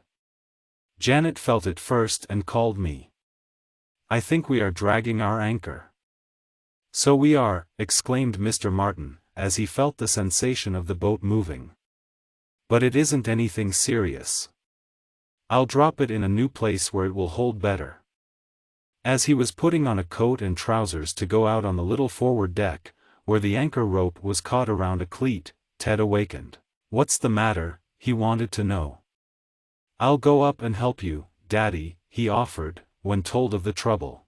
"All right, come along," agreed his father. "You had better go back to bed," Mr. Martin suggested to his wife. "Yes, I'll stay with Trouble and Janet," she agreed. It was dark up on deck, for the pine tree was anchored in the river away from any town or city. The stars alone dispelled the blackness of the night. But Mr. Martin had a powerful flashlight with him, and, switching this on, he held it over the side, focusing the electric rays on the water. Then he noticed something that made him exclaim in wonder. "What's the matter?" asked Ted. "Why, we're going upstream instead of down," was the answer. "If we were dragging our anchor we would float down the river with the current. We wouldn't go up as we do when the motor is running." "The motor isn't running now," said Ted, and it was not, the engine having been shut off when they anchored for the night. "But what makes us move, Daddy?" "Something has hold of our anchor rope and is pulling us upstream by it," said Mr. Martin. "You mean an alligator?" asked Ted. "Oh, I wish it was daylight. I'd like to see an alligator." "No, not an alligator," said Mr. Martin, with a smile. "There are none of those creatures in these waters. But something is towing us all right." "Maybe it's river pirates," suggested the Curlytop boy. "You know Mr. Teeter said river pirates once took this boat." "It isn't pirates," declared Mr. Martin. "They would have to use a boat to tow us away and there isn't a boat in sight. No, something has hold of our anchor rope beneath the water. See?" He held the flashlight on the hemp cable. Ted could see where it went down into the water, and just ahead of it were little ripples such as are caused when a stick or a rope is dragged through the water. "What do you suppose it is, Daddy?" asked the lad. "Some sort of fish, or other water creature, has got caught in our anchor," decided Mr. Martin. "It's towing us." "Maybe it's a big turtle," said Teddy. "A big mud or snapping turtle." "Maybe," agreed his father. "I'm going to see." "Here, Ted, you hold the flashlight and I'll haul up on the anchor rope." The Curlytop boy focused the rays of the powerful little electric torch on the rope extending into the water, and Mr. Martin, taking hold of the cable, near the deck cleat around which it was wound, began to pull up. It was hard work, but finally he managed to get some slack, and then Ted cried. "Oh, I see. It's a big turtle." "Yes, so it is," agreed his father. For he had pulled up enough of the anchor and rope to show a great snapping turtle with one of his flippers caught on the rope, just where it was fastened to the mud hook, as sailors sometimes call an anchor. "Can you pull him on board, Daddy?" asked Teddy. "I don't know that I want to," was his father's answer. "He looks like a pretty ugly customer." A moment later the turtle gave a wriggle and dropped off into the water with a splash. Pulling him up had loosened his hold on the anchor rope. Then Mr. Martin let go the rope, the anchor dropped back to the bottom of the river and held in the mud, bringing the boat to a stop. "Now I guess we're all right," said Mr. Martin, as he went down with Ted, who looked to see the turtle rise again, but it did not. "What was it?" Mrs. Martin wanted to know. "A big snapping turtle, crawling along on the bottom of the river, got caught in our anchor and rope," explained her husband. "He kept right on crawling, pulled up our anchor from the mud, and swam away. He was so powerful that he was able to tow our boat," went on Mr. Martin. "It wasn't hard to do, once he got it started, and being on the bottom he could get a good hold for his feet, which have claws on them. When I pulled up the rope I loosened his hold. If we could keep that turtle, and train him, he would pull the boat for us, and we wouldn't have to use gasoline," said Teddy. "I'm afraid we'd be several years getting where we want to go," laughed his father. "A turtle is pretty slow." They went back to bed and were not disturbed again that night. In the morning the Curlytops looked for a sign of the turtle, and even tossed bits of meat into the river, hoping to tempt him to rise, but he did not, probably being asleep in the mud. They traveled on all that day, having a good time aboard the pine tree, and late that afternoon they reached the place where the river flowed out of Crystal Lake. "Tomorrow we'll cruise across the lake and reach Bentville," said Mr. Martin. "Then I'll deliver the albums, and after we spend some time here, motoring about, we'll cruise back to the lumber camp and get our auto, which ought to have a new wheel on by then. This is a big lake, said Mrs. Martin, looking across it as evening settled down. I hope no storms come when we are in the middle. Chapter 23. The Wrong Box. Mr. Martin decided to anchor the pine tree for the night, rather than to try to cruise across the large body of water in the darkness. He had never been on the lake before, though he had directions for reaching Bentville. But this is a good place to stay, he told his wife, when they had reached the point where the river flowed out of the lake. We'll camp here.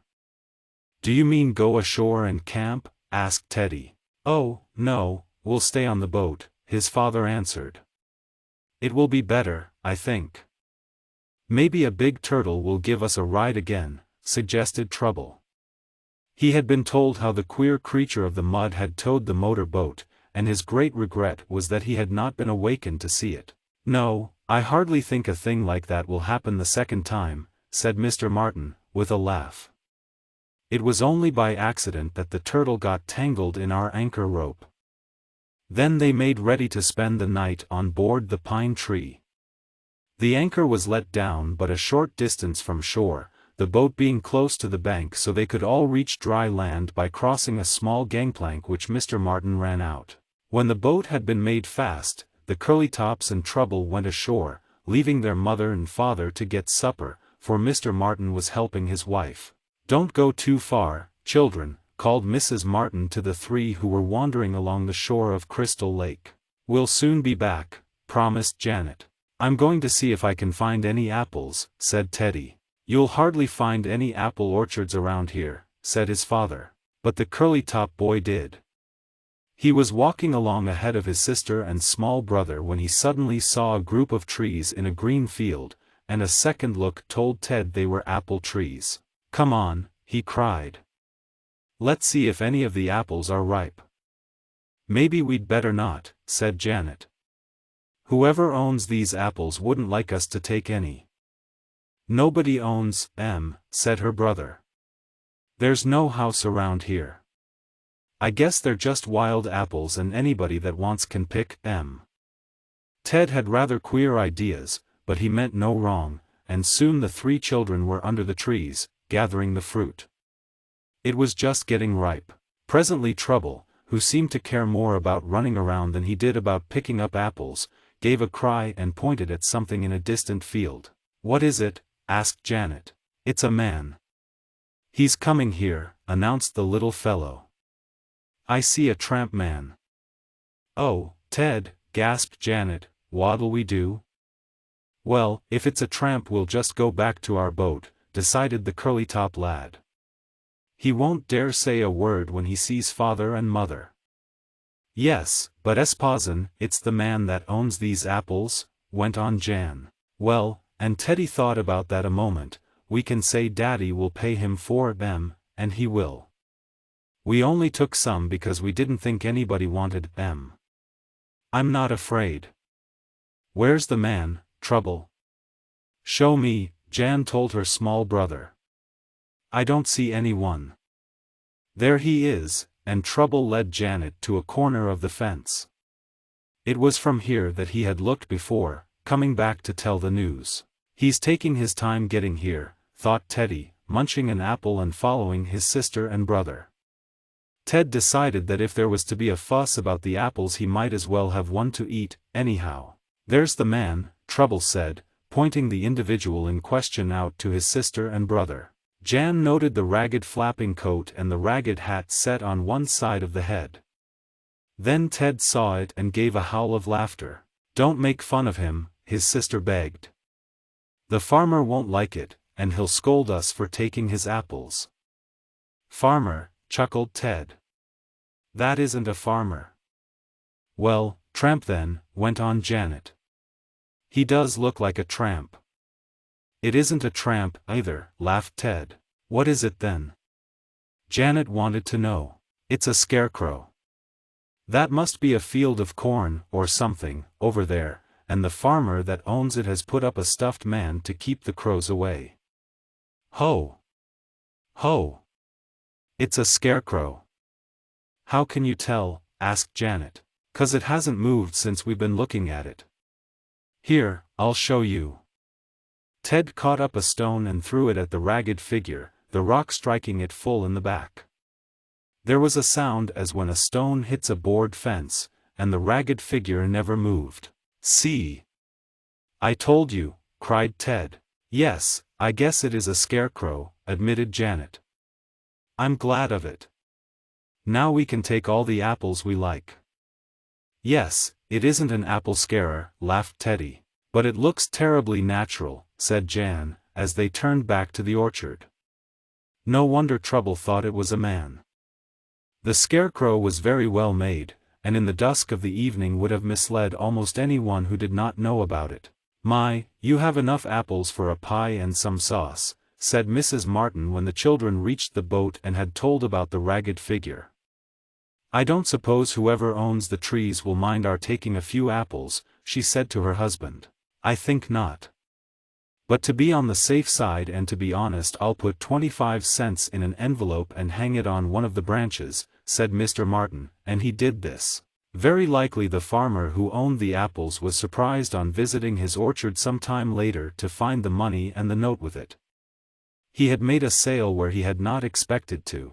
The night passed quietly, but toward morning Mrs. Martin was awakened by the pitching and tossing of the boat. She looked out to find that the wind was blowing, making the lake very rough. Do you think it will be best to start with the wind blowing like this? Asked Mrs. Martin after breakfast, when the boat was still tossing some. Oh, yes, her husband answered. I think the breeze will go down. I am anxious to get to Bentville and deliver the albums to Mr. Cardwell. Then we can go about as we please. I think there's going to be a bad storm, went on his wife. Oh, I guess we'll get to the other side of the lake before it comes, Mr. Martin said. But they did not.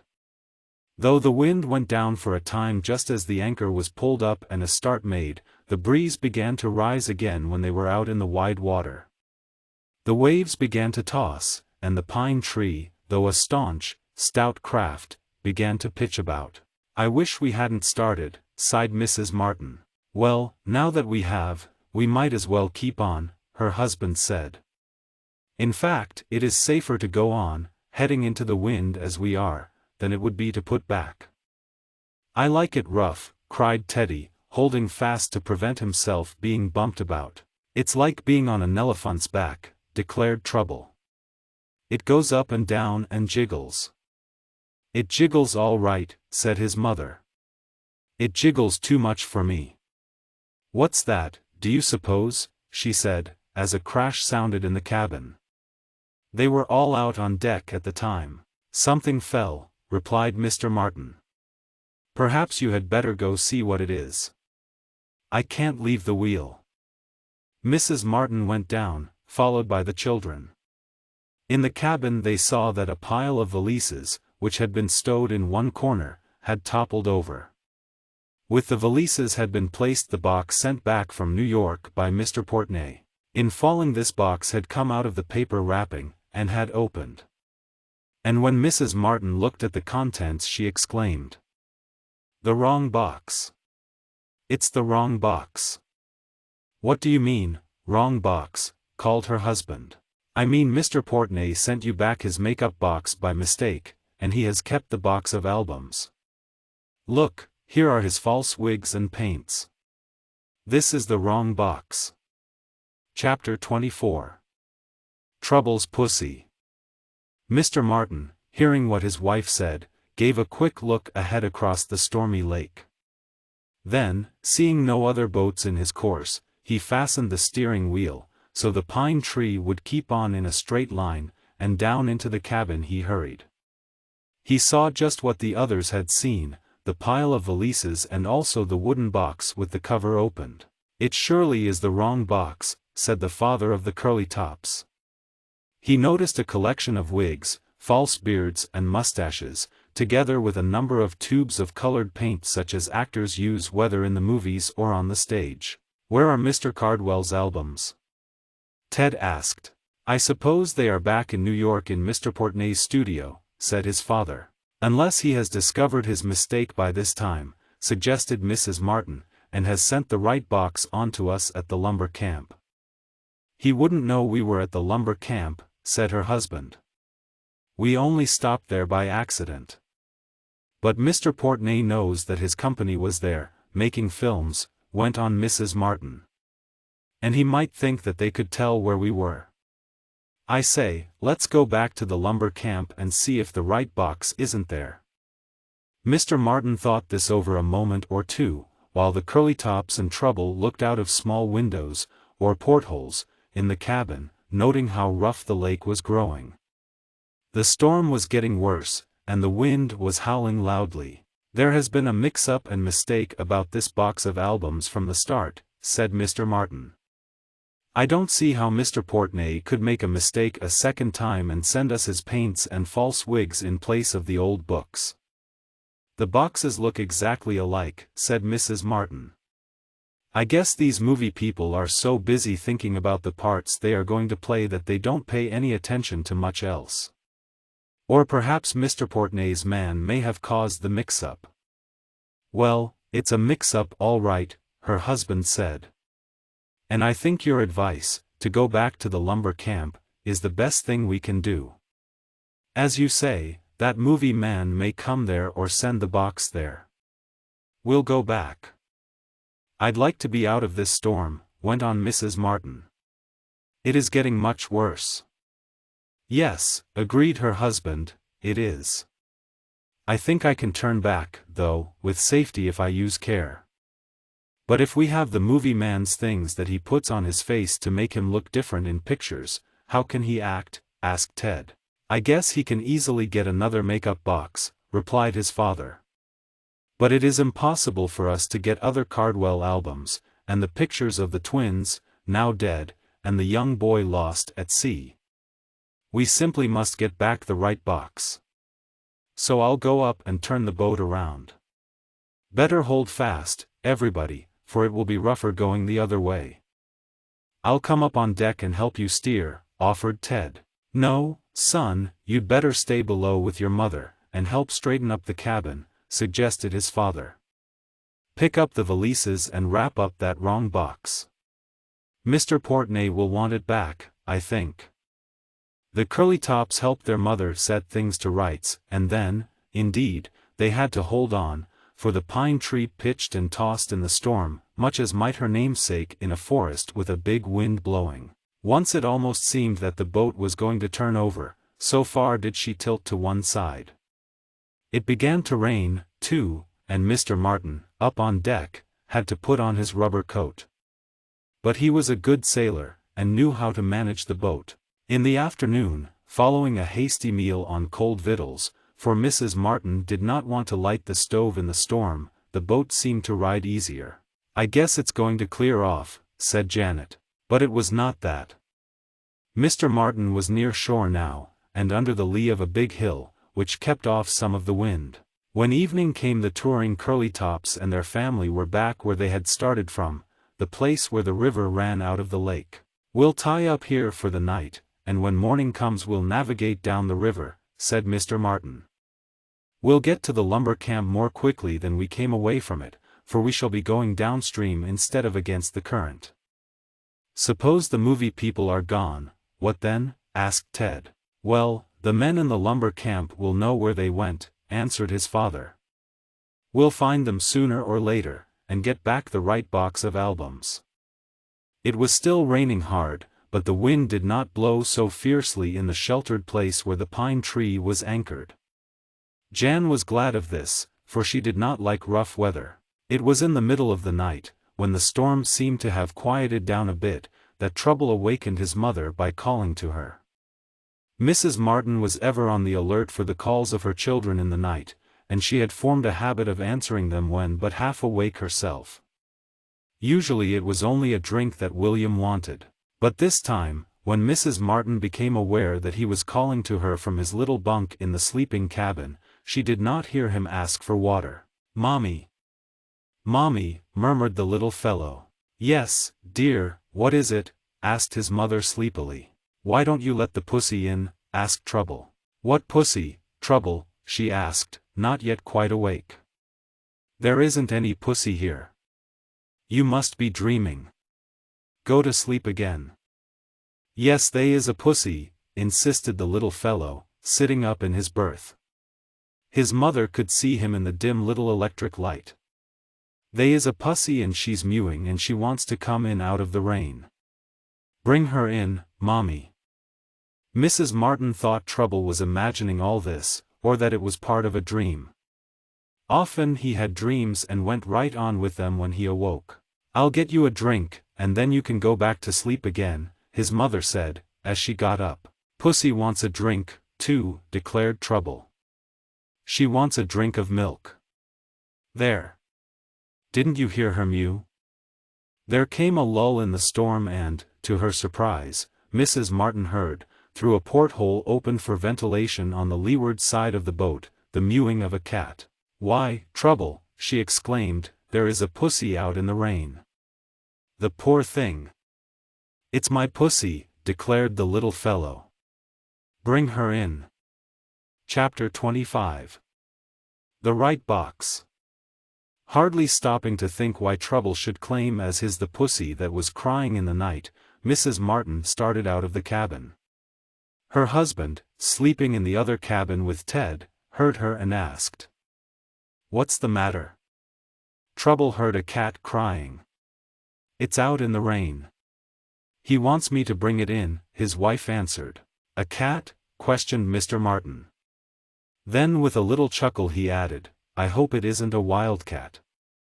"What's that?" exclaimed Ted, suddenly awakening.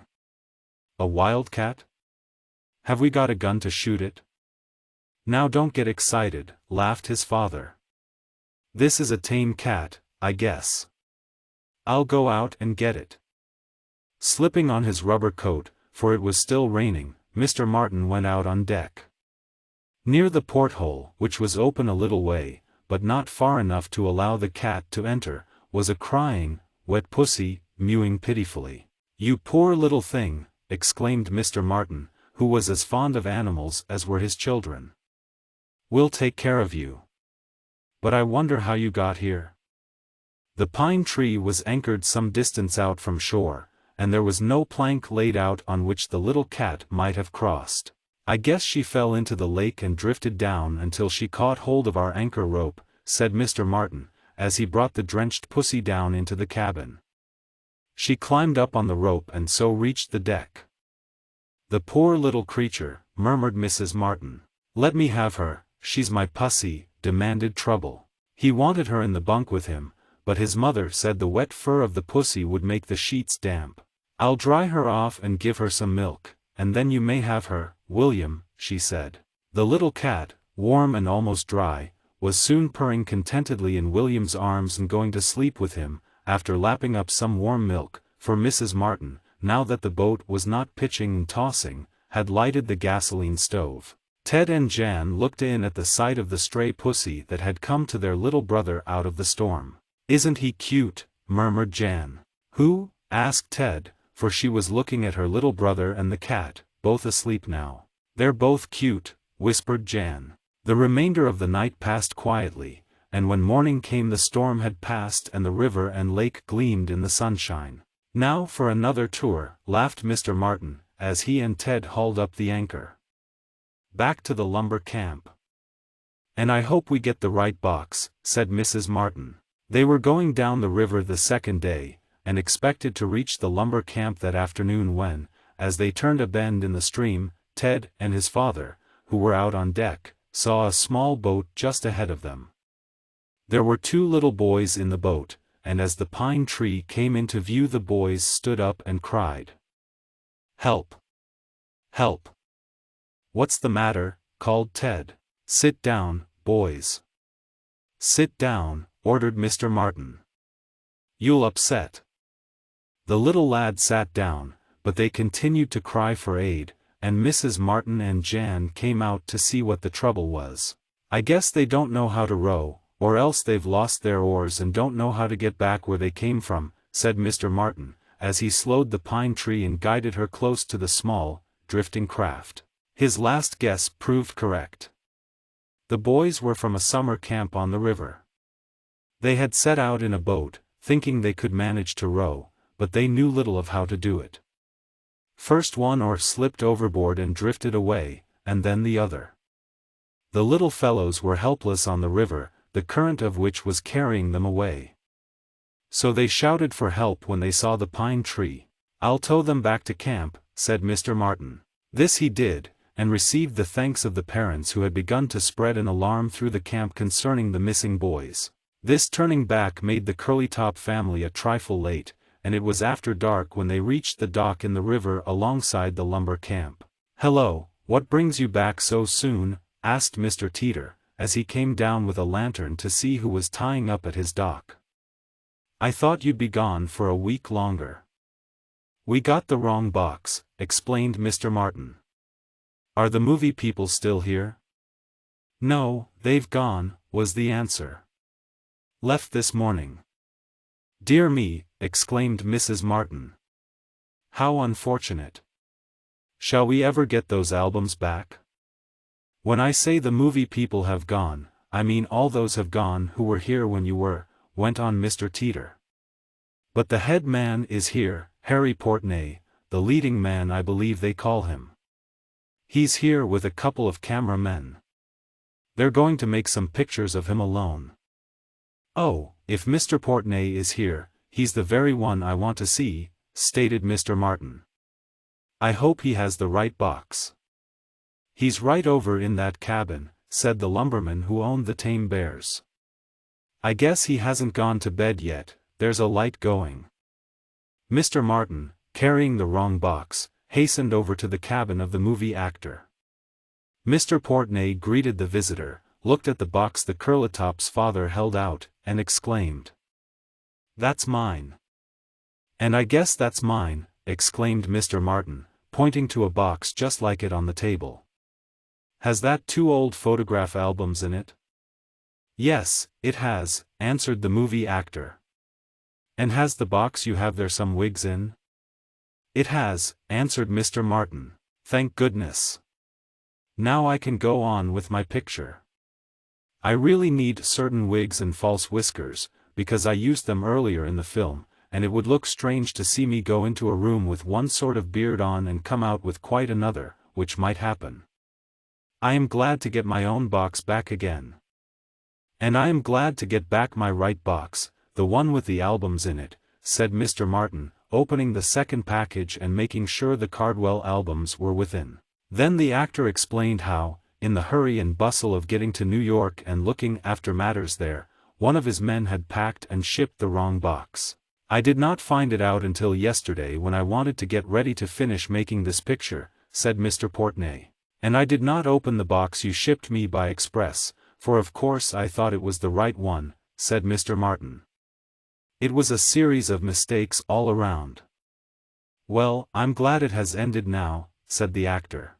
The Martin family spent the next few days in the lumber camp, watching pictures being made of Mr. Portney in his false hair and beard, which completely changed his appearance. But the making of these pictures was not as interesting as the taking of those with the cowboys and bears in them. "Well," announced Mr. Martin, a few days later, when Mr. Portney had packed his belongings and gone to join his moving picture company, "I think we had better resume our tour. The new will has arrived for the auto, and we'll go on in that. Whatever you do, be sure that you have the old albums in the right box," cautioned Mrs. Martin. "I'll not let them out of my sight again until I deliver them to Mr. Cardwell," declared Mr. Martin. About a week later, after a jolly trip and some adventures, the touring party reached Bentville and called on Mr. Cardwell. "I'm glad to see you," said Reuben, the brother of James Cardwell, who had sent the albums. "I had a letter from Jim, and he told me you were bringing these. But I was beginning to think you were lost." "The albums nearly were, more than once," said Mr. Martin. "But I'm glad you now have them." "So am I," said the old man. "We think a great deal of these pictures," and he looked lovingly at the photographs of the twins and of the sailor boy, lost at sea. So the summer tour of the Curlytops came to a successful end. They remained for a time in Bentville, and then started back home, reaching there safely after some jolly adventures. It was the best summer we ever had, declared Janet. Corking good times, exclaimed Ted. But we didn't see any Nelephants, lamented Trouble. Never mind, maybe we shall next year, said Janet, with a laugh. The end.